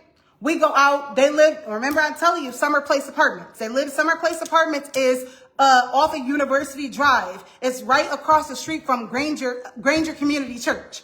Granger Community Church has a basketball court, has a basketball rim and everything at Granger Community Church. So they have a rim, and then also anybody who's familiar with where the basketball court and rim and stuff is at. If you go around, it's stairs going down to Granger Community Church. It's some stairs going down. So after we drunk our drinks or whatever, he was like, you want to go hoop? I'm like, yeah, this ain't nothing abnormal. We went to go hoop. We went to go hoop and we went to go hoop and everything was cool. And so I thought, before I know it, I don't know when we stopped hooping, when anything happened. When I opened my eyes and woke up, I was on the stairs of the Granger Community Church and my pants was pulled down. So I came back to Tree's house, pulled up my stuff, everything, came back to Tree's house, and he was already in the house. Trees is like, where you come by? And I'm froze. It's like, I don't know how long I've been gone. I don't know the timing, none of that stuff. Okay. So I'm like, okay. All right. So I asked him, what happened? Like at some point, nothing, you good, ain't nothing happened, you good. Like, okay. Yo, this is my first time even talking about this stuff publicly. Like, but because I'm so healed, let's talk about it. So he like, yeah, you good, ain't nothing happened. Like, ain't nothing. So me, I know something happened, but who the hell do I have to tell? Who can I tell? So I'm like, okay, all right, I'm just gonna shut it up. I ain't gonna say nothing. When I tell y'all I've been quiet for so long about so much stuff, I've been quiet for so long about so much stuff. So then it's like, okay, I ain't say nothing. We drink again. He like, here, let me make your drink. And I'm like, nah, I don't want to drink. He's like, yeah, drink. I think you should drink. And I'm like, nah. So yeah. So I don't know what was wrong, why he did what he did, why things was like that. But I'm gonna tell you this: when you blackmail and you told like he told me when we did talk about it at one point, if you ever tell anybody or you ever tell her or you ever do this, they ain't gonna believe you. He said, they don't even like you for real. Remember, I had to teach you how to drive.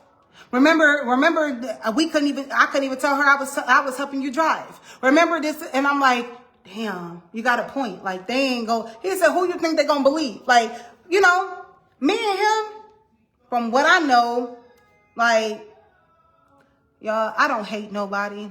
Like, when I say, I just hope that everybody get what God wants for them. If that means God wants you, like, destruction, if that means God wants blessings, I want whatever God has for people. So, he like, okay, well, you know they ain't gonna believe you. You know this is going. So I'm like, I mean, you ain't never lied on that part. Like, okay, whatever. So so when it did come out, exactly, she didn't believe me. I don't believe you. And I'm like, this is what happened, like this. And so he denied it at first. Oh, she's just saving face. She's saving face. She chose to do this. And I'm like, I did not. So Kente was like, oh, what I think happened is I think he groomed her. I think he waited. He been knowing her. He waited till she was 18 and then went on ahead and said, oh, it was consensual because of how it is now and all this stuff. So he like, okay, wait. Somebody said, how did it come out? So this is how it ended up coming out. I had changed his name in my phone to a female's name. And I had changed his name in my phone because of the whole everything. So when I was with the guy that I was with in high school, somehow he claimed that he had a spyware app or something, that he seen the messages that he was saying that I better let him have his way with me, or else is gonna be he gonna explain everything or something like that, is what he said he seen in a spyware app. I never was able to see the spyware app or to see the fact of these messages. I don't know how everything was put on display for real. I just know that when I tried telling them everything, it was like, oh, no. She was sleeping with her sister's husband. She was sleeping, and it's like, no, like y'all don't know. Like, so, that was how it came out. He said something about he had this spyware app that because he was sitting next to me and seeing, because I told y'all I was blackmailed and stuff at one point. So it was like, okay. So after that, when he apparently he didn't even want to marry my sister, from what I know of. He had ended up saying that it was me that he really wanted, and that he stayed with her to get closer to me, and that she wasn't even his type, and all this type of stuff. Like, it was everything was just like weird. At one point, I end up telling my sister, I end up showing her some of the messages that in regards to him saying that if I don't give him what he wants, then he gonna expose me to make it look like that this and that, because they ain't gonna believe me, all this type of stuff. So I end up trying to tell her, and I told her, you know what? Since y'all don't believe me, I can go and we can press charges. Like, I can move forward to the whole thing of, of being assaulted and everything by that. So she ended up asking me, y'all, I promise to God. Like, her response to me was, can you just please let it go? Can you just please let it go? Because he is still my son's dad. And we know what it feels like to grow up without a father. So can you please not do that or do anything or press no charges or do nothing, because that is still my son's dad.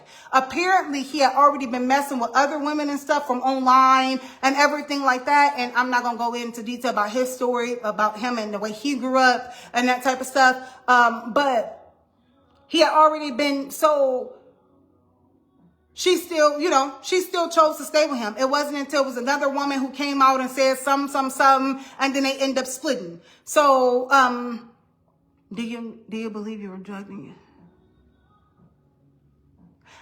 yes, something of that sort happened. Because how else do you lose concept of time? I have to be drugged.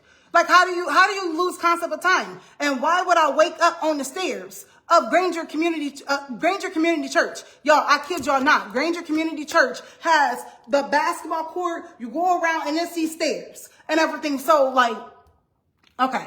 So, and then the sprinkler system was going off. They got an automatic sprinkler system. The sprinkler system was going off. So when I got up and walked, the sprinkler system was still, it was like, because it was, you can hear, it was nighttime. Like you can hear, like, yeah. So that is that. So when she asked me, can I please not press charges? Can I please not, we know what it's like to grow up without a father, to do this, do that. And I'm like, okay. She said, can you please just let it go? So what did I do?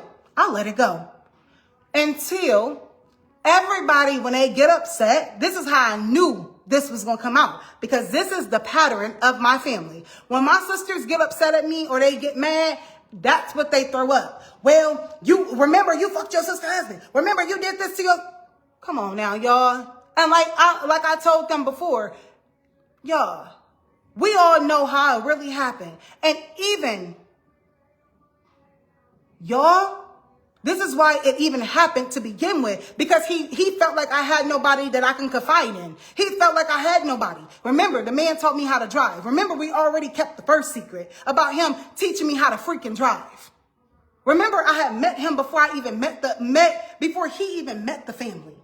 I thought I didn't gain the brother. Like, I thought that it was, so let's go back into how, if we're going to talk about manipulation and if we're going to talk about grooming and how families sweep stuff underneath the rug and how people do whatever and, oh, y'all went to church with them and y'all didn't know, like, this is stuff that really, really took place. But it only benefits the people when it benefits them. That's when they bring up, oh, she did this to her sister husband. When you ain't got nothing else to bring on me, because I ain't never did nothing to nobody maliciously. I ain't never did no malicious intent to nobody. Nobody. I have never, besides when I super glued her eyes, when I did that. But that was, I was a child. When they say you younger, you have a mind of a child, and then when you grow up, you put your childish ways aside. So I've never did anything. Are you still in contact with your sisters? No, I have not talked to anybody since, actually once I started posting in March of 2023, but I had just randomly stopped talking to them December of 2022. I'm lying. I'm sorry. I did lie. Because I went to Tanika. She had a Fab and 40 and Fabulous, or Fab and 40, something. She had something in January of 2023. So I went to that. It was a gold and black party, and all that. So I did go to that, and you'll see me in some pictures and stuff that I did go to that.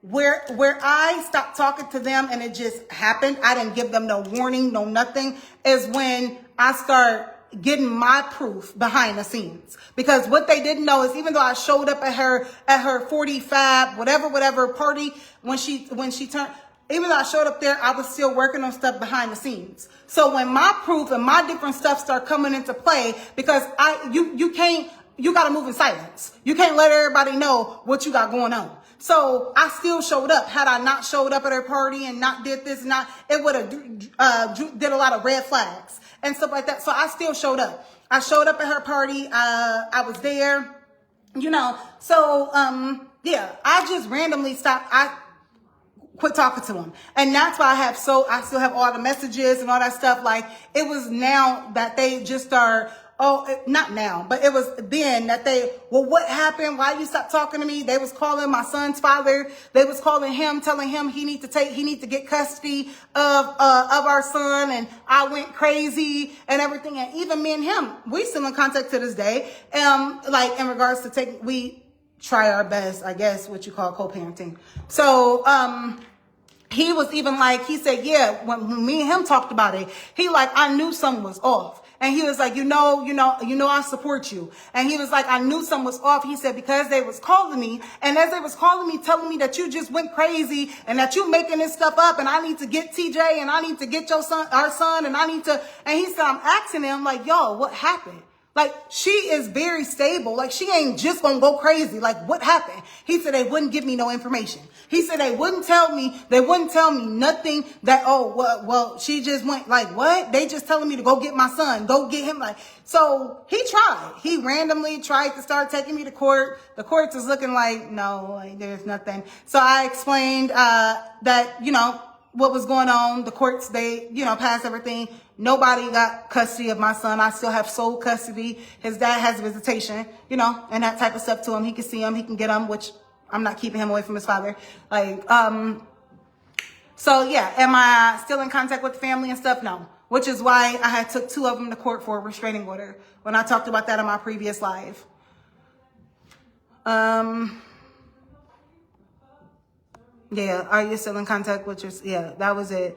So, somebody said the mind of an abuser. Yeah, obviously, I guess that's what. So a lot of stuff, and then you wonder, like for me, I wonder why I struggle to actually be open and have relationships and stuff with people and everything in regards to romantic relationships. Is because I had a lot of unhealed wounds. Like, I harbored a lot of things. Like, it's a lot of stuff that I told nobody. Like, I did nothing because I felt if my own people, the people who's supposed to love you and be there for you, if my own people wouldn't support me or be there for me, who else would? That's the mentality that I had. So you said, what made you get the restraining order? I got, because they wouldn't leave me alone. They would not. I literally set my damn alarm and slept past. I'm so pissed. Yeah. Tadia, you missed a lot. But yeah, what made me get the restraining order is they wouldn't leave me alone. My son couldn't even go outside and play. Like, they was texting, calling, everything, showing up at the house, yelling at the windows, calling the police, calling CPS, bamming on my door, like everything. Please let us talk to you. Let us help you. Let us talk to you. Please tell us what's going on. Tell us what you're doing. Y'all wouldn't leave me alone. Y'all kept calling CPS on me, doing everything, and I just need y'all to leave me alone. I asked y'all, even if y'all feel like I'm not telling the truth, can y'all give me some space? Let me process this. Let me do what I need to do to process when I got to process. Even if you don't trust me, if you don't believe me, just leave me alone. Let me process my own story. Let me process it. And they wouldn't leave me alone. So that was that. Dang, y'all, we've been on here for 4 hours. Like, and I don't have nothing to hide now. I have learned through pain, there's purpose. My story, to speak out. I have learned so much that now I'm going to speak about anything and everything. So there's nothing nobody can say or do that's going to hurt me. And I said that before, but I guess I needed to do a reminder in regards to what Jazz, I don't know, maybe your real name is something. Maybe I do know you for real. But in regards to her comment of, let's talk about this. Let's talk about it. Like, I have nothing to hide. I'm not deflecting on those situations. I'm not running from nothing. I'm not. Like, this is what you see is what you get. And unfortunately, well, very fortunately, because I put in work to get here. I put in work to be here. When I say to be here, I mean to be in this right head space, to be in the right heart space, to be in the right atmosphere. So I'm here. I made it. My story, my survival story. This is me. This is what you don't see in the pictures. The glow that I have, who I am and how I am is because of the grace of God. because God didn't remove his hand from me. So, y'all, I can talk. I have been a talker my entire life. Anybody who know me know that I can really talk. Like, we can talk for hours about anything, whether it's spirituality, whether it's real life stuff, whether it's my story, history. Like, it don't matter what we gonna discuss. I can talk. So y'all can stay on the live. We can exit the live. Like, if y'all got any questions, I can answer what I can. If some of you feel like that you don't wanna talk about anything and you wanna send me a message or anything about it, you can send me a message. We can discuss what we discuss. I do not disclose what people tell me in confidentiality and confidential agreements and stuff like that. I do not disclose. I will not name drop in regards to anything that did not have anything to do directly with me. I'm not here for malicious intent. I'm not here for revenge. I'm sorry for what you went through. Never knew all that happened. Yes. Thank you. I appreciate it. Thank you. And y'all, to be 100, I'm giving myself my flowers while I'm still here because I'm so proud of me. I am so proud of me. Not only did I not break, being don't break. But not only did I not break, y'all, I kept a golden heart. Like, my heart is still a heart of service. I am still willing to help anybody with anything, just with boundaries. But my heart is pure. I don't have no malice intent, no malicious feelings towards nobody. Like, I still run into my nieces and my nephews and stuff. I still see them at places. I'm still giving y'all a hug. I still love y'all, regardless of anything. Like, I see them and I'm still, hey, baby, like, what's up? Like, I hold no ill will to anybody, but I would never deal with the direct family again. As far as the sisters, even the aunties and the uncles and stuff, I'm good off y'all because y'all was big enough. Y'all made your decision. Silence is betrayal. So at some point it becomes betrayal. So that's the reason why I'm not really dealing with them. But when it comes to baby cousins and stuff like that, y'all didn't ask for the family that y'all was given to and ask him to do what they did. So even when Micah has said what he had said, and pray for her, this. Micah, I'm not even mad at you. That's why I responded the way I responded to you. I'm not mad at you because, Micah, you was a baby. You and Malachi, Tyra had already had Malachi and then had you by Bruce, and then turned around and had another baby by our other cousin. You know, where, like, that is, you know, I'm not mad at you, Micah. I was still, and I told you this when I commented back to you. I said, I will forever I still love you too. Honestly, I still love you too. The kids ain't got nothing to do with nothing. They didn't ask for none of this. My nephews and my nieces, I still got love for them. They still, regardless of what DNA say, I'm still TC Shay Shay to them. Like, and until they decide, oh, I don't want nothing to do with you. If they decide that, I ain't gonna force a relationship with nobody or nothing.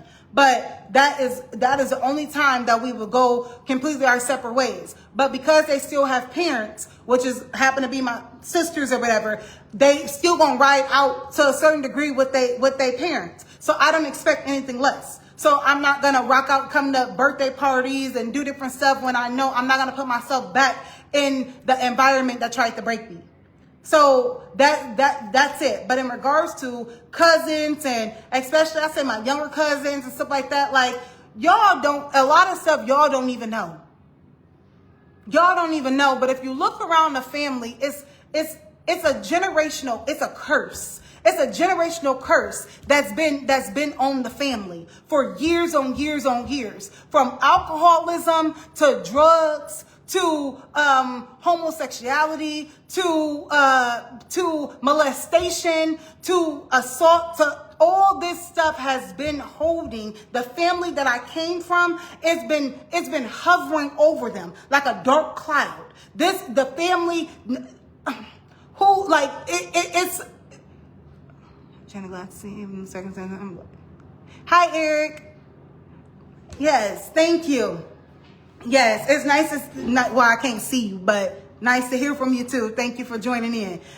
But yes, it has been a dark cloud. Anybody who knows this family knows who really made it out.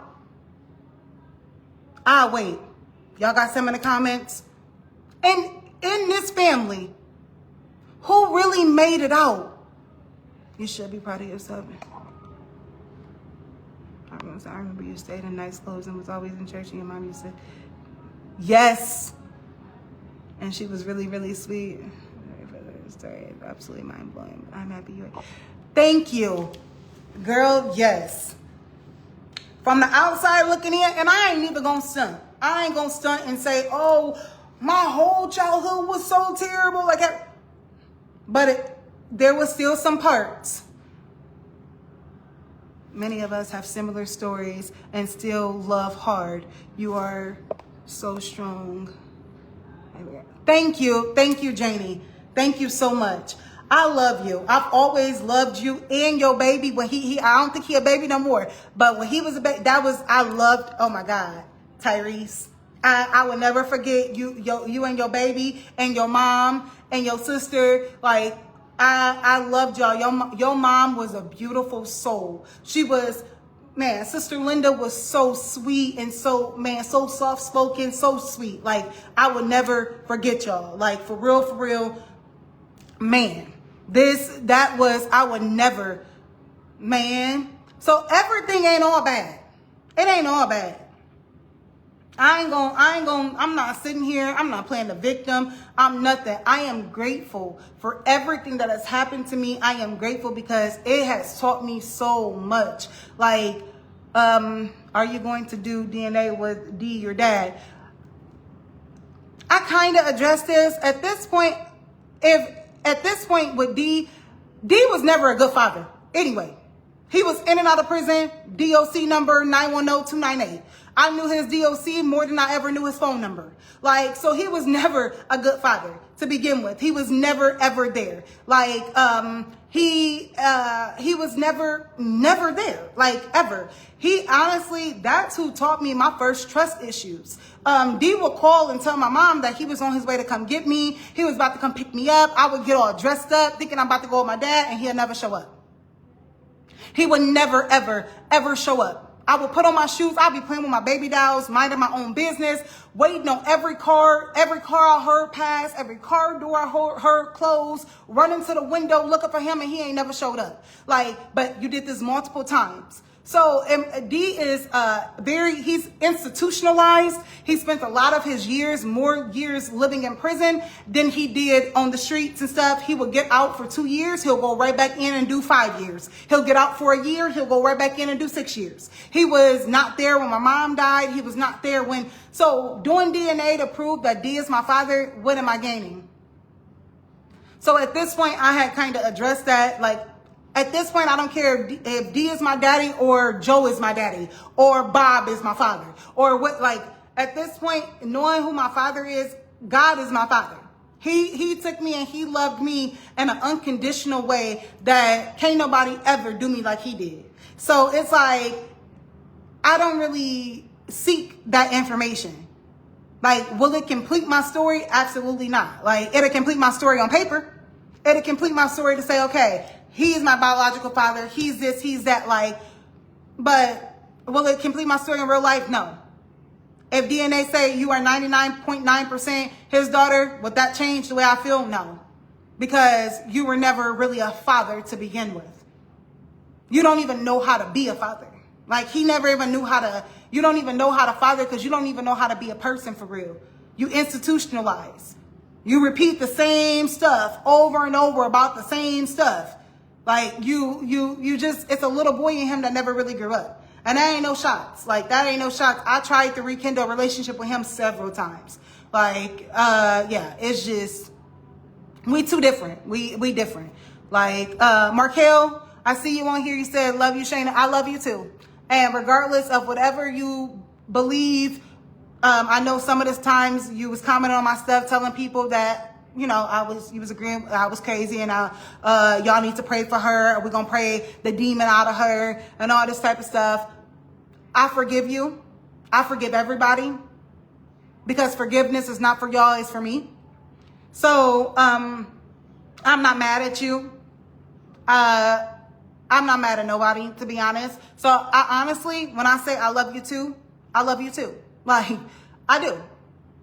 I love everybody, for real, for real. Like, man, there's nothing nobody can do that is gonna harden my heart. Quia, she said, love you regardless of anything, always had and always will. Thank you, Quia. I love you too. Like, I do.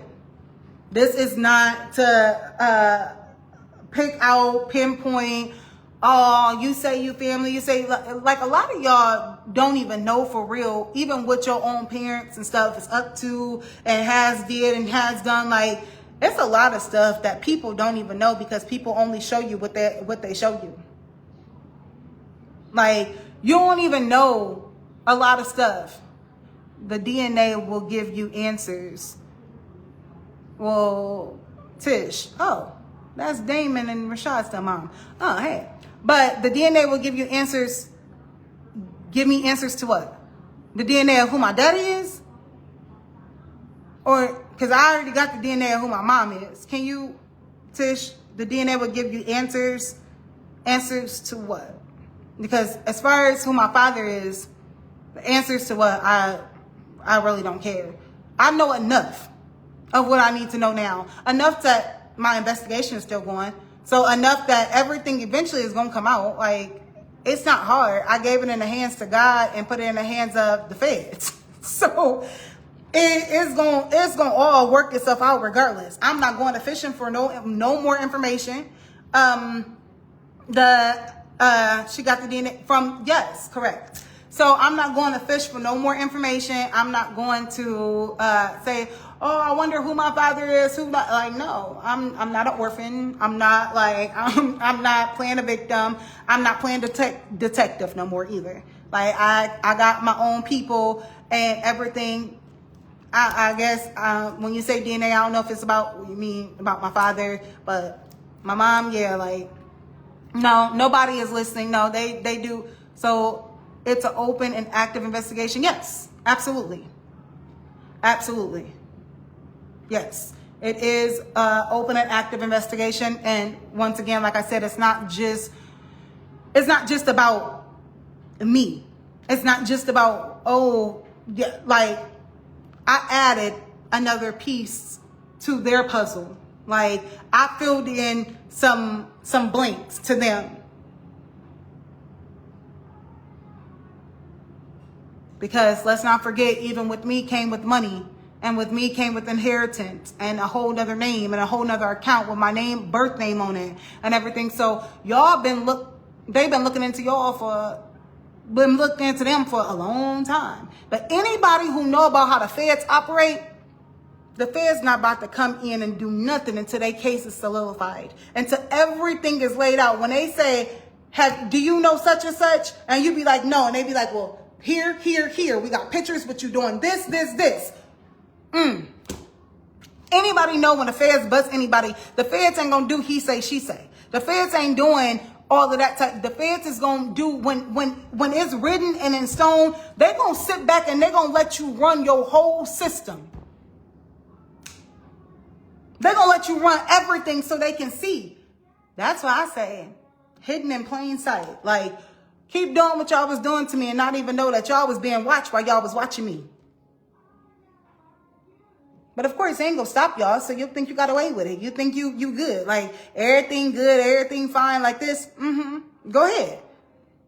That's the same thing I was telling Chuck. If y'all look at my status, when Chuck was like, oh, I'm gonna call the detectives and I'm gonna tell them that you were this. And I said, please do.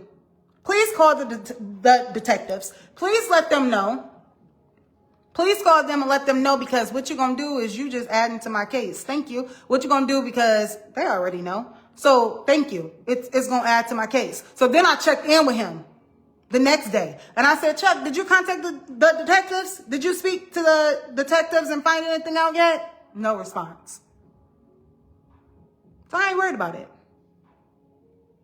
Have you talked to your son about everything, and are you waiting? Yes, I have. My son, I believe in transparency. I believe in being 100. I believe in being transparent and hold on, let me go back right here. Being transparent and allowing my baby to know the truth and standing in my truth. And because my goal is he won't be a kid forever. So my goal is to guide him to be the most functioning type of adult that he can be. So when he see his mom stand 10 toes about what she stand on, regardless of who stand with him, he's going to learn that type of strength too. Kids don't do what you tell them to do. They do what they see. So I am trying to be a direct example of what I'm trying to raise my son to be. I want my son to be ambitious. I want him to stand on his own. I want him to know that, baby, people don't gotta agree with you, but you trust in you and you trust in God, and you know how to make stuff happen because you know who got your back. God got your back. It can look like the world is all against you. It can look like you surrounded, but you surrounded by angels. You surrounded by God. So I can't teach my baby that if he don't see his mama walking in it. I'm teaching my son to walk in his spiritual power, to walk in his spirit, walk in his spiritual enlightenment. I can't teach him that if I won't do it. So have I talked to him? Yes. He is aware of what was going on with the family. We still in a community, y'all. Like, I still be seeing people. He see Tanika sometimes. He see certain people and they be like, hey, are you okay? The last time he seen Tanika, she gave him some money. I think she gave him $10 or $20. It was like she wanted to give him more. But my baby is still gonna be respectful. And he come home, he tell me, he do, like, you know what I mean? So it's like, I'm 100 with my son. He know about me talking to my biological grandfather. He know about all of that. He was actually like, my baby know the truth. And y'all have to remember, my son also went through this with me. When I had to go when I went to go stay with my sister because I was scared to go home and all that type of stuff, my son was with me. That's what I mean. Not only did I go through this on my own, that's why I'm proud of me. That's why I pat my own self on the back. Because not only did I go through this on my own, I went through this still being a mother. A real life mom.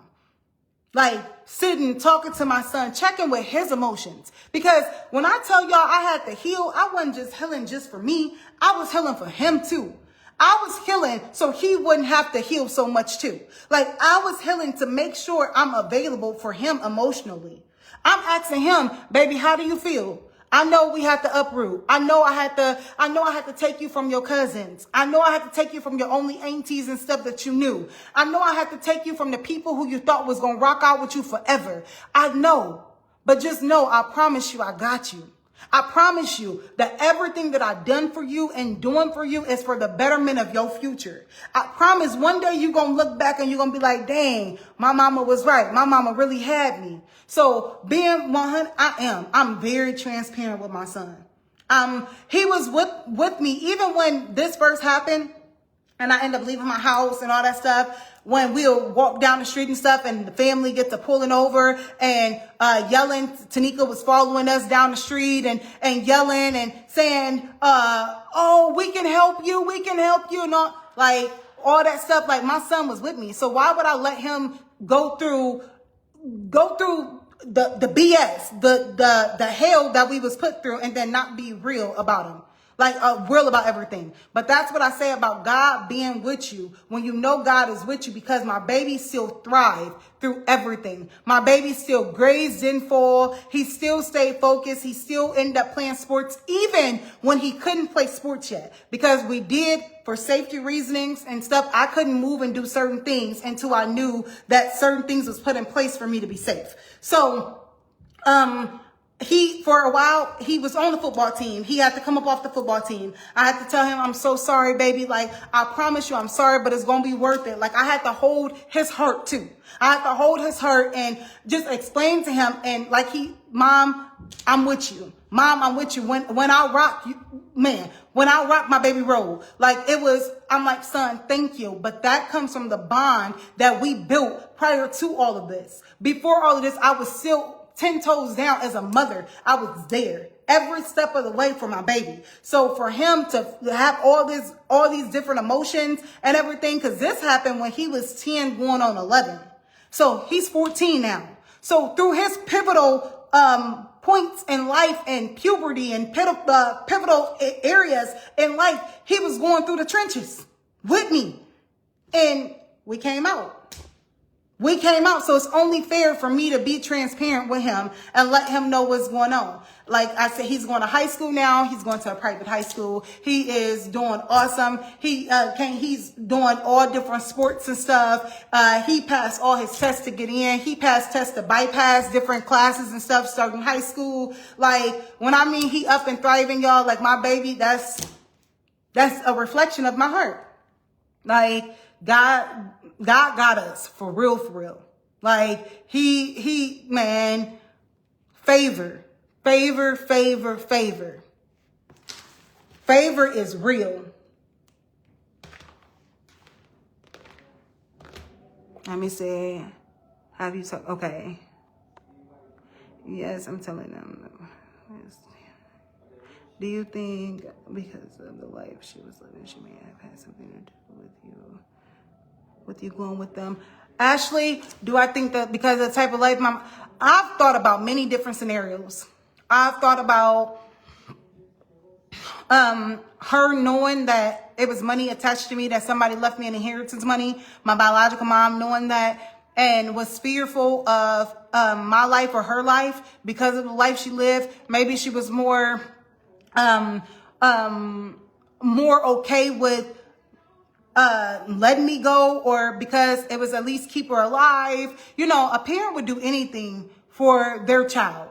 You know, a real parent would do anything for their child. So I've thought about maybe she was scared and feared for her own life, especially with me knowing, like, now that they said that she was abused and black eyes and all this type of stuff. So did she allow me to go because I was the golden ticket? I was the meal. I had the money or whatever for left inheritance money or whatever. Like, I don't know. I thought about all different scenarios about how I got with them. Did they make a pact and say, please take her, but make sure you take care of her? Which is why my mom, Gretchen, why she was so like this on me, like hold me, and why she was so there for me. Like, me and my mom was best friends. Y'all, when my mom told all the girls that they couldn't have boyfriends and stuff, right? So she was like, y'all can't have a boyfriend, everything. So she always ended up finding out about Delana and Deetree's boyfriends and stuff, because letters and stuff, they used to keep letters and stuff in a box and stuff. So when I got my boyfriend in high school, I had told her, I was like, Mom, I got a boyfriend. And she was like, what? And I was like, Mom, I got a boyfriend. And so she was like, so you got a boyfriend? What do you mean? And I said, but I promise you gonna like him. Like, just, you gonna need to meet him. You gonna like him. Like, and so, she was like, okay. Oh, how you just gonna tell me you got a boyfriend? And I said, because you told me I can always talk to you about anything. So I'm talking to you. I'm telling you, I don't want you to find out the way you found out with, Delana and Deetree's. I want to just tell you, I got one. And so she was like, okay, bring him home tomorrow so I can meet him. I was like, okay. So I went to Washington High School. It was in walking distance from Harbor Homes. So I ended up telling him, you know, my mom want to meet you. This is it. My mom met him. She loved him. We used to we called ourselves the Three Musketeers. It was me, her, and him. We used to watch movies together. We would sit in the car together. We would go to the store together. We would go, went basketball games and stuff. We went to basketball games together. He played football. We was at his football games. We was at his football games together. Like, all of this stuff. Like, everything. So I could never bash that woman. Like, I could never say, Gretchen is not my mama. Like, she does. No, she is forever still going to be my mother. I was just gifted too. In whatever circumstances I was gifted in, I was gifted too. Two moms. Let me see.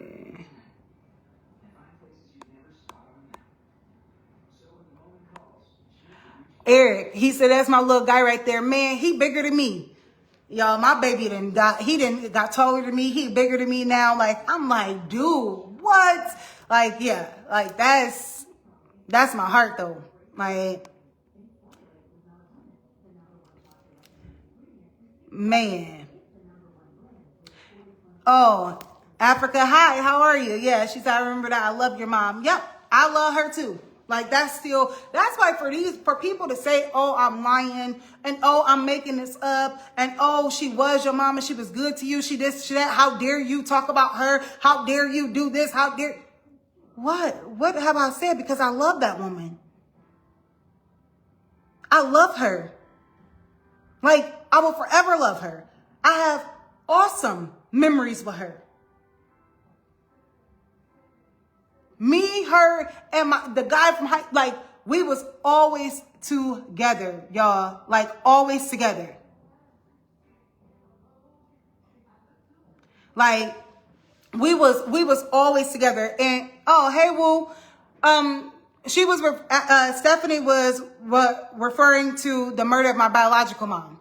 My biological mother was murdered. So blood is at the crime scene. So homicide, blood. So when everybody keep asking me, did I go get a DNA test with my brothers, or did I need one with Tanika and the family, the sisters? Do I need one with this and that? No, I was able to go do everything I needed to do because her blood is in the system. It's a cold case. So it's there. It's there. Like, I don't understand like that part. That's what she was referring to. Not about my mom, my other mom. I'm talking my biological mom. Not about my mom who she died of breast cancer. Like, there was no. Yes, Africa, he even went to church with us. Yes. He was at church every Sunday with us. So like, he went to church with us, everything. Like, it's no hard feelings and none of this stuff. I am not talking about my mama. I am not defaming her or talking about her or bashing her or throwing her up underneath the bus or doing this or doing that. I am not doing any of that. Everybody wants you to tell your story and everybody say, be honest and be good people and do this and do that until the story reflects a reputation that they don't yet want to acknowledge. So it's like everybody say, oh, I'm real. I'm 100. I'm real. Tell your story, girl. Do this, do that. Until the story don't line up to the narrative that you created. People get so comfortable with lies and living in delusions that when you do bring the truth, they don't even know how to handle it. They want to shut the truth down and say that didn't happen. That didn't happen because you didn't became so comfortable living in your false illusions. Man, like, so in no way, like, that's why y'all got to think about it. What do I gain? Please explain this to me. What do I gain by having this conversation, by telling my story? And what do I gain besides truth? But what is there to gain by making this stuff up and still saying that Gretchen is still my mom and still loving her and still talk about good memories and still don't? What am I gaining? Why would I pick a random time to say, oh, she's not my mom. She didn't birth me. She didn't. Why? Is anybody thinking about that? That's the question that I had for people. Do y'all know? Like, what can make somebody say, what am I gaining? What am I picking up? What am I gaining to say? And not even talking bad about the woman and still saying she my mama. What am I gaining besides my truth? Because I want my truth to be out there. Maybe some people wasn't as fortunate and as blessed as I was to survive and make it, to be able to tell their story. So that's why I am telling mine now, because I'm not the only one that I'm sure that this happened to. So not everybody is fortunate enough to tell their story. Not everybody can.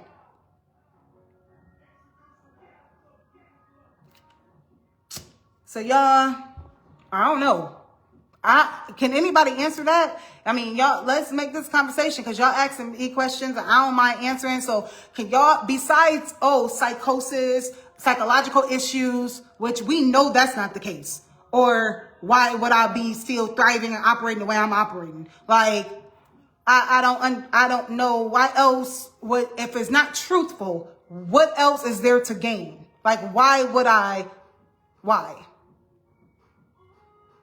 I can't get over the fact of how you found out by just watching TV and feeling how that part, Stephanie, that's how I know. I said, God is a mighty God. He is divine. He's omnipresent. He's everywhere every time, because how in the world do you explain me watching the Crime Stoppers, me seeing it on the news? How do you explain, besides it was meant for you? What's meant for you won't miss you. What's meant for you is meant for you. And not only that, God has a way of timing. I wasn't ready for it previously. I wasn't even in the right mind space. Previously, I was always focused on survival. I gotta hustle. I gotta make money. I gotta do this. I gotta make things work for me and my son.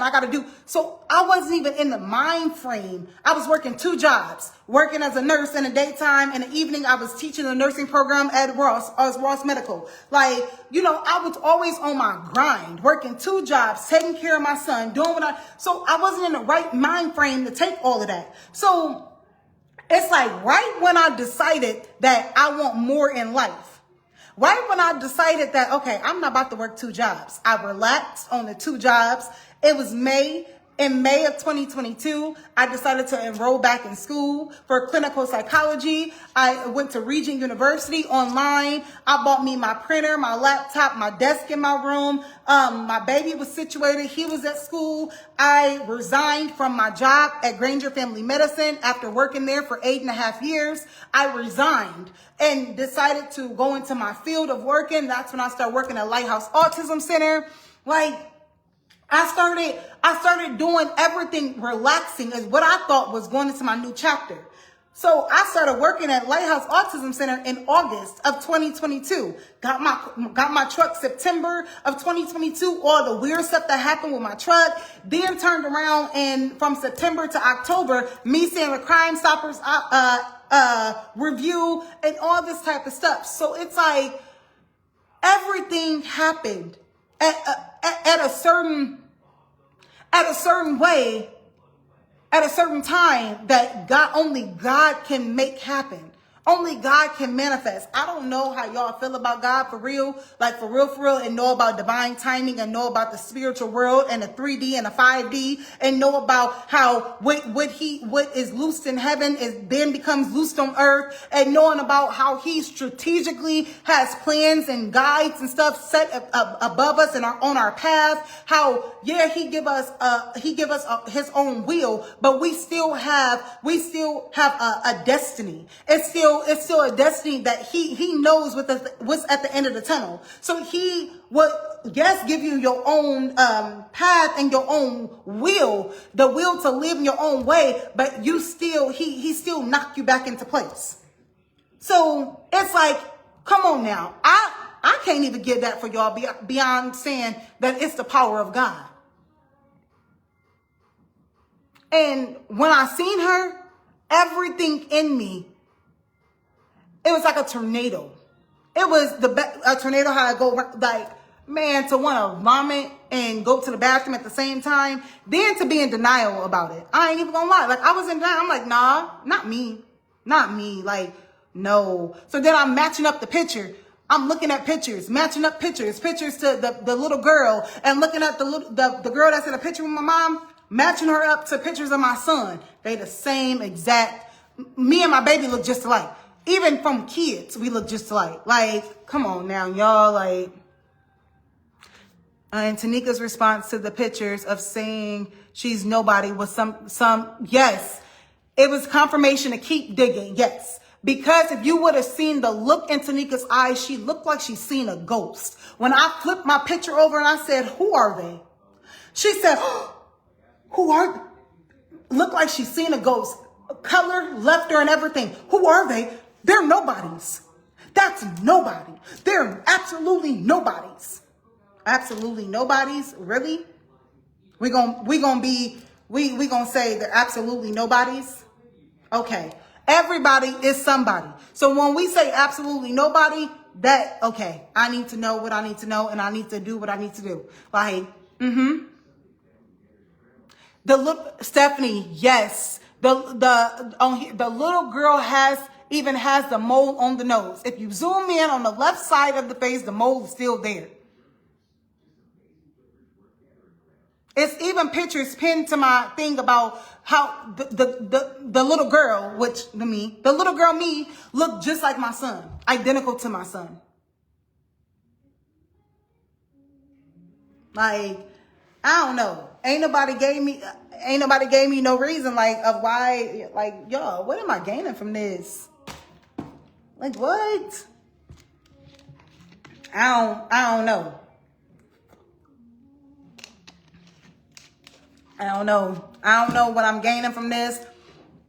It's so easy to say a person is crazy when they go against the grind. How many people have been labeled crazy that wasn't really crazy? Even we watch this stuff. We watch it on TV. We watch that they put people in mental institutions and they put people on mental institutions and say that they went crazy. And normally it's always the family. It's the family. It's the family behind that person. Like who's saying it's always the ones who claim they want to help. Just like the kidnapper people. It be you be having this child kidnapped and you out looking for him with the family. You out looking, I don't know. They could have been here. They could have been there. And you knowing you got them tied up in your basement. Like, y'all, this stuff is not just for TV. How many times did different victims speak out? When people speak out, that's why people don't like speaking out. It's because they pretty much are told what you saying is they discredit them. They try to find things about their past and try to find ways to discredit them. They try to find ways to discredit them and make it, she used to do drugs. Or, she crazy. Or, she did. The only drug I ever did was Mary. I had a meeting with Mary. I did. And y'all know, the crazy thing is, I mean, it ain't crazy, but it's very good for me because I knew I've been on a whole different journey and everything. I don't smoke. I don't drink. I don't even drink pop. I haven't did nothing for 4 years. I'm celibate. I'm abstinent. I don't want no relationships, no extra friendships, no friends with benefits, no, none of that. I have literally been putting my energy into healing from the inside out. I've been putting my energy into becoming the best woman and mother and spiritual being that I can be. Remembering that I am human, but a spiritual being having a human experience. When you start remembering soul contracts and where you from and everything like this type of stuff, people they want to call you crazy when you get to talking about the spiritual realm and how we signed up for this. That's why I ain't mad. I ain't mad. I ain't angry about what I went through because somewhere at some point in time, I signed up for this. I told God I can handle it. I told God, send me down there. Give me this. I signed up for it. At some point, if we talk about that, that's why I don't mind what I've been through. That's why I stand on it. Because at some point I had a soul contract and I told God, send me, I go. Like, send me. I'm come back. I'm going to handle this. So when they say God won't put more on you than you can handle, they meant that. He won't put more on you than you can handle, even when you feel like you can't handle it. He knew. You signed up for this. Your soul signed up for this. But that's what everybody want to talk about a spiritual awakening. Everybody use that term. Everything is spiritual. Yes. Everybody use that term of spiritual awakening and want to, I'm woke, as if it's a trend. Being woke is not a trend. It's not a trend of being woke. It's about, are you able to see beyond the illusions of the world that society has placed on us? They doing everything in front of our face, and we act like we can't see it. When are you going to pray for the veil to be lifted from your eyes? When are you going to pray? Even these movies and stuff that they doing, y'all, these movies is letting us know what they doing. I mean, one, just to say they clone Tyrone, they this, like all this stuff, y'all not seeing it. Like the movies is telling us exactly what is happening. In the Bible, they start talking about, when he was talking about the prophecies and stuff that he's seeing happening, they called it statues. That is going to be in the last days, it's going to be statues that come to life. He's seen statues that came to life. He didn't know how to describe. He's seen AI and robots and all that type of stuff. Like, this stuff is here. Like, people are not realizing that everything is spiritual. The devil knows some people he can't touch, which is why he said, when God asked him what he doing, he said, going to and fro to see whom I can devour. You knew you couldn't touch everybody. Everybody's blood can't be shed. You knew some people you couldn't touch. So, which is the story of Job. When God said, I'm going to allow you to go ahead. I'm going to allow you to go ahead and see if he's going to go against me. Him and God made a deal. He let God, because God already knew what Job was about. That's why when I say, y'all, be careful the people you associate yourself with, and be careful because some people is leading you to your final resting place. That ain't, and it's not everlasting life. So you have to be careful who you entertain. They often say, be careful. You never know if you're entertaining an angel. I say, be careful because you never even know if you're entertaining a demon. Demons need people in order to keep going. They need vessels to keep going. Angels walk among us, but so does demons in human form. Somebody can allow themselves to open themselves up as a portal and be so demonic. And then once the demon jump and go to the next person, the person come back. And you be like, you don't remember that you just did it? No, because they was a vessel. What did he say about protecting your ear gates, your eye gates, everything? Like, it's certain things that you have the body, the soul, and the spirit. Like, they're the ones of illusions are the true children. Yes. And we are not angry. We are literally at peace. Amen. Like, for real, amen. And this is not even preaching, but this is real. Like, we are at peace to where nothing you can say or do is going to shake anything within me. What time is service Sunday morning? Y'all, like, when I mean I've been on a spiritual journey, it's been something so heavy that it's been so heavy, but so light. Like, so light to where I'm with it. Like, when I say I'm with it, I'm with it. It's so much stuff that they don't want you to open your eyes to that is right here on display. It's right in our faces, from demonic contracts to all of this stuff. People are, the sacrifice that everybody want to talk about, sacrificing their family for fame, is deeper than that. It's not just for fame. It's for souls. The devil knew he couldn't devour everybody. He knew, but he will allow you to think that you can harm that person so he can gain your soul. Because his whole purpose is to take as many souls with him as possible.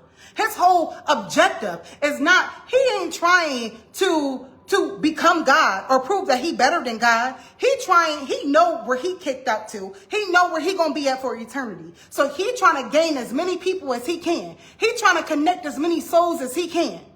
So if that means he can convince you that you can harm this person, even though he know you can't touch this person, he will try to convince you to harm this person, and not even knowing that you just signed yourself up for a whole eternal life of the lake of fire.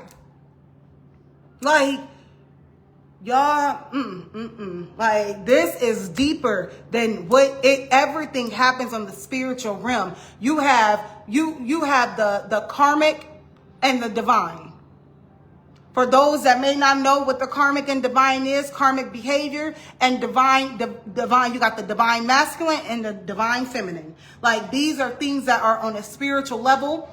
Some people are gifted clairvoyance, like they're clear audio. You have all the clairs and everything. If we're going to get there, we're going to get there and talk about it. Some people can hear from God in a way that you don't even understand how you can hear from God this way, but you already know you heard from God without sitting on your knees and praying with a prayer mat for all these hours and going to prayer shut-ins and everything like this. Like you have a direct connection to the Most High. Like a lot of people don't even know. They want to know how you know what you know. And it's because I talk to God. But then they call you crazy. But you could talk to ChatGPT. You could talk to artificial intelligence. But it's crazy because I talk to the creator of everything. And I know what I know because he's a creator. He gave man knowledge to be able to even invest and create ChatGPT.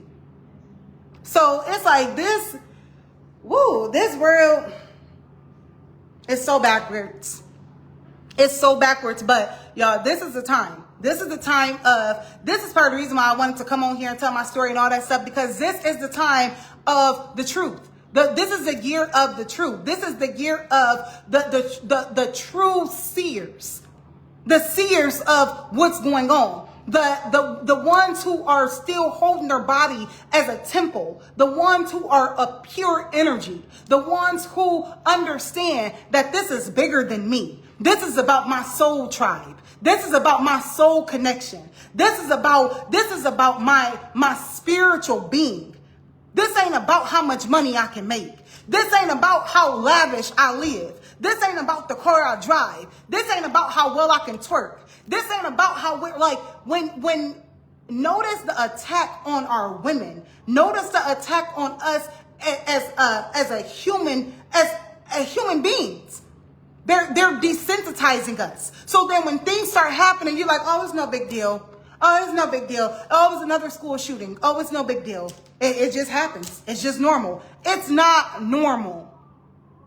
Like, it's certain things that happen that people just chop it up and just, oh, it's normal. Oh, another kid was kidnapped. Another child was murdered.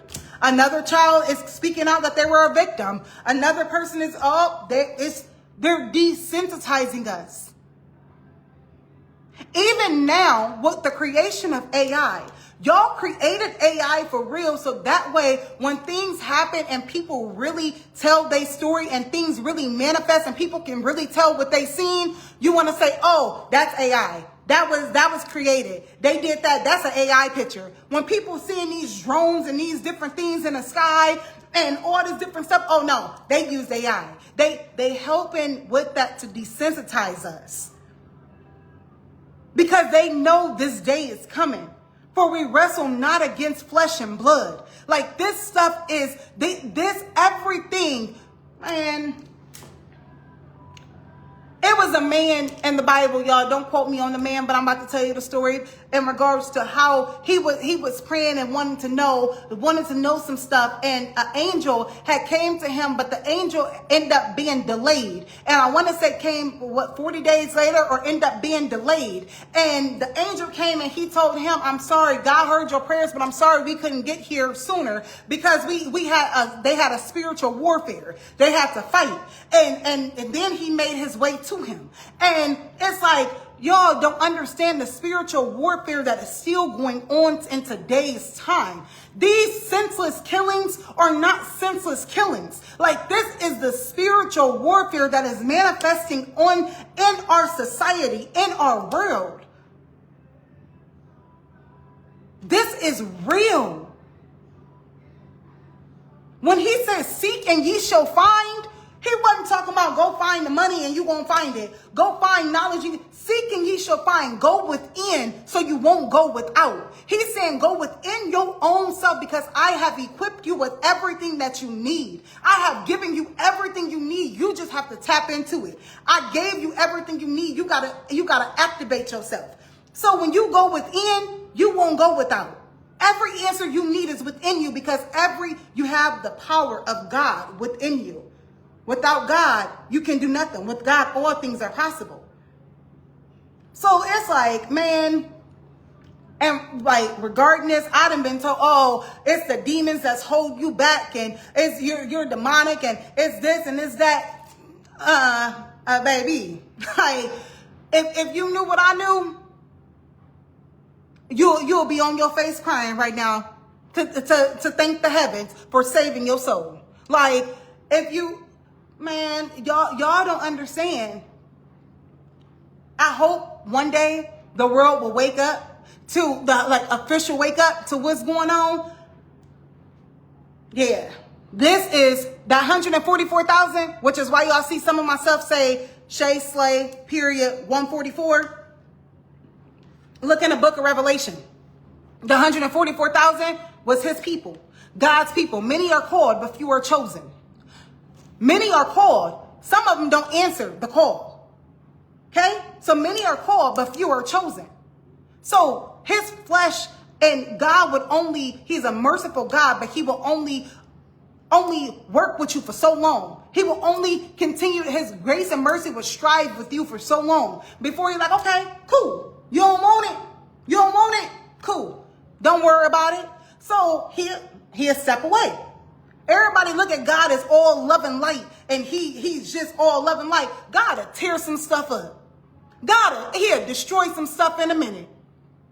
What did he do to all them cities? When he seen what was going on, he told his chosen ones, hey, I'm about to destroy this. He sent angels and stuff and told them, I'm about to destroy this and I'm about to do this, but I won't know it. You build an ark.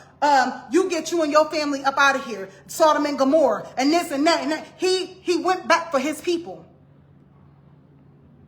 And this is why you were forced to get through these trials alone. Yes, because it created my everlasting, yes.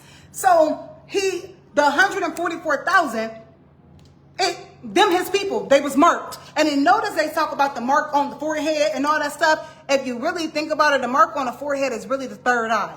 That is really being able to be woke and seeing beyond the earthly world. That is really you open to a different avenue of you can see what's taking place in the spiritual world before it even happens here. People also want to call us psychics and mediums and all this type of stuff. Nah, baby, I'm just gifted. I'm tapped in different. I can tell you your whole life and you don't even know how I know it. But I know it because God, my God is all knowing. And he give me what he want me to know. There's no other reason that I was supposed to watch TV that day to see who my mom was. Like, there's no other reason for the stuff that I know, which is why it got them frantic. Because y'all got to understand, this has been going on for decades. This has been going on. I am 34, will turn 34 on the 4th of July. This is stuff that's been going on for decades that y'all thought y'all got away with for so long. I was never supposed to know this.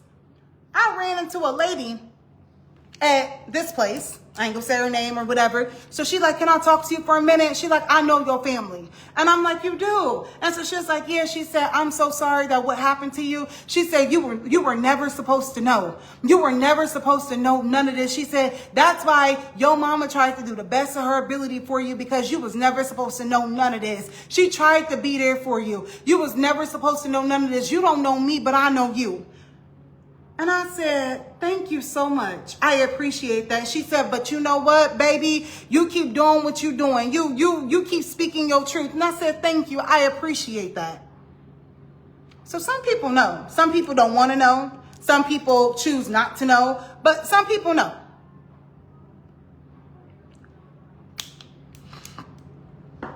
This is bigger than me. This is beyond me. This is beyond me. This is a movement that is not just about me and what I went through. Yeah, I talk about my story. Yeah, I talk about my family. Yeah, I talk about, but that was what they say, what the devil meant for bad, God already turned it around for good. He already had it working in my favor. Had I not been in solitude, had I not been through this, had I not felt like I had nobody to turn to but God. I couldn't turn to the police department. I couldn't turn to nobody. Like, had I not went through any of this stuff, I wouldn't be where I'm at today. Y'all, my relationship with God wouldn't be so stand up strong. Like, y'all don't understand. Like, man, y'all don't get it. Y'all don't get it. Oh, hey, Amber, I'm sorry. I'm late. I don't have Facebook and I have to react. My son Amari, who is on the autism spectrum, was in fact left behind at the daycare while on field trip. I have done my best. In 2017, I have done my best to try to heal from the situation, so I won't say too much. However, that did happen, and there is documented paperwork to back it up. Just wanted to come in and say thank you. Just wanted to come in and say that. Thank you, Amber. I appreciate it. I don't know if I can go in and, oh, there you go. I can love it. Okay. Thank you, Amber. Exactly. I didn't remember who, like, it was Maniqua who helped me get the story and everything, but I remember something happened and they didn't want to speak about it, and they covered it up. They couldn't even come out and publicly apologize to you. So on behalf of them, at this point, on behalf of them, I'm sorry. I'm sorry that you experienced that. I'm sorry, as a mother, that has to be a traumatizing experience. I couldn't imagine my son being left anywhere or anything. I'm sorry. That is a heart-wrenching feeling. And then not only it happened, but then to be pretty much be looked at as you're the bad guy for speaking out and wanting justice for your child and wanting justice for what happened. And even if it's not justice, because justice is in the eye of the beholder as well. So even if it's not justice, you just wanting acknowledgement to the fact of what happened. You just want an acknowledgement and for them to take accountability to what happened. And according to her kids, according to Kira and Kaylee, well, Kaylee didn't comment, but according to Kira, it didn't happen. Oh, I need to just speak facts. That didn't happen. She's lying, everything. Miss ma'am, I don't have to lie. I'm not gaining anything by lying about nothing. Like, this is, y'all, it's Dennis and Deborah Givens has done so much stuff to so many people. Yeah, they have helped people in other ways and stuff, but they have also done some stuff. Facts are facts. People love rewriting history, but one thing for sure and two things for certain. Still,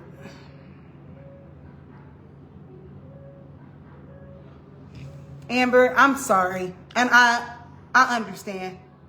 I can't even say I understand where you coming from because that didn't happen to me, but I understand the dismissal. I feel the dismissal in regards to being, baby, make you something. You was taking a nap? Oh. So in regards to the being dismissed, like, and to where it's almost like it didn't really happen. Like, it didn't happen. Like, I don't know. I don't like that stuff. So when people say, oh, they're upstanding people and, oh, they wouldn't do that and they didn't do that. Y'all couldn't even acknowledge a fault on your behalf. Just to tell it what I hope not, that y'all didn't purposely do this. So y'all couldn't even acknowledge the fact that something happened, that it was an accident, and even say, hey, I'm sorry publicly, this is what happened, and we're sorry, we take accountability, we'll try to make it better.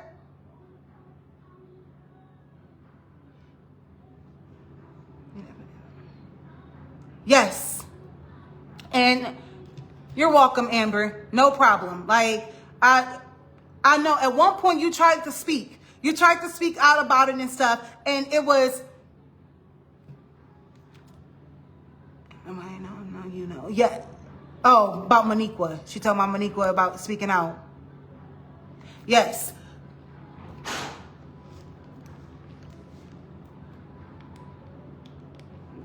What's wrong with you?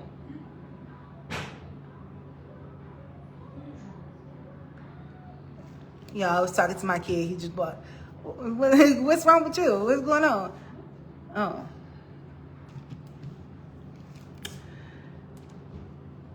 So, yeah, like,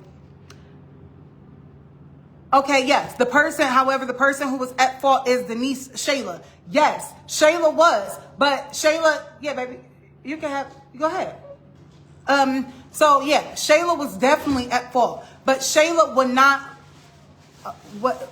Oh my gosh, I'm praying for you. I can't believe you are on here for 4 hours later. I love you and praying for your mental. Your sisters really love you and miss you. This hurts my heart so bad. And, this hurts. And, I guess I'm not here to judge you. Just pray for your mental. I accept, I guess I accept your prayer, Duran, where everybody live their own life. So 4 hours later, I'm still here. I am, but I ain't just rambling on the same thing. Like if you watch my live, you will see that we didn't talk about a lot of different stuff. Like we didn't talk about so many different things. Like I said, people can come in, people cannot, people can see. I'm not talking from anger or speaking from nothing. I'm chilling. When he said, I can't believe you here 4 hours later, I'm chilling. I'm at home. My baby here. He actually about to make him something to eat. I'm chilling. Like, I'm on live. I'm talking. We having conversations. Actually, now I know. I mean, we could talk about anything, everything, whenever. Like, I don't be on here on social media and all that type of stuff, but I'm chilling. So being here 4 hours later, I mean, honestly, I'll probably be sitting down watching Netflix or watching YouTube or something like that anyway. So being here, I see it, babe. So being here 4 hours later is, I don't understand why you need to pray for my mental. You search and be on social media for 6 hours at a time. Like, unless you're going to work or unless you're doing whatever. Like, people scroll and be on TikTok and everything for hours at a time. Shoot, you work for 8 hours a day. Like, if you're going to work. So, sitting here talking and having a conversation, it doesn't mean you're mentally unstable. Actually, it kind of correctly is the opposite, because that means I can have any type of conversation with anything and anybody to do anything. So honestly, it's the opposite, to be able to sit and conversate with different people and converse. Sorry, conversate is not the actual technical word. So to be able to converse with other people and have different points and stuff, it actually quite proves the opposite of the narrative that was painted about me. So it's different when you post pictures and you do you post pictures and you see me on behind words. When you see me posting and you see me, it sounds like, it sounds like she's very articulate, and because you're reading messages and you're reading posts and stuff, that's different versus actually, I made us a smoothie. I left it in there. I put it in the freezer first. Just leave it. So, that is really different. That's part of the reason why I came on here and everything. Like, clearly my mental is perfectly fine. Like, because it involves people who are well loved. Yes, who are well loved in a community and everything. You can go take that. You can go to your room with that to put it in there. Eat it. Yeah, but it was one time you can eat in your room, because you know I don't play that. Okay. So, like, it's even a whole thing, like, like CPS even stopped. Like, I'm talking to my son right now. They're like, if I'm you praying for my mental, you doing all this stuff, thank you. But CPS can't do nothing. They ain't do nothing. They even wrote, let me tell you, they even wrote, come on, baby, you're making a lot of noise. So they even wrote, her and her son have a strong bond. Because they talked to him first, and then they talked to me. And then they talked to both of us and asked about, how do he feel about me? Do it seem like your mom got different personalities? Do it seem like, because they told him I was bipolar. That 1 minute I'm fine, next minute I'm crazy, and all this type of stuff. So, he like, well, no. He was like, my mom is, my mom is fine. Like, well, she even asked me, how am I feeling? How am I doing? Everything. So it's like, if I was so mental and that's what I said, people could call you crazy for so long, but y'all want me to show my proof and want me to show my DNA results and my this and my that, but show me y'all proof. Show me the proof of me being crazy. I'll wait.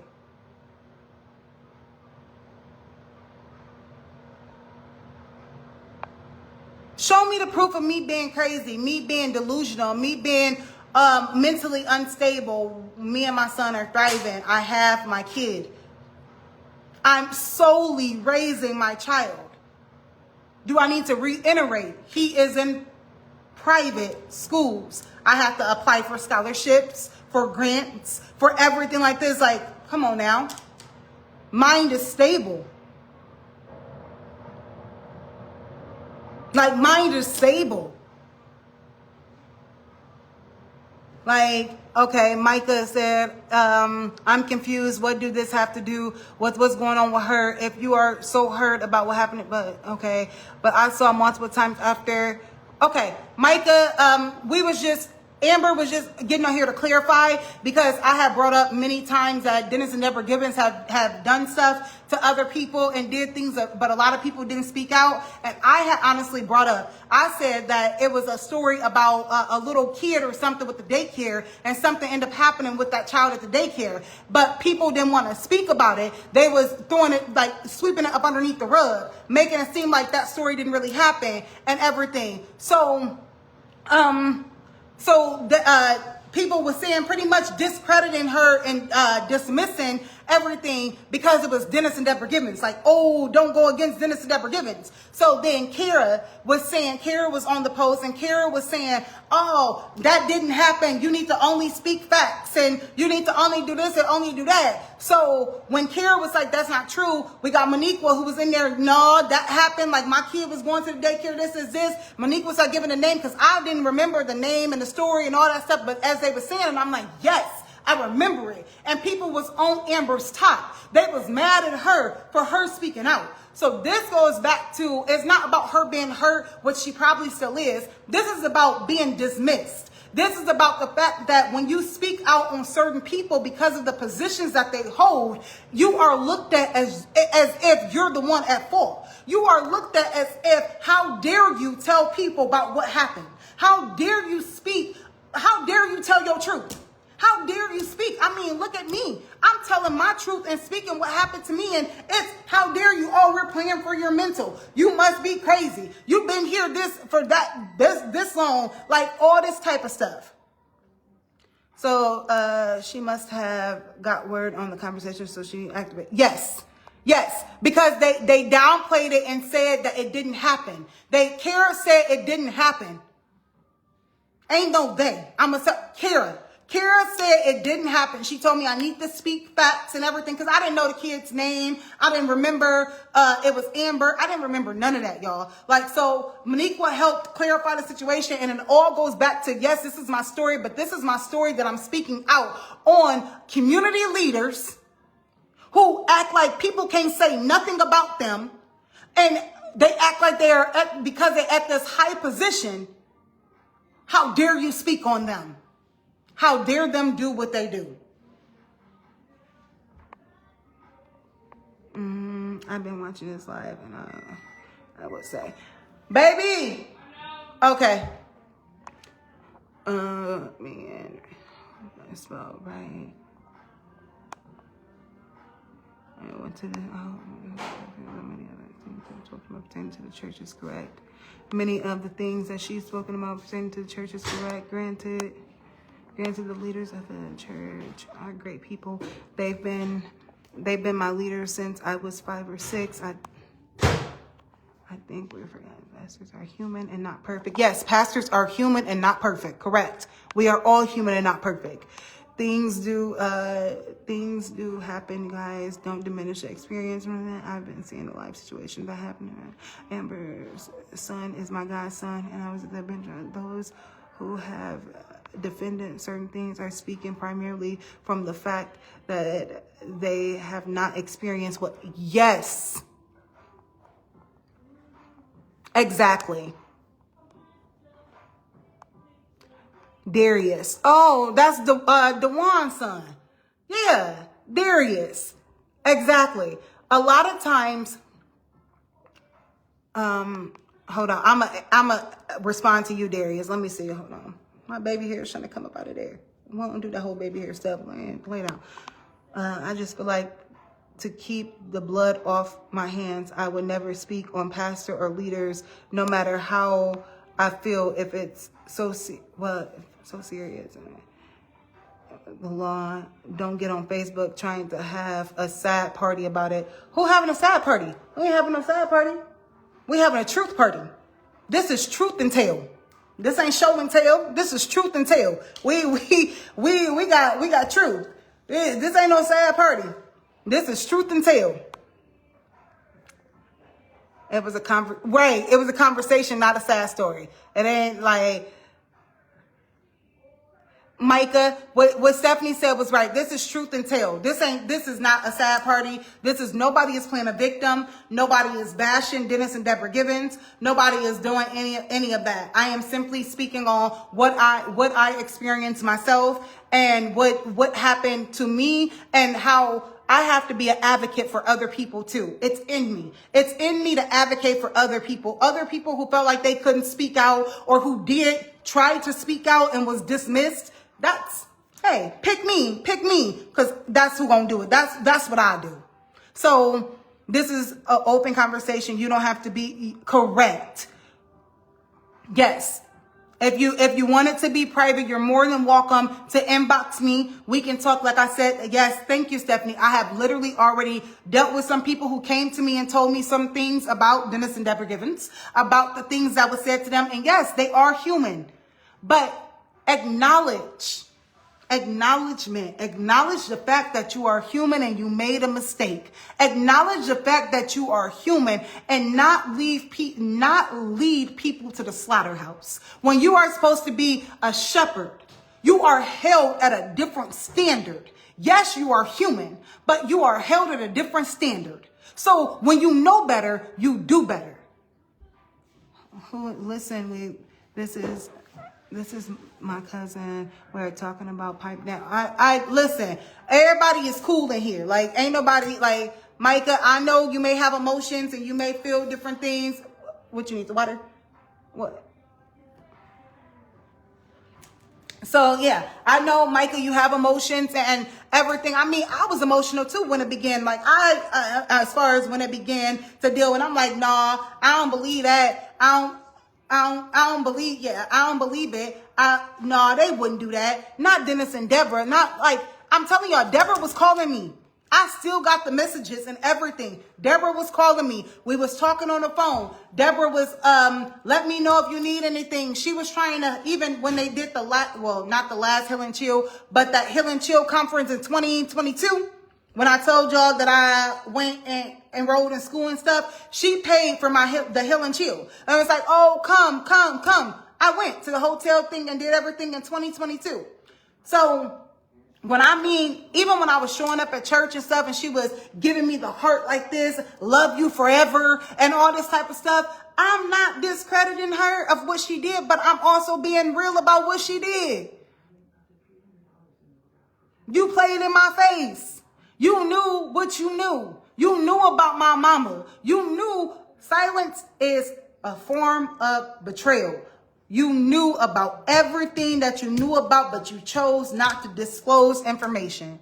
And then not only that, you did what you was going to do after. Yes, they're human. They are human. We are all human, but we still all have to take accountability.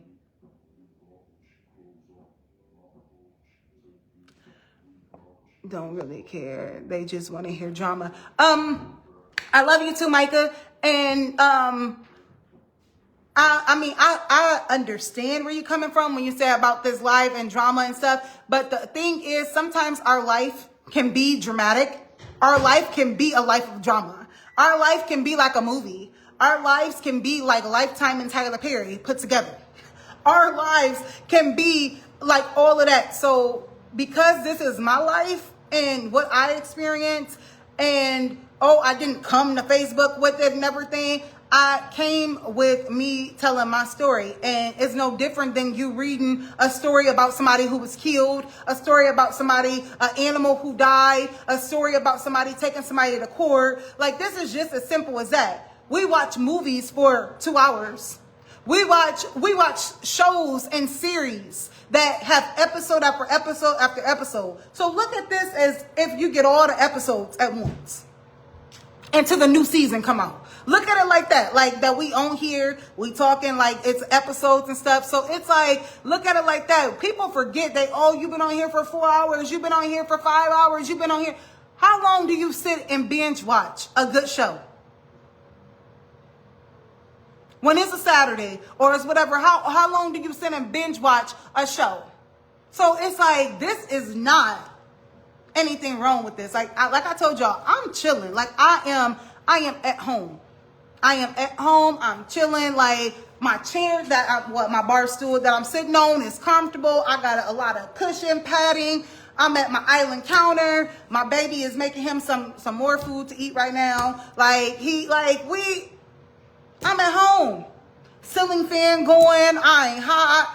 Air is on. My AC is on. Like, oh, son, close the blinds for me, please. I still left the blinds open to the balcony. Yeah, those. So, I'm at peace. So me talking now and sharing what I've been through and sharing, I'm gonna talk. And sometimes you have to be the voice for those who were muted. You have to be that person to open up the door for people who tried to put their hand on the door and they was smacked down every time. You bet not. You bet not. You bet not. Sometimes you have to be that person. And I have no problem being her. Her is me. She is her. Her is me. Like, that's who I am. There are things not only always know who have been in the church since the beginning and speak again. We are all human and capable. Sometimes the position of the pastor is heavy, but it is possible to make mistakes and mishandle your flock. But there's always forgiveness and experience. Thank you. It was my experience. It's disheartening to discredit the next person's experience. You can only correct. Thank you, Darius.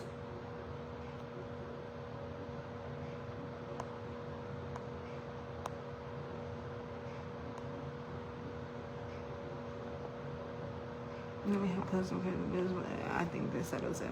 My couple is my challenge.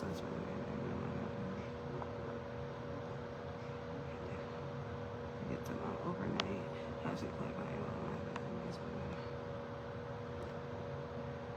Right. It's nothing different from us watching a story time on TikTok or Instagram, but everyone is in shambles. That part. Oh my God, she's still talking. Oh my God.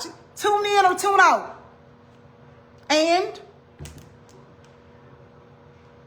like the way I'm set up, I'll be hearing to say one person in the chat. Y'all, I am really outside of, I hate that we have to meet like this. I hate that we have to meet like this, but at the same time, I'm grateful for it. But I am a very cool person, y'all. Like, I am so down to earth. I am non-judgmental. I want everybody to win. I'm here to support anybody. I'm here to help everybody. I'm so cool. Like, I'm so good. So it's like having conversations like this and doing this. Had I known it was this simple to engage and do this, I'm lying. I probably shouldn't have done this sooner because I didn't want nothing to operate prematurely. So it's like now I found the inner. I think one of my statuses said, when I cut off a toxic family, I found my whole self.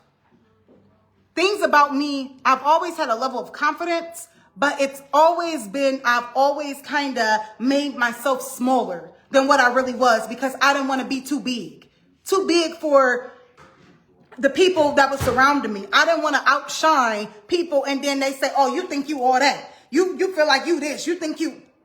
No. So I always dimmed my own light to avoid it outshining other people. So this process has helped me to say, no, you stand tall.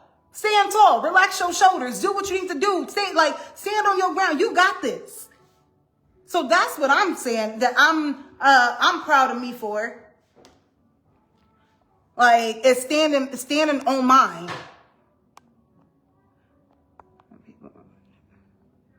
Right. That part.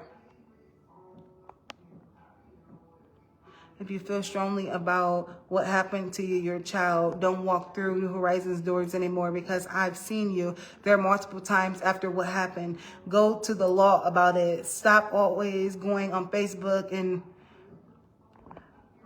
Okay.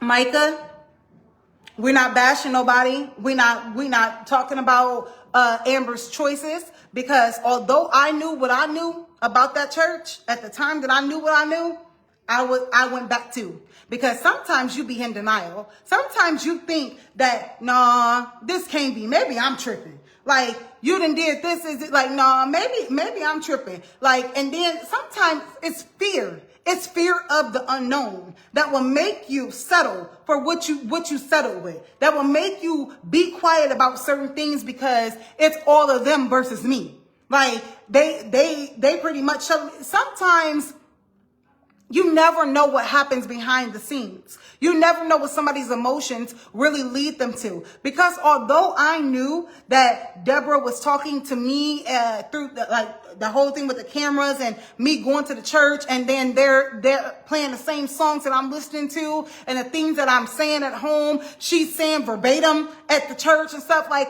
I still showed up again. That Pastor Winborn had came, Dennis Winborn had came to that, where he said he's the crazy cousin from the south side of Chicago or something. He came to the church for a conference right after all of this stuff took place. I showed up. I was there. So it's easy to say, oh, you shouldn't have came. You should have went to the authorities. What do you do when you can't even go to the authorities for real? Because sometimes there's a corruption within the authorities, and sometimes they have connects to be able to close certain things down and act like it didn't exist. So you say go to the law and go to the authorities. Sometimes that don't even work. Sometimes they shut you down like you ain't nothing because of the connection that they have underhanded with everything. Did we forget that the South Bend Police Department also has pictures with Dennis and Deborah Givens and Carolyn Smith and everything like that? Like, it is not, I'm not saying everybody, but I'm also saying, like, y'all got to understand how connections and things work. People don't really care about you for real. They only care about, a lot of times, people don't really care about you for real. They only care about what they can really gain from you, or if it directly affects them. Think about the people who in position at your job. They don't work the floor, but the ones who make the rules act like they work the floor. They don't even care. They want to set different things in order. And it's like, this don't even work, but they don't care because it don't directly affect them. So a lot of times it's the same thing with the law and with other things. Until this stuff start directly affecting the people who are the lawmakers, it's going to be looked at like a bat of another eye. Like, it's going to be looked at like, oh, it's just nothing. Like,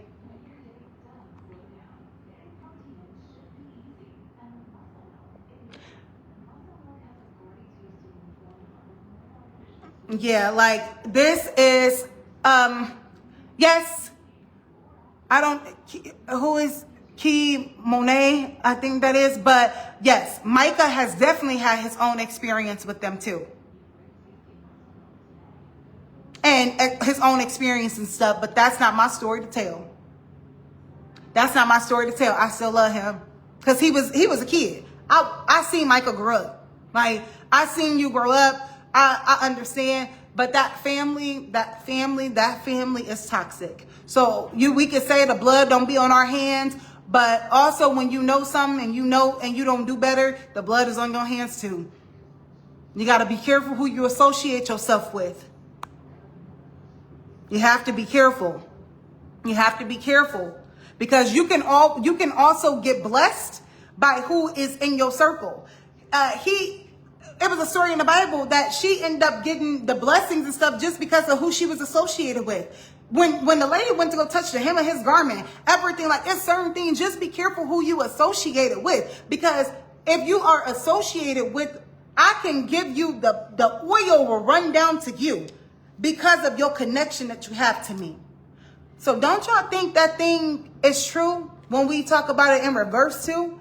Because of who you allow yourself to be connected to, God will yank your blessings from you. He will snatch your blessings and dangle them in your face. And you wonder why you ain't getting nowhere. You wonder why you chasing your tail. You wonder why you working your butt off and ain't nothing lining up for you. You wonder why, because it's who you connected to, boo. It's who you, and I'm not talking to nobody directly. I'm just saying, it's who you connected to. Sometimes God won't bless you until you remove yourself from certain environments and from communicating with certain people.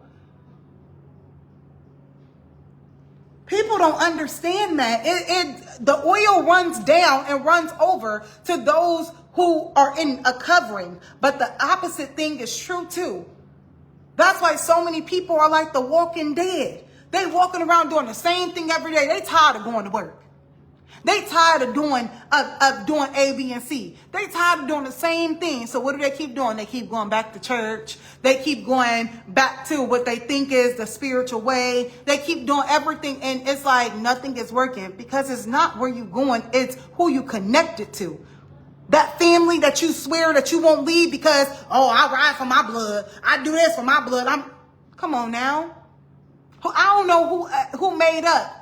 Oh, the family got to stick together. Family, that's all we got. All we got. No, all you got is your soul and your spirit that is connected to God. That's all you got.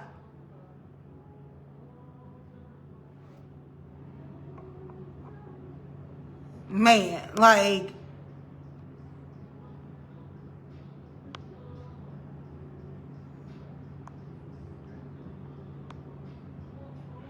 that's my family at the end. See, that's what I'm talking about. That's my family at the end of the day. What I experienced was never crazy as of what you guys say that y'all experience.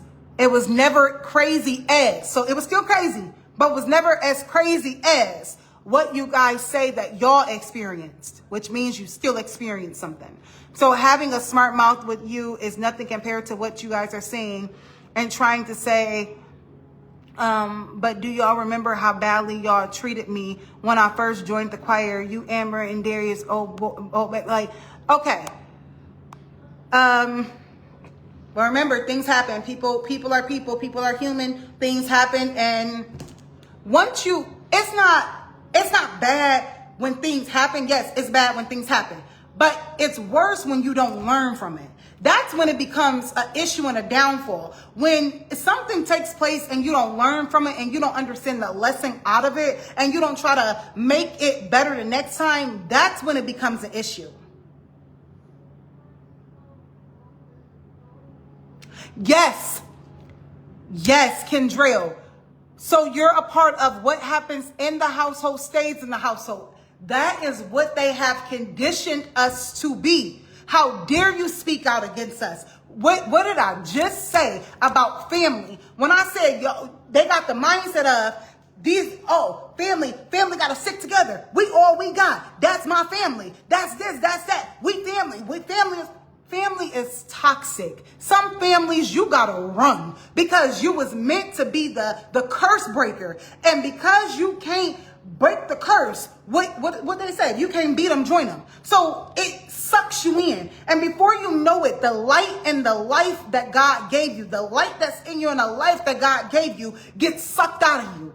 That's energy harvesting. That's sucking the life out of somebody. That is what people do. Energy vampires and energy harvesting, they don't literally walk up to you and zap your energy. It's not a machine to zap your energy. They make you think different. They change your mentality. They make you say, toxic is okay. This is normal. Families do this. Families do this. Families do that. It's okay. You're fine. You don't leave us. This is what we do. And then before you know it, you start looking different. Your glow is gone. You don't understand why the talents and the capabilities you have are not prospering. You don't understand why you can't excel in life, though you're talented. You don't understand why. And it's like, but then you see the other people soaring. Other people they don't even have to work as hard, but they soaring and they going. That's because those are demonic contracts. God, the devil will give you exactly what you want to get, but you got to pay the price at the end. They don't tell you about that. So when you sit and you think and you like, dang, why such and such can do this and before you know it, you start looking like you've been going through the fire. Y'all, I look back at some of my pictures. Don't get me wrong, I feel like I've always been a cute, pretty girl or whatever. But I look at some of my pictures and I can see the sunkenness in my eyes. I can see that I was living like it was like I look at my pictures and I'm like, oh, Jesus, Jesus, thank you for, is it still froze? Yes. Okay. So you can set it out and then maybe we could just put it on the blender and once it melt a little bit. So, yeah, I look at some of my pictures and I'm like, oh my God, I'm like, God, thank you for the grace that you've given me. Thank you for striving with me. Thank you for everything, because my energy was being drained. My energy was being siphoned. It's just like when you are connected to people, let me give y'all a breakdown of how I mean by connected. It's like a baby being in your belly and the umbilical cord is connected. You got to be careful what you eat because it travels down to that baby and the baby get fed through the connection. So it's the same thing. If you connected to the wrong people, what they being fed is coming to you. And it's eating you alive. You ever seen people and you like, they was just fine. What happened to them? What happened? People often want to say, oh, life happened. No. Destiny swapping, all that stuff is real. They energy harvesting, energy vampires, all of that stuff. Destiny, all that stuff is real.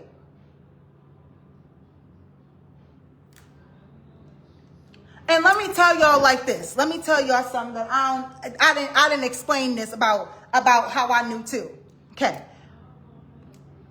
I started watching on YouTube when all this stuff was happening and everything. I knew I couldn't go to the police and all this type of stuff. So I started looking on YouTube. That's when I was watching TD Jakes all the time, Sarah Jakes and everything. They helped pull me through a lot of stuff. So I started watching actually readings and stuff. Like it was like tarot card readings or whatever. I started watching those on YouTube.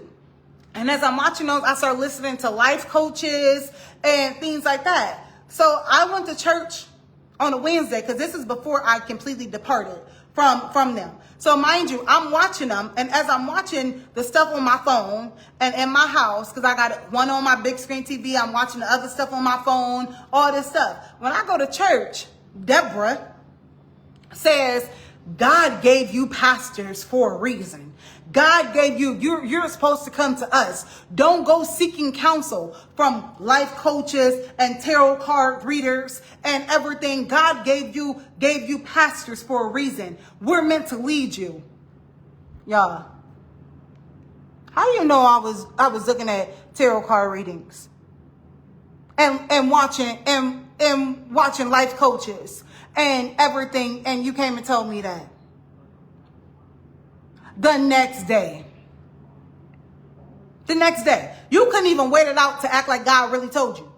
Not to say God needed delay and when he gonna tell somebody something, but you couldn't even wait it out. You couldn't even give it 2 weeks to say, hey,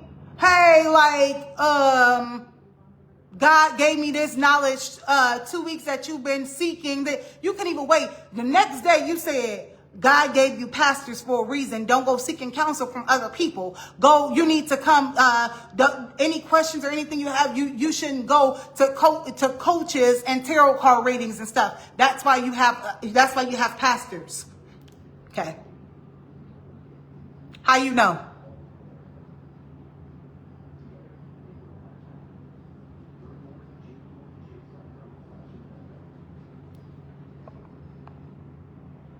Like, y'all, it's so much stuff that y'all don't even. So as I'm sitting here and stuff, like, y'all, certain things is just coming back to me that was done and said, and it's like, you wouldn't know who I was listening to. Oh, and that's when she said, "There's no power. There's no power in those cards." You looking at those cards, and you're doing that. Like, there's no.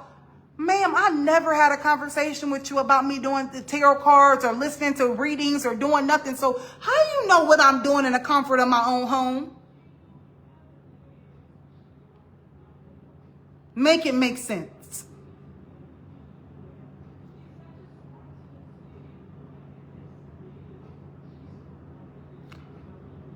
My last time in the environment was when I went to prayer. Wait.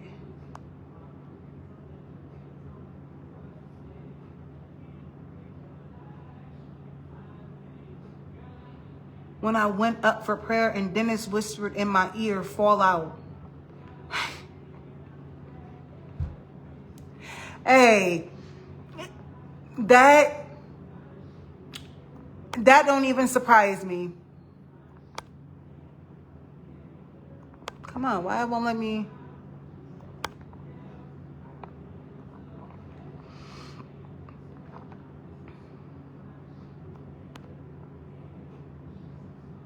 I couldn't.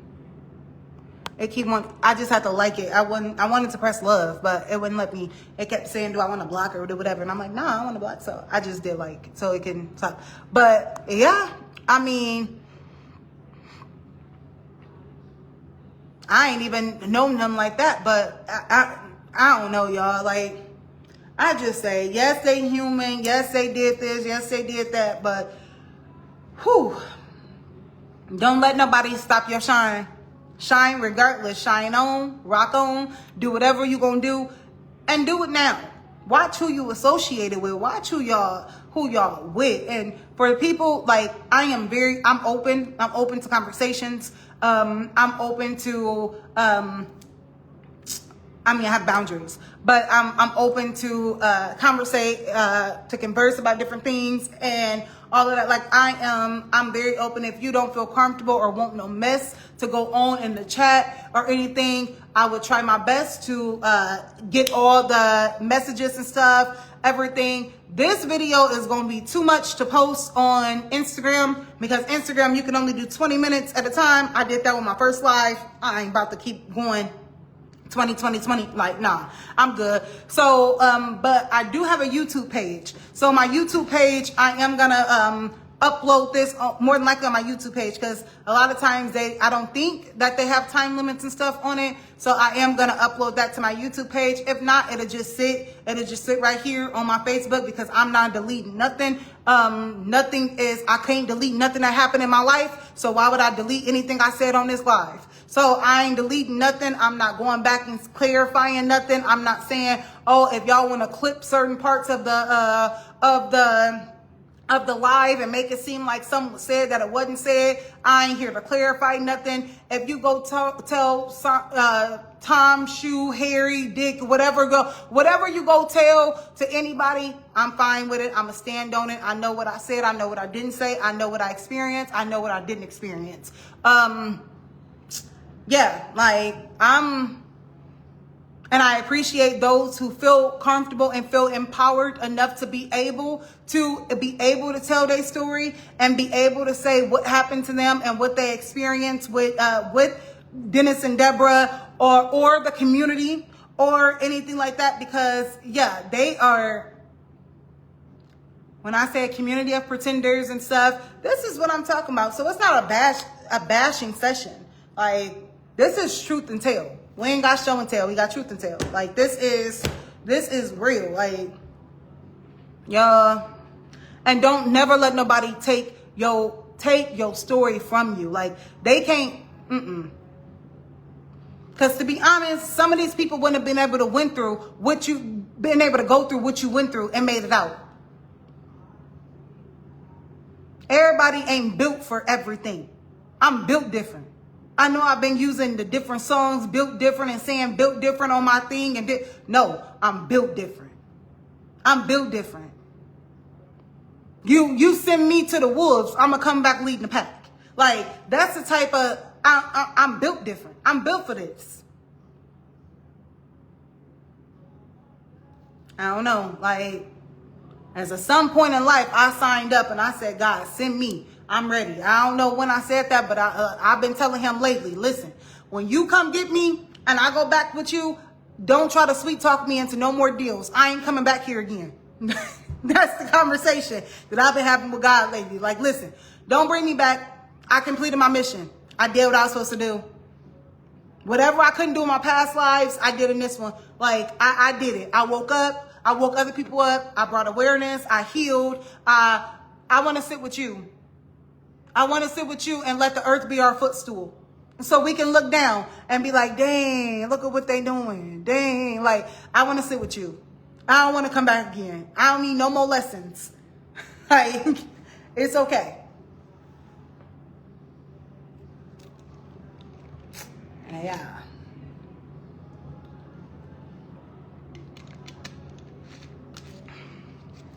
Okay. Oh my Lord.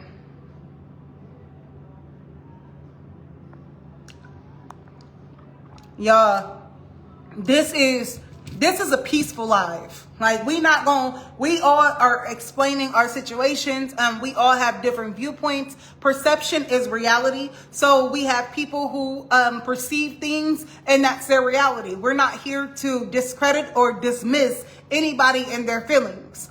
If somebody hurt your feelings, you don't get a chance to say you didn't hurt my, I didn't hurt your feelings. I did not hurt your feelings. What you can say is that was not my intention to hurt your feelings. But you can't say, oh no, your feelings are not hurt. We don't know. We don't know who hurt, like who, but we can say that wasn't our intention. So meanwhile, like this is not, y'all used to bully me, all types of things, and still, okay. So then, Micah, if you feel that way, that people used to bully you and everything, you know then about what it is like when you feel like you can't speak out. A lot of times we know what the situation is about things, but we can't speak out about it because it's like, I can't go against my family. What they gonna think about me if I side with this or do that? Like, a lot of times we make the decisions based off of the aftermath. We want to make decisions based off of, is they gonna treat me any different? Am I gonna be? So a lot of things we are held in bondage and held in fear and held in bondage because we don't see a way out. We don't know how we really gonna survive without our family. We don't know how we really are we really gonna move forward without the family, or is how am I gonna survive without my family? But that's when you surrender, because where there's a will, there's a way. That's when you surrender to God and you say, God, hey, not my will, but your will be done. And you mean it. And you throw your hands up, you throw in the towel, and you literally say, hey, I don't know what I'm doing, but you make it happen for me. When I walked away from my apartment before, I didn't know what I was doing, but God, you make a way for me. You make a way. I can't be here no more. These cameras in my home, these people here, these people there. Like, I don't know what it is that you got in store for me, but I trust you, because faith is when you can't see and you still trust in God. Faith is the substance of things hoped for, the evidence of things unseen. Without faith, you can do nothing. With faith, all things are possible. So when you have faith, true faith is believing and moving forward when you can't even see. When you can't even see a way out, but you just believing and you're just moving forward. If God allowed you to see everything and he allowed you to know everything, why would you need faith? What would you need God for? If he allowed you to walk through paths and say, okay, when you get to this stop sign, this gonna happen. When you get to this gonna happen. You will be a know-all, see-all. So why would you need to believe in God? Why would he need to exist? So your faith is not really tested until what you go through don't line up to what you feel like you should have been through. Like, you know, then it's like, okay, do you really trust me? Like, everything is, oh, y'all, God makes no mistakes. No mistakes.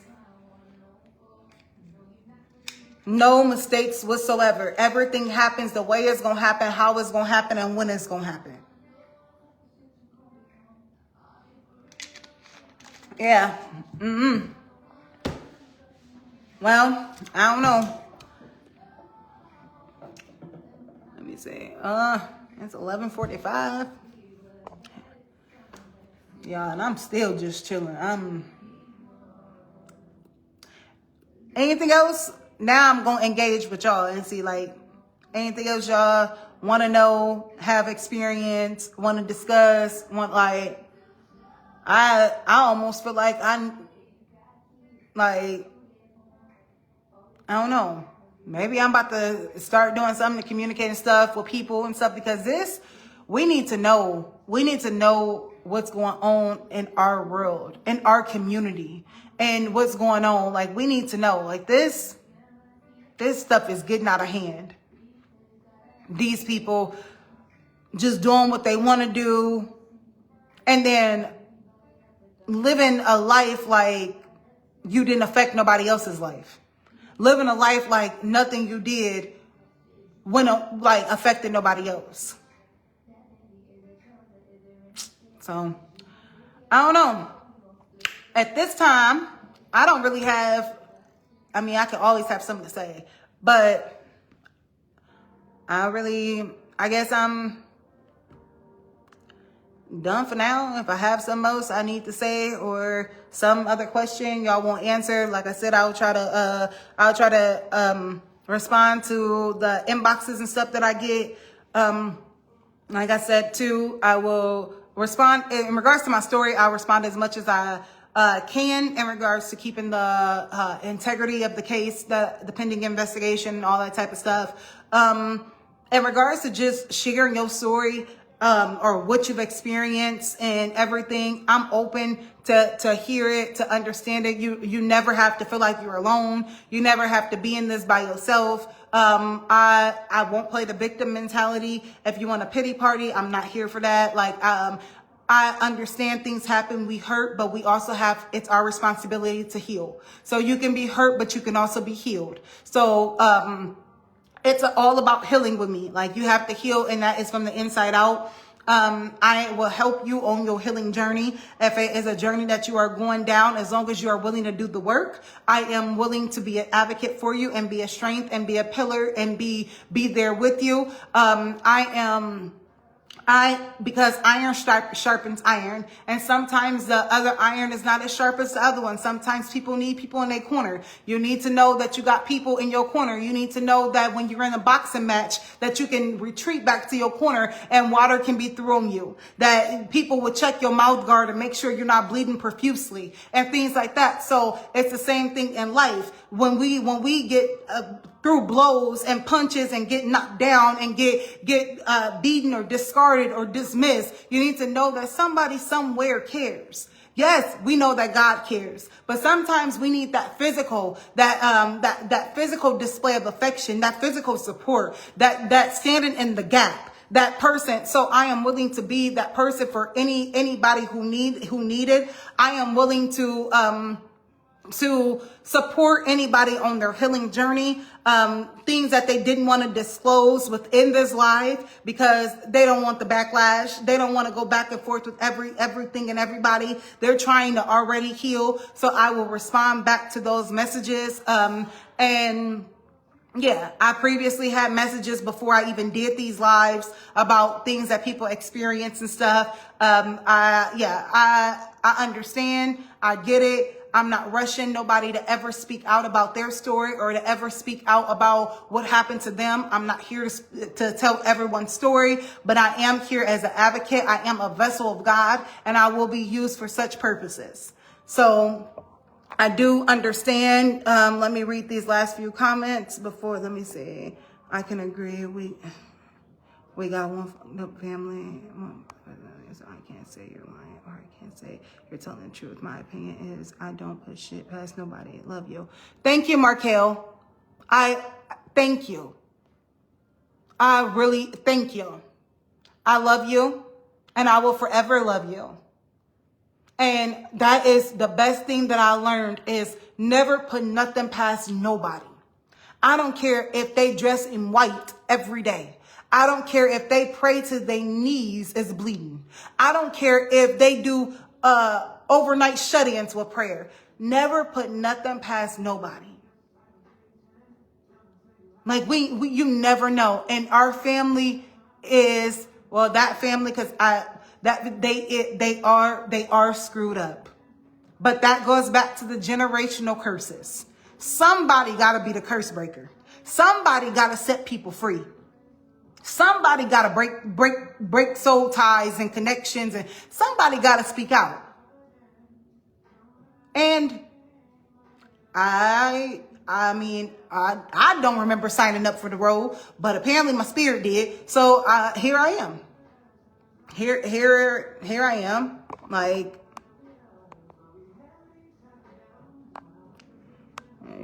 yourself to defend anyone, which is fine because I don't have anything negative to say about them. The topic and thank you for my situation.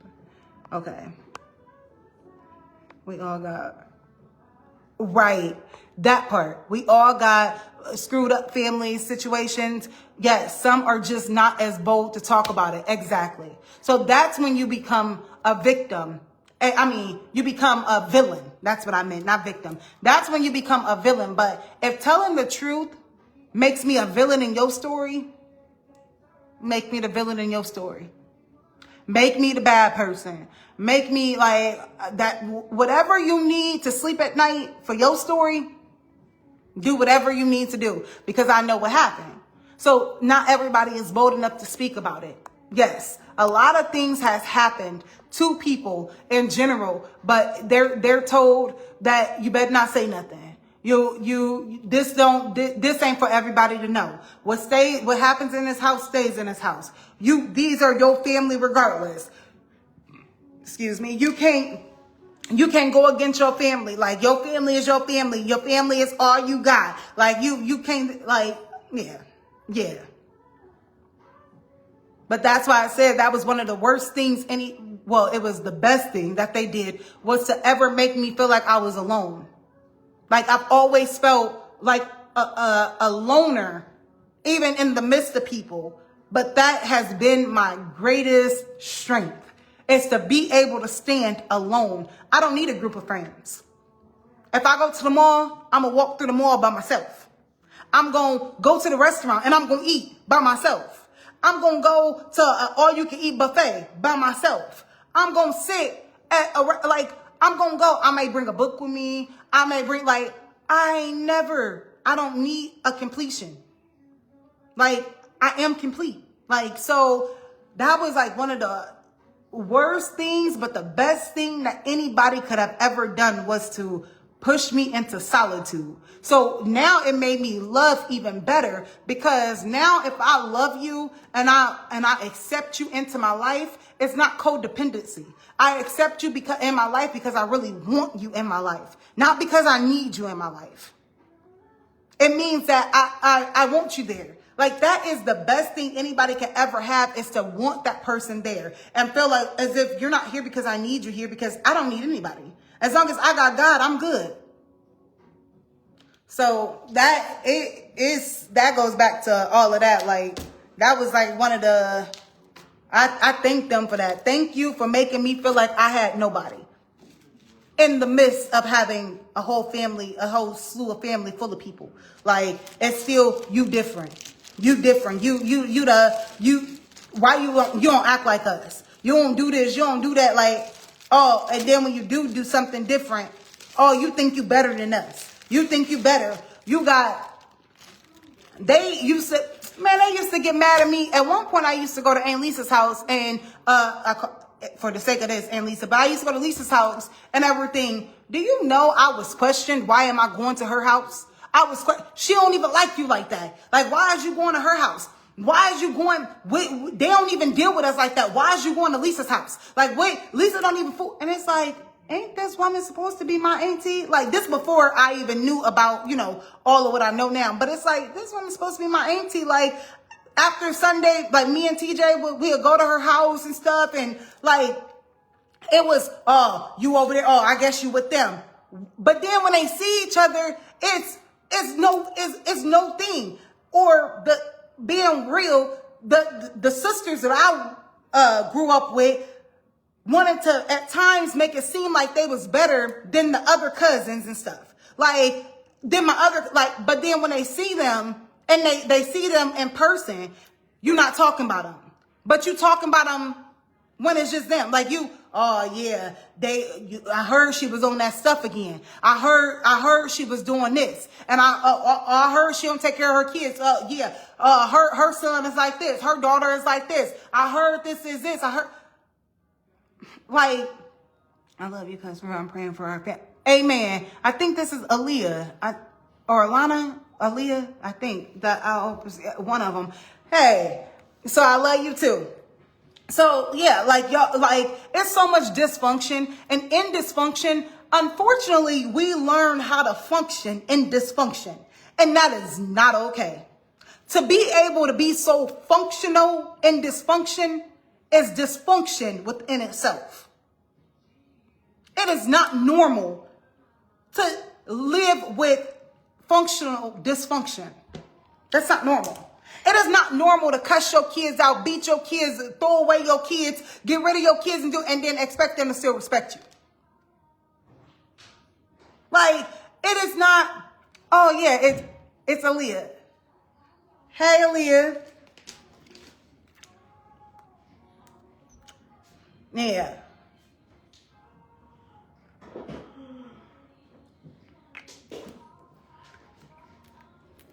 So yeah, it is a lot of what I'm telling you, y'all. When I used to go to my Aunt Lisa's house and stuff like that, it was, oh, you going, what you keep going to her house for? What you keep going to her house? They don't even like you for real. Like they this, they that, and it's like, why do y'all have this image in your head that y'all feel like y'all are better? Yes, baby. Don't be sorry languaging me. I love you too. Okay. All right, you going to lay down? No. Go. Okay, go handle your business, little boy. 1. It's fine. Sorry, y'all. I still count. The counting system still work. That means do what the heck I said. And he 14 years old. 1, 2, like, do what I said. It's a level of respect, though. It's respect. When you respect the child, they respect you. Like, it is, because kids aren't going to be kids forever. So it all goes back to a level of respect. But yes, in regards to that dysfunctional stuff, like, man, so it's funny now.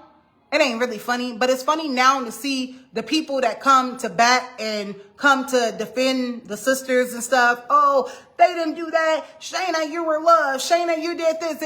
The same people you're defending is the same people who drug your name through the mud and talked about you, your kids, your mama, your daddy.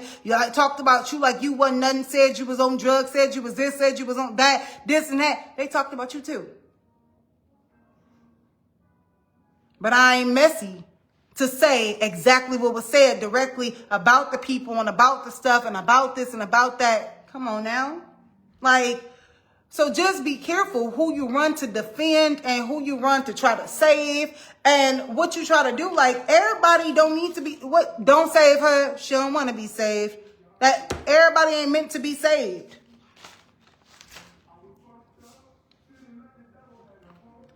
You said what?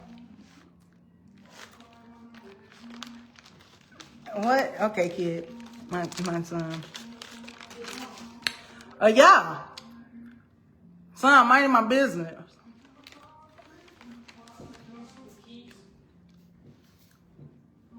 What?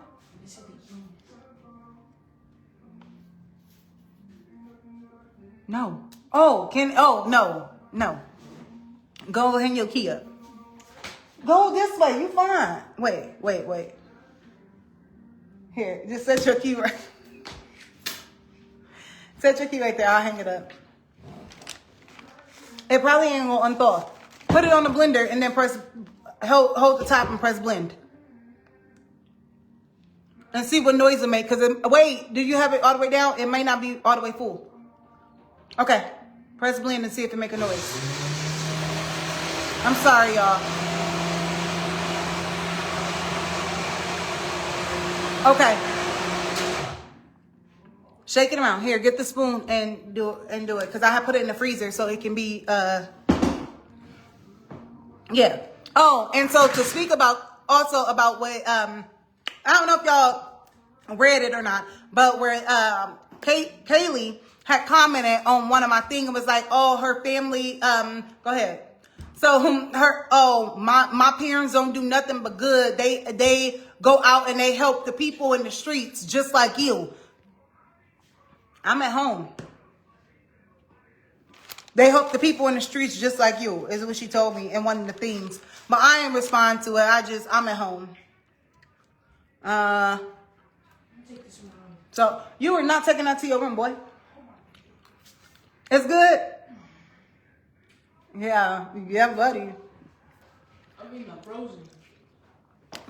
So, y'all, the family I come from, Lord have mercy on their soul.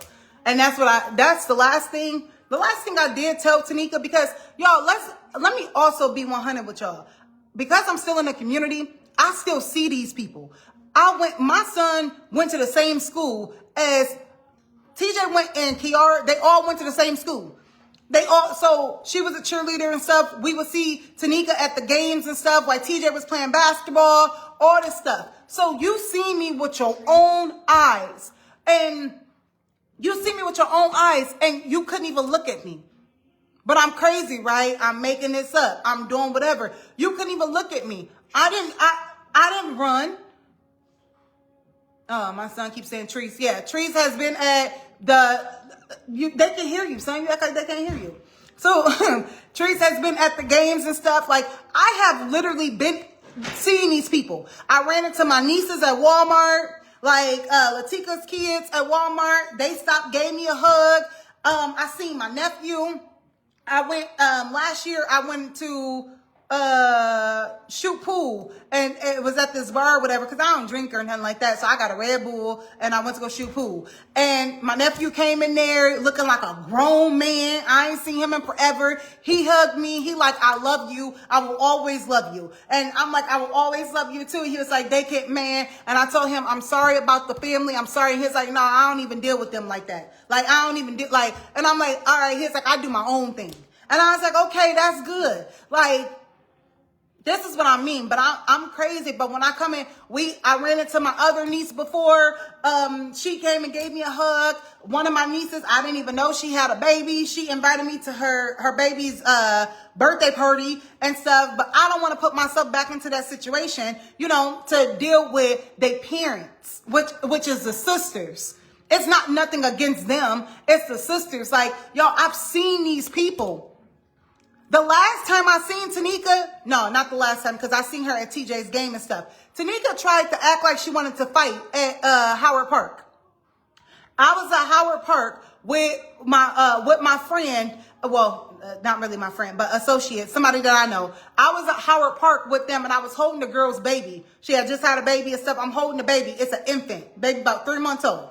So I'm holding the baby. I see Tanika. She at Howard Park. Kiara then already ran up to me, gave me a hug. Kiara ran up to TJ, gave him a hug. So Tanika wanted a hug from TJ, but TJ he wasn't about to hug her. Like, my baby know the truth of what's going on. I didn't do nothing to y'all. Y'all did something to me. So my baby wasn't about to hug her. Like, he was just, he moved around. So she was like, it's crazy that you can hug my daughter, but I can't hug your son. And so I just looked at her and I turned around. So the girls that was with me, it was 2 girls, her baby, and the girl, her baby daddy was with us too. So I was like, y'all, that's my sister. That's the oldest sister. The one I've been telling y'all the story who was heavy on a lot of this stuff, who did a lot of this stuff, like, and pretended to help and was the main one doing different stuff. That's her. Now y'all can put a face to her name. So Tanika turns around and was like, you're lying. She's lying. And so she started yelling. So Kentay, this is before they even split up. I didn't even know that happened so quick. So Kentay is like, looking at Tanika, and so he looked like he irritated. Kente don't say nothing. He walked away and everything. And so Tanika is like, so I got time today. I got time today. And so she yelling and acting a fool. So I'm just looking at her. I'm looking at her like this because I'm holding the baby.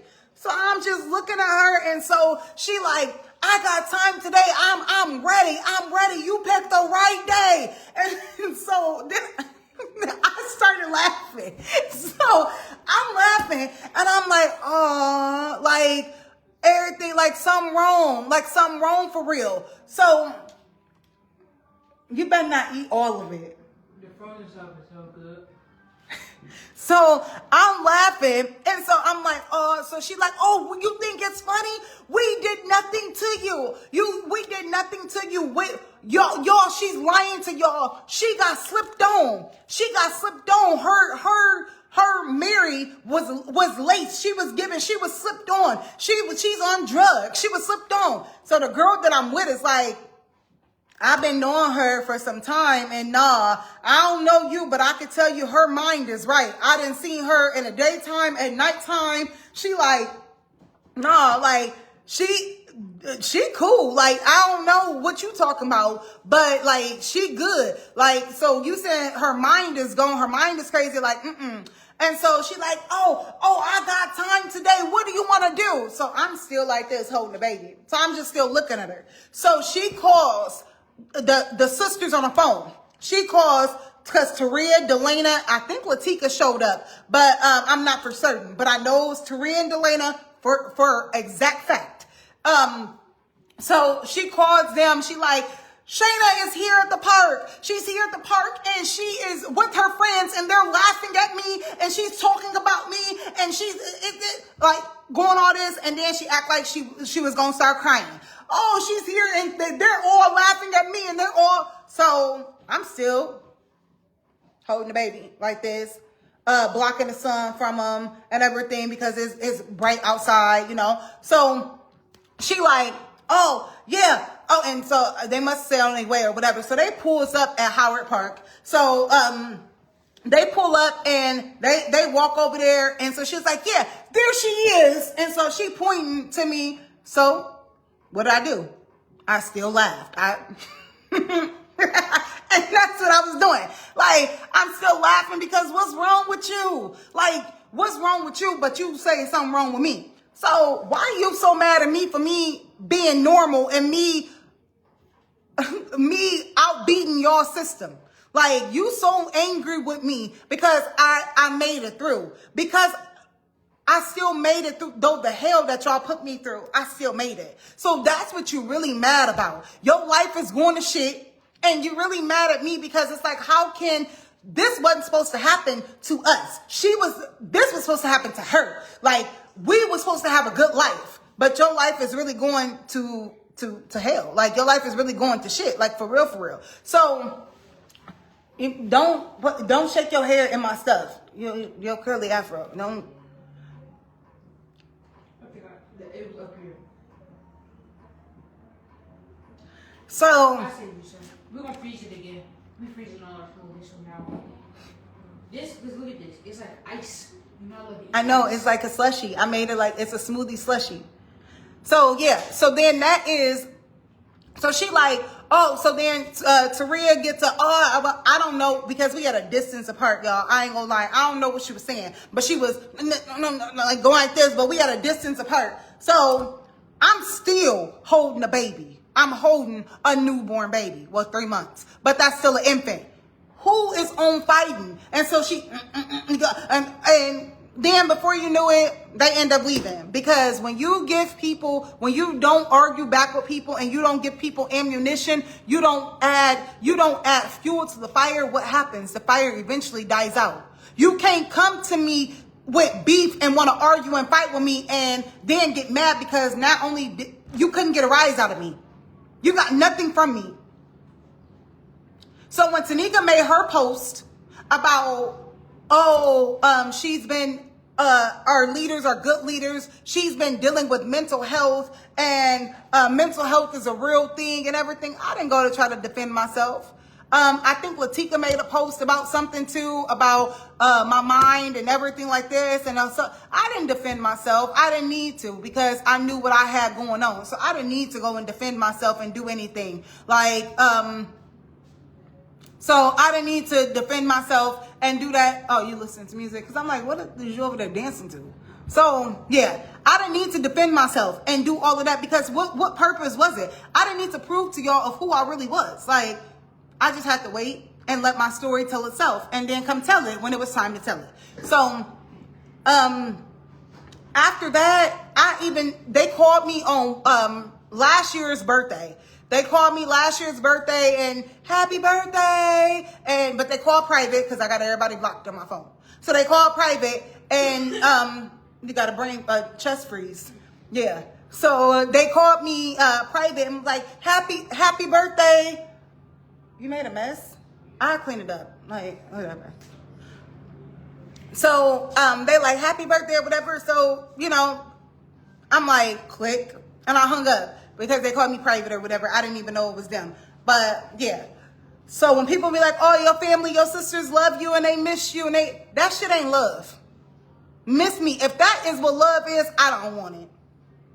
I don't want it. I don't want it. I don't want it. I don't want it. That is not love. That is dysfunction. That is not love. You do not love somebody when you watch them be mistreated, or you mistreat them and then you act as if they crazy and you don't know what happened when you played every part in what happened. That is not love. I will look forward to the day when they decide to tell the truth. Look forward to the day when they decide, man, to tell the truth even about who they really are. Come on now, like, I know people are human and people make mistakes, but come on. Taria got mad at me. If we're going to be 100 and talk about this family, we're going to talk about the family, because they ain't got nothing to say about me besides they're going to try to bring up what happened with Brandon and this and that. Like, that don't hurt me. So Taria got mad at me because I wouldn't stand in the midst while she was cheating when she was married. You married and you like, you tell me, oh, well, you all in her face, because she had took me to this house or whatever, and we was kicking it and talking to these people and everything. So Taria is like, why you always talking to everybody? Why you always cool with everybody? You get to sit there and you talk to everybody. You tell them all your whole life story and everything. I'm like, no, I just know how to converse with people. Like, I know how to, communicate with people. And so she's like, you sitting there and all in that woman's face, and I'm effing her husband. What?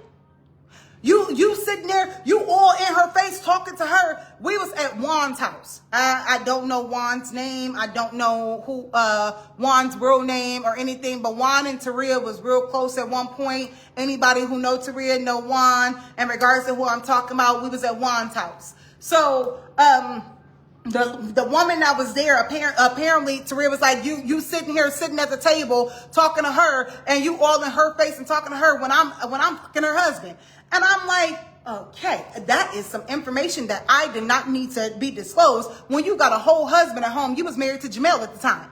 Like, what in the world? Then she messing with some other dude and some other stuff. And then I'm like, okay, Taria, like, I don't want to be here. Like, I want to go. Like, I'm about to go. Then she like, oh, you told Jamel I was messing with, and I'm like, girl, no. What I'm not going to do, though, is I'm not about to be in the midst of you. I don't care that you're my sister at the time. Like, I didn't care that. I don't believe in that whole thing. Marriage is a different type of covenant to me. So I don't believe in that I should have said while I knew you was messing around with somebody else when your husband is sitting at home. So what did I do? I took my butt back, and my car was parked at her house. And when I had to go in to get my son, because my son was at her house. TJ was at her house with her kids and stuff. And Jamel was like, pretty much, I thought y'all was together. And I'm like, nah, she was some other people. I'm about to leave. Like, I got my stuff and I left. I got my stuff and I my keys and my son, and I left, and I left. I didn't hang out with her that night because you sitting at another person's house with a whole nother man. This is the stuff that I'm talking about, y'all, that people, they close their mouth. They don't say nothing about it. And it's, you gotta be like us or you're gonna be against us. Like, when she told me, oh, you sitting here in her face, you sitting here talking to her and you all in her face, but I'm effing her husband. Ma'am. Like, it's so much stuff, y'all, that has happened that I gotta be real about. My nephew came and lived with me for some months because his mama was on BS. His mama is one of the twins, was on pure BS. So like he came and stayed with me until I didn't get no I ain't get no food stamps from him. I ain't get no nothing. I was going to work every day. My son was going to daycare and he was at my house. So like I ain't asked for nothing. He needed a break. He needed freedom. He needed a break. He was explaining to me what he was going through, everything. You baby, come on. It wasn't until I had to, and then the other nephew came. The other nephew used to live in Florida. He had been through some stuff that my sister, that Taria already knew about, but still allowed him to go back to Florida, came back, everything. So he came and stayed with me. Both of them came and stayed with me for months at a time. I'm like, okay, I got my own son. Y'all don't understand. I work 2 jobs. I got no government assistance, no food stamps, no nothing. So I'm like, okay, babies, like y'all growing boys, y'all eating. They like I'm at work and they sitting there eating.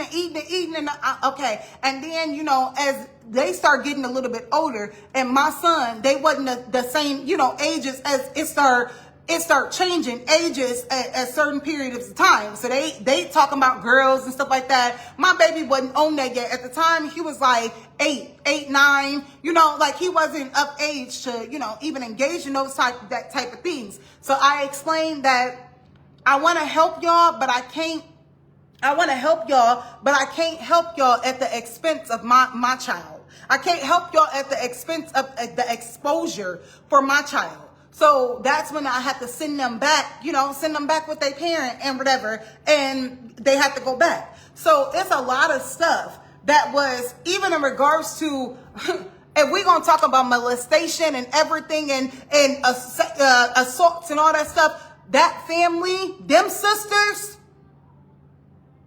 them kids, that ain't my story to fully tell, but come on now, and then y'all got mad at me for me not wanting to leave my son there? Me going out to the club with y'all and then coming back to get my kid because of what y'all kids was exposed to. Like what happened. And it only happened because of what they allowed to happen, because y'all was too busy focused on the wrong stuff. Y'all was too busy focused on the wrong things besides parenting. So am I saying this to out nobody? No. What I'm saying is for awareness. I'm saying this because people look at an image of people and you say, oh, she's lying. That family, they stick together. No. It's so much stuff that took place in that family that people don't want to talk about, from all types of abuse.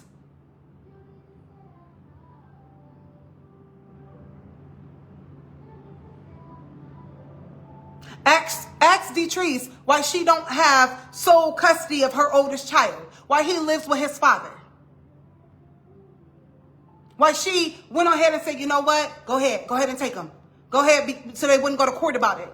And he got a good life with his daddy. Regardless of what his daddy did, what his daddy did with me and all that type of stuff, his daddy takes care of him. He lived with his daddy. He went to private schools. His daddy took care of him, made sure he went to, got his own room. His dad married now, got a stepchild. But why? Why did that have to happen? Why she only got the kids with Parker and only got them kids? Why she accept? And then people want to be mad at you because you won't accept the life that they live. I don't want to live like y'all. You sitting there up underneath a man who done had every year you had a child, he had a child with somebody else. He done paid for abortions repeatedly, did all that. I learned my lesson the first time. My son's dad had another baby. TJ has a sister 6 months younger than him. Am I still with his daddy? No. That ain't nothing that I was going, I tried. That didn't suit me. So y'all are mad at me because I want better for my life, because I want to live my truth, because I won't settle. Every year, every child that was born, he got how many kids? Every child that was born to you, he had another baby too, or he paid for an abortion. He beat the brakes off of you. He beat you so much, your mouth, you couldn't even open your mouth and talk. And who was there for you? Who was there? So like, if we gonna be 100, be 100 about everything. If I'm lying, man, y'all, come on now. But y'all the family who don't talk about nothing. As long as they step out, oh, those are my step kids, and yeah, me and Parker, me and this, me and it. I was at your house. You had to call the police because he was trying to kick in your door. You had 2x4s and stuff on your door. And this is right after he had already beat you like a poke. Your eye was black and bruised and shut. Your lips was swollen and everything. Mind you, the man already had another case on another baby mama that they said that she had to get her mouth wired or something. He broke her jaw. Something ended up happening before, something like that. So I'm not mad at your decisions.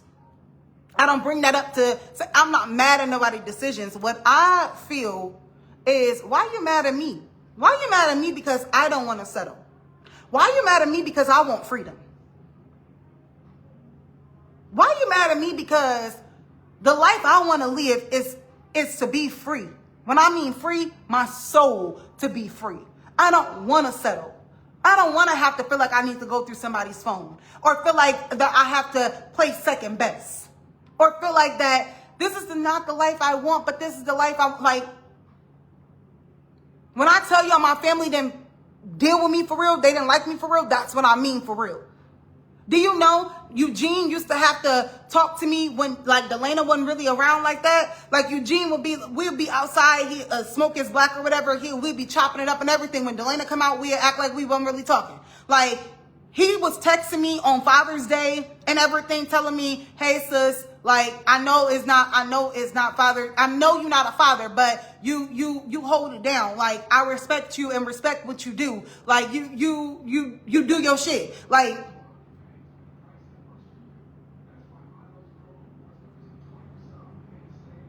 but you can't show this side because you don't want to get into it with your girl and like over. But this is supposed to be my sister, right? Like, this is the stuff that I mean when I say I felt like when people, oh, your sisters love you. You did. Okay, if y'all knew the little tweaks and the little inside out type of stuff.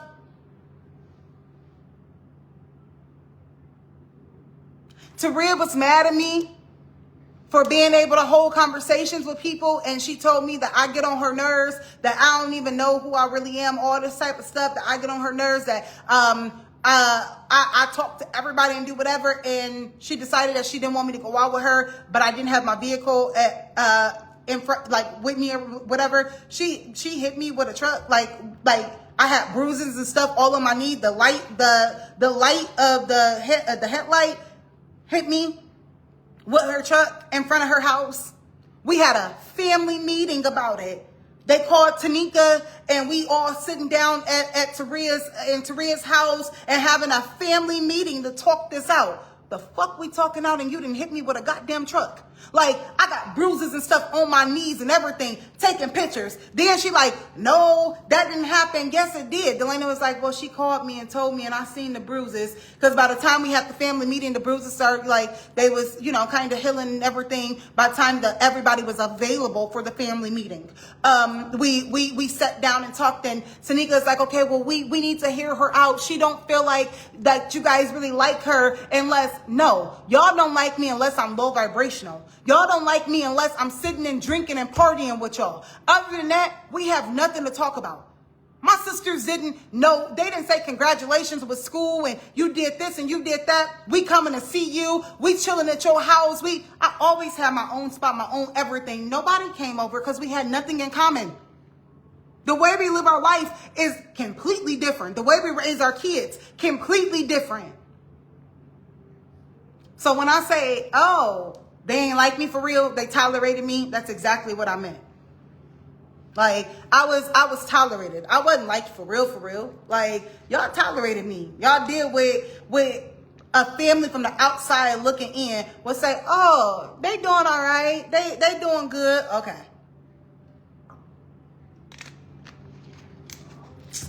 Y'all. But nobody sees that side. Like, you told that that's just your family. Like, you're supposed to just let everything go and that's just your family. Like, yeah. Okay. Bullshit, but okay. I'm not teaching my son that that's okay. I need you to be strong enough to walk away from anybody if they mistreat you. Be strong enough to walk away from anybody and know what real love is. Love don't hurt. We have become so conditioned and so to where you don't think it's real love unless it hurt. Like, oh, let me give him another chance. Let me give him another. Love don't hurt. Love ain't pain. And love is also not being a doormat to let people keep doing whatever they want to do to you and you keep using the name of, well, I love them. That's what I learned. So even when I did start being single and separate myself and everything, like I remember the conversation I had with Treese, and she like, that's crazy. So you feel like you don't need a man? Like, girl, I need a man. Like, that's crazy. Ma'am, that tells me where your mindset is at. Like, that's crazy. Like, yeah. Like, tells me you not healed for real in the inside. So, yeah. Y'all, I can sit on this thing and talk about so much stuff, about everything. But I'm eating little snacks and stuff because I'm a little bit hungry now. So I think I'm about to eat some of this cake. I made a cake. I made my own cake for my my supposed birthday. I made me a cake. I cooked. We watched the fireworks and stuff from the rooftop. Like, we did, like, yeah. We live our lives. So, or when you speak about certain situations or how someone treats you. Yes. When you speak about certain things, they be like, well, you know, yes. Like pretty much you shouldn't be tripping because you know that's how they already is. So it's an excuse. It's so downplayed. I hate when people do that. Well, you know how she is. And it's like, I don't care how she is. Do you know what she just did to me? Well, you already know. That's just how she is. Like oh, and you know what? That can be just how she is, but that don't mean I have to accept that. And that don't mean I have to subject myself to that's just how she is. That can be how she is without me being around. That's how you are. Okay. But they don't normalize that. They cover it up to where, well, girl, why you feeling like that? That's just how she is. Like, what you tripping for? And then you become the one that's tripping. And it's like, you don't know, or don't let them gaslight you. Don't let them try to don't let them try to tell you a whole bunch of stuff and then be like, well, I don't know why you tripping. What's wrong with you? Why you tripping? Do you not know what you just said to me? And then when I spaz out, you step back like, see, we told you she was crazy. We told you she had an attitude problem. We told you she was tripping. Like, you put me at this point and you wanted me to crash out. Like, man, y'all, be careful of what you do to people. Be careful of what you say to people. You never know what's happening, what's going on. You never know if you're entertaining a demon or an earth angel. You just never know. But it has been real. I am hungry. I'm about to start I'm about to eat probably 2 pieces of this cake. So I'll just eventually soon possibly do a live just for us to just talk. Like, I can just talk sometimes about certain things, anything. I will also, no, that's what I'll do. I'll probably also look at some of the messages in my inbox and stuff. After I respond directly, I'll probably do some type of live, like, just explaining, the stuff that I kind of heard without explaining, like without putting people's names, because I ain't about to put nobody business out there, but just in general and stuff. Or might do something motivational speaking, motivational, something that we need something in this day and time. Our spirits and our souls need to be fed. We need something. And every type of feeding don't have to come from a church. Like, we need something. We have to help build each other. We have to. Because if we don't, we going to all fall down. Well, they going to all fall down because I ain't going to fall down. I know who I'm connected to. But it's been real, y'all. I appreciate y'all rocking with me. Even those who left and came back, and those who stayed the whole time. It was so nice. This is new for me in regards to being on any social media platform, doing all of this. The most I used to do was post and everything. So now to know this, it has been real, and I will come back at some point, y'all, because we will talk, we will chop it up about so much stuff. Y'all, I got so much knowledge and so much wisdom in me that I can't wait, like, to just share with people. And I know y'all got knowledge and power and wisdom and stuff in y'all too, to be able to give it back to me. Like, I want to be able to just talk about just real life stuff, not even about my story and this and that, but I just want to be able to have somebody that I can engage with, and we can have conversations like this, y'all, from the spiritual standpoint to the everyday life to the, like, our own. They report what they want to on the news, so why can't we have our own conversations about real life stuff that's affecting us and our spirits? Like, I want to really start tapping in and tuning in to waking up, like the real waking up, not the waking up, the woke of the trend, like just understanding. I gotta work. I gotta work. Hopefully I make my alarm. I hope so too. I'm gonna pray for it. Make your alarm, because you've been on here from the beginning. Thank you so much. I greatly appreciate it. So y'all, this has been real. This has been, thank you for tapping in. Thank you. This will not be the last y'all hear from me. Now, maybe this is the last y'all hear about my direct story and stuff. Yeah, maybe up until the official, everything comes out from Fed case and all that type of stuff. So, because I don't plan on having nothing ongoing. Like, I'm not about to get on here every day and talk about my story and talk about the same things and talk about what I'm like. Nah, I ain't even on that. I did what I need to do. I opened up the door. I brought awareness.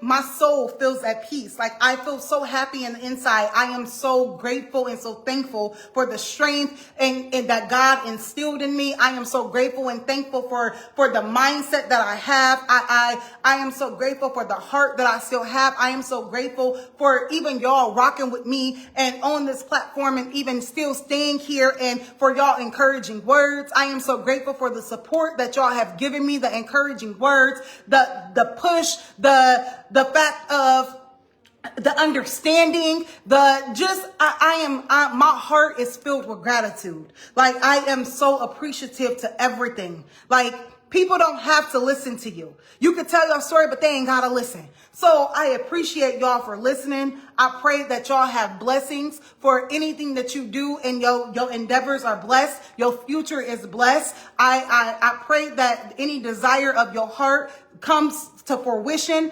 I just want everything for everybody to work out. As long as you do right by God, He will do right by you. So with that being said, y'all, thank y'all so much for the support, for the love that was given. And I love y'all. And until I tap in for next time, if y'all see me on live, just join in. We might just talk. I might wait to see who's going to tap in, and we might just talk. Like, sometimes we need to.